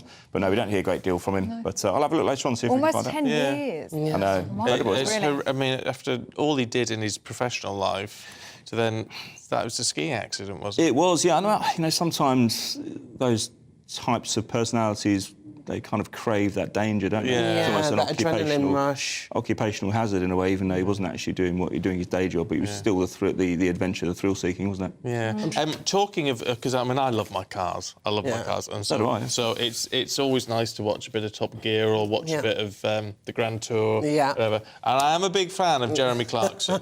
I've got to be honest. I think the man's fantastic. And it seems women are a big fan of Jeremy Clarkson too, Stephen, because Jeremy Clarkson has been voted the UK's most sexiest man. It totally goes above me. I don't know why, but there's just been this new survey which... I'm offended over you. I think you should be on there, and so must you, Aidan. But 2,000 women across the country have taken part in a survey where they voted him the most sexiest man. He beats Idris Elba, he beats Gary Lineker, and even Ryan Reynolds. It doesn't make sense to me. Is anyone under 50? Yeah, so illicit affairs have said that basically women are finding the bad boy farmer look quite sexy about Jeremy. Farmer? Yeah, with his tweed jackets, and so they're finding it quite attractive. But obviously, Jeremy's had a lot of heat recently about his comments about Meghan and stuff that he said about women in the past. So I'm thinking such women need their blinkers on or something. Or is it blinkers off or on? Off. Yeah, they need their blinkers off, because I do not find Jeremy sexy at all. But each to their own. No, I do not know. Each to their own. No. The world has gone mad. It has. But I like him a lot as a character. Not that I agree with everything he says, because I don't. But I quite like the fact he says it, if you know what I mean. But, you know, women always like a bad boy, so maybe that's the appeal with Jeremy. That's why I'm going wrong. I'm too nice. No. You are too nice. There you go. And too modest as well. Yeah. That's what I think. Lovely. Thank you both very much indeed. Good to see you. We'll see you both tomorrow. Indeed. Oh, fabulous. Yep. Much more to come, including a little bit of healing for Prince Harry tonight, apparently. We'll tell you more.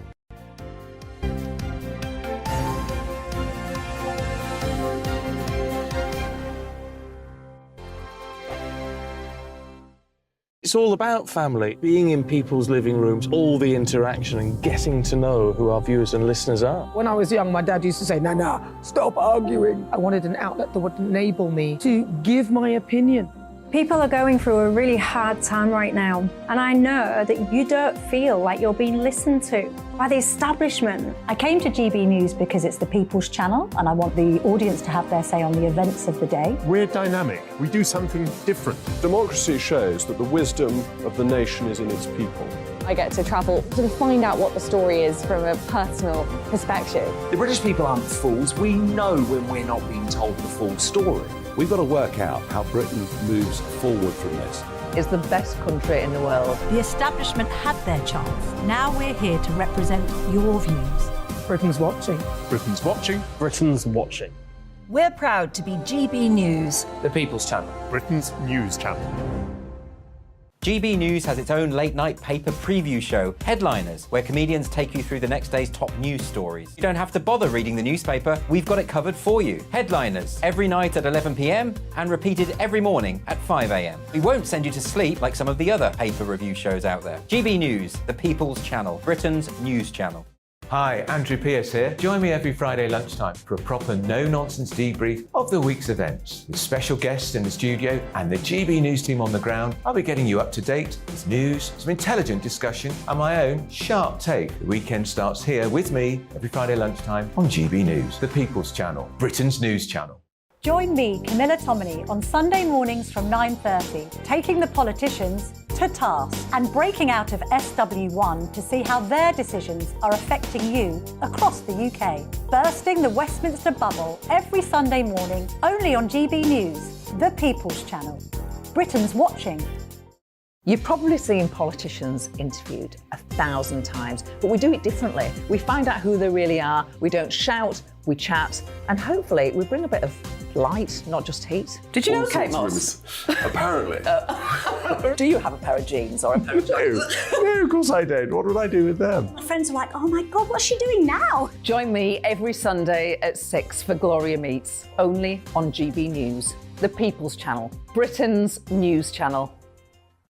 I'm Jacob Rees-Mogg, the Member of Parliament for North East Somerset and a former government minister. For years, I've walked the corridors of power in both Westminster and the City of London. I campaigned in the largest democratic vote in our island's story. I know this country has so much to be proud of. We need to have the arguments, the discussions on how we make it better. The wisdom of the nation is in its people. Vox Populi, Vox Dei. That's why I'm joining the People's Channel. Join me Monday to Thursday at 8 p.m. on GB News, Britain's news channel. Westminster is going around in ever-decreasing circles, followed by the media. Britain is broken. How on earth did we get into this mess? But more importantly, how do we get out of it? Join me at 7 p.m, Mondays to Thursdays on Farage, here on GB News. We will have open, rational debate. We've got to work out how Britain moves forward from this. Join us here on GB News, the People's Channel. Britain is watching.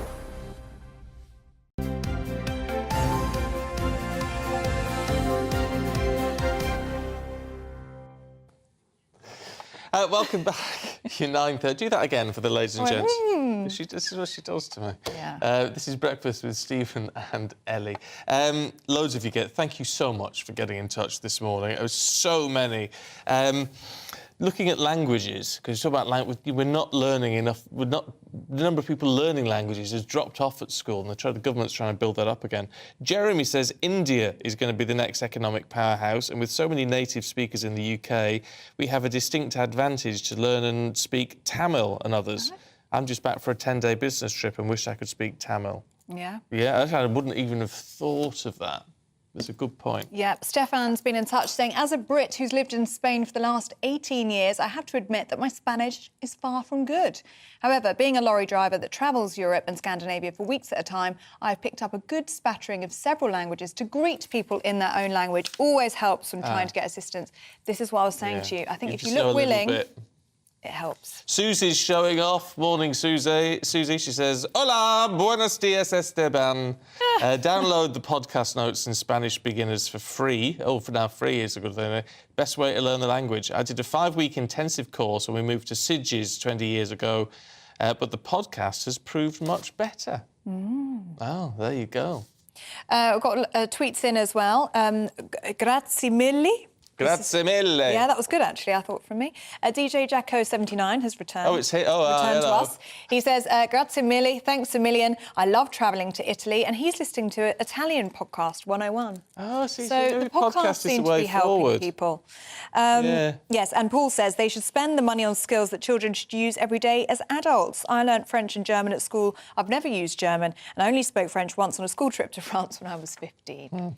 So no to languages from Paul. We were talking about clean air zones and things as well, because there's been this row in London. Sadiq Khan's increasing it. Dan's been in touch, says there's a clean air zone in Bradford. We're farmers and we took our wool to the depot in Bradford. We got paid £54 for the wool and a £50 fine for entering the clean air zone. We would have been better off burning it.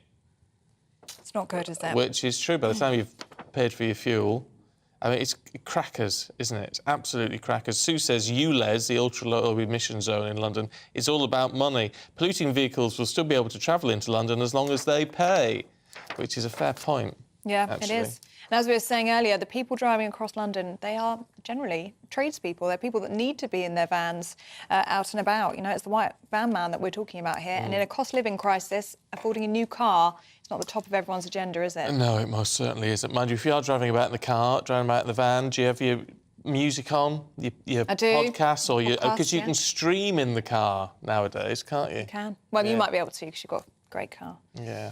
I just listen to the radio because I'm old-fashioned like that. But you can stream. Listening to music in that sense has become much easier in recent times. But those streaming platforms are coming under a bit of scrutiny from artists who say the royalty rates, what they get paid every time someone listens to one of your tunes, just aren't good enough. Well, one of the leading companies, Spotify, so they pay royalties for all of the listening that occurs on their service by distributing nearly 70% of all revenues they receive back to the artists. Yeah, but our national reporter Theo Chicomba, who's met one musician whose album was streamed 1.2 million times, and the cheque they got for that, 250 quid. Yeah. 25 years ago, Mark and his band, the Pocket Gods, began their music career at this venue in St Albans. In that time, the industry has changed drastically. When it comes to finances, they say streaming platforms are holding them back. In 2015, because we have our own label, we saw what was coming in we were getting quite a lot of streams at the time. And I think we're just not making any money. And it worked out we were getting 0.007 pence per stream, which is a ridiculously small amount. Music streaming is brilliant at some level. It gets your music out to a worldwide audience. We've got fans all over the world, from Brazil to Chile to America, Canada, and the Far East. It's brilliant. It's just we don't get paid enough. For decades, The Horn has hosted upcoming artists who've gone on to become stars. While low rates from streaming platforms is a hindrance for some, it's yet another challenge on top of other increasing costs.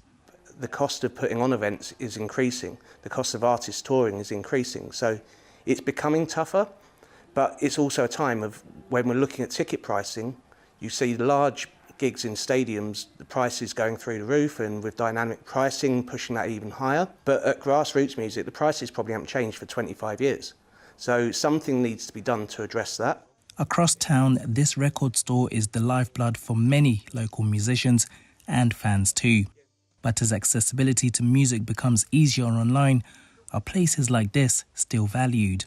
Well, absolutely. You know, we all know we can go online and find music, but it's not the same as walking into a shop and actually digging through and finding, you know, an actual physical product. I think every musician loves to have the actual record in their hands, you know, that can actually show that this is something they produced.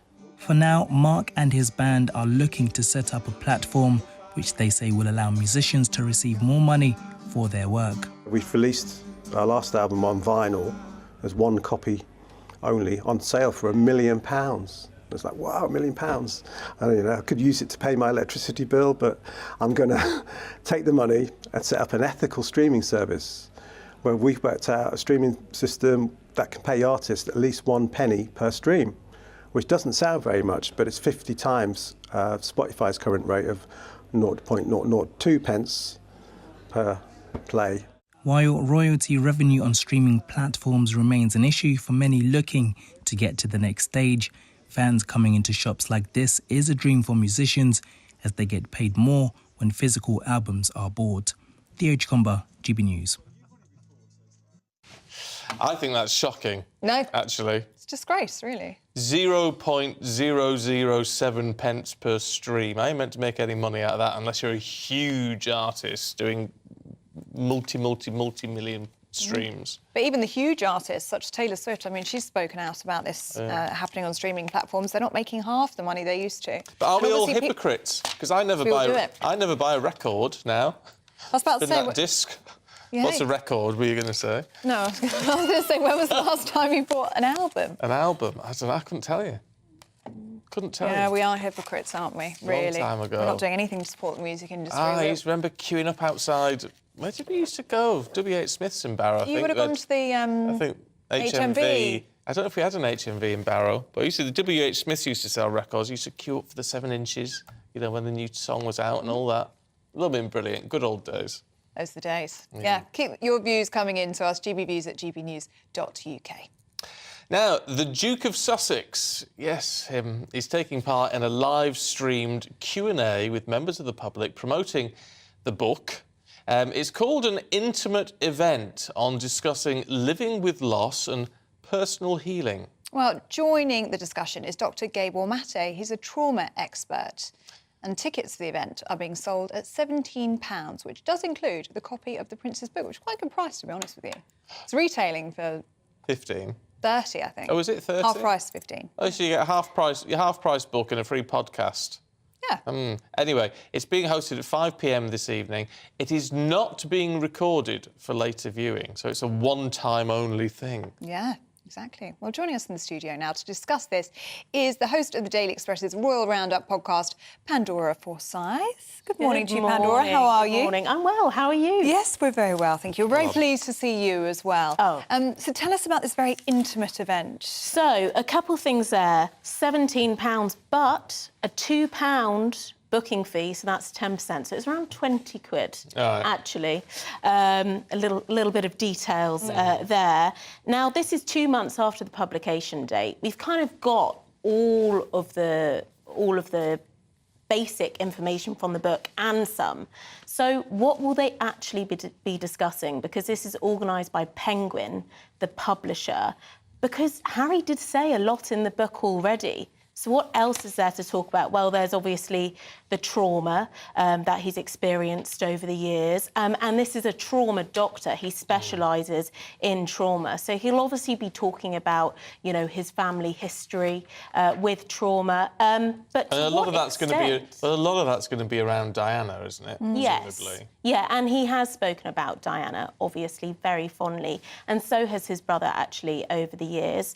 He does reference Meghan in all of these speeches. So I have no doubt that he'll obviously be talking about his wife and perhaps a couple of her experiences that she's had in recent years, perhaps with trauma, and obviously talking about his affection towards her. So expect that to come up too. Affection towards her. Come on, Pandora. Oh, well, I mean, that's royal speak, isn't it? Yes. Talking about his love. I was going to say. Love for her. There we go. I was going to... You big old romantic. Well, you know, whatever else you think, he loves her. Oh, yeah. He is besotted. Obviously very much in love with her.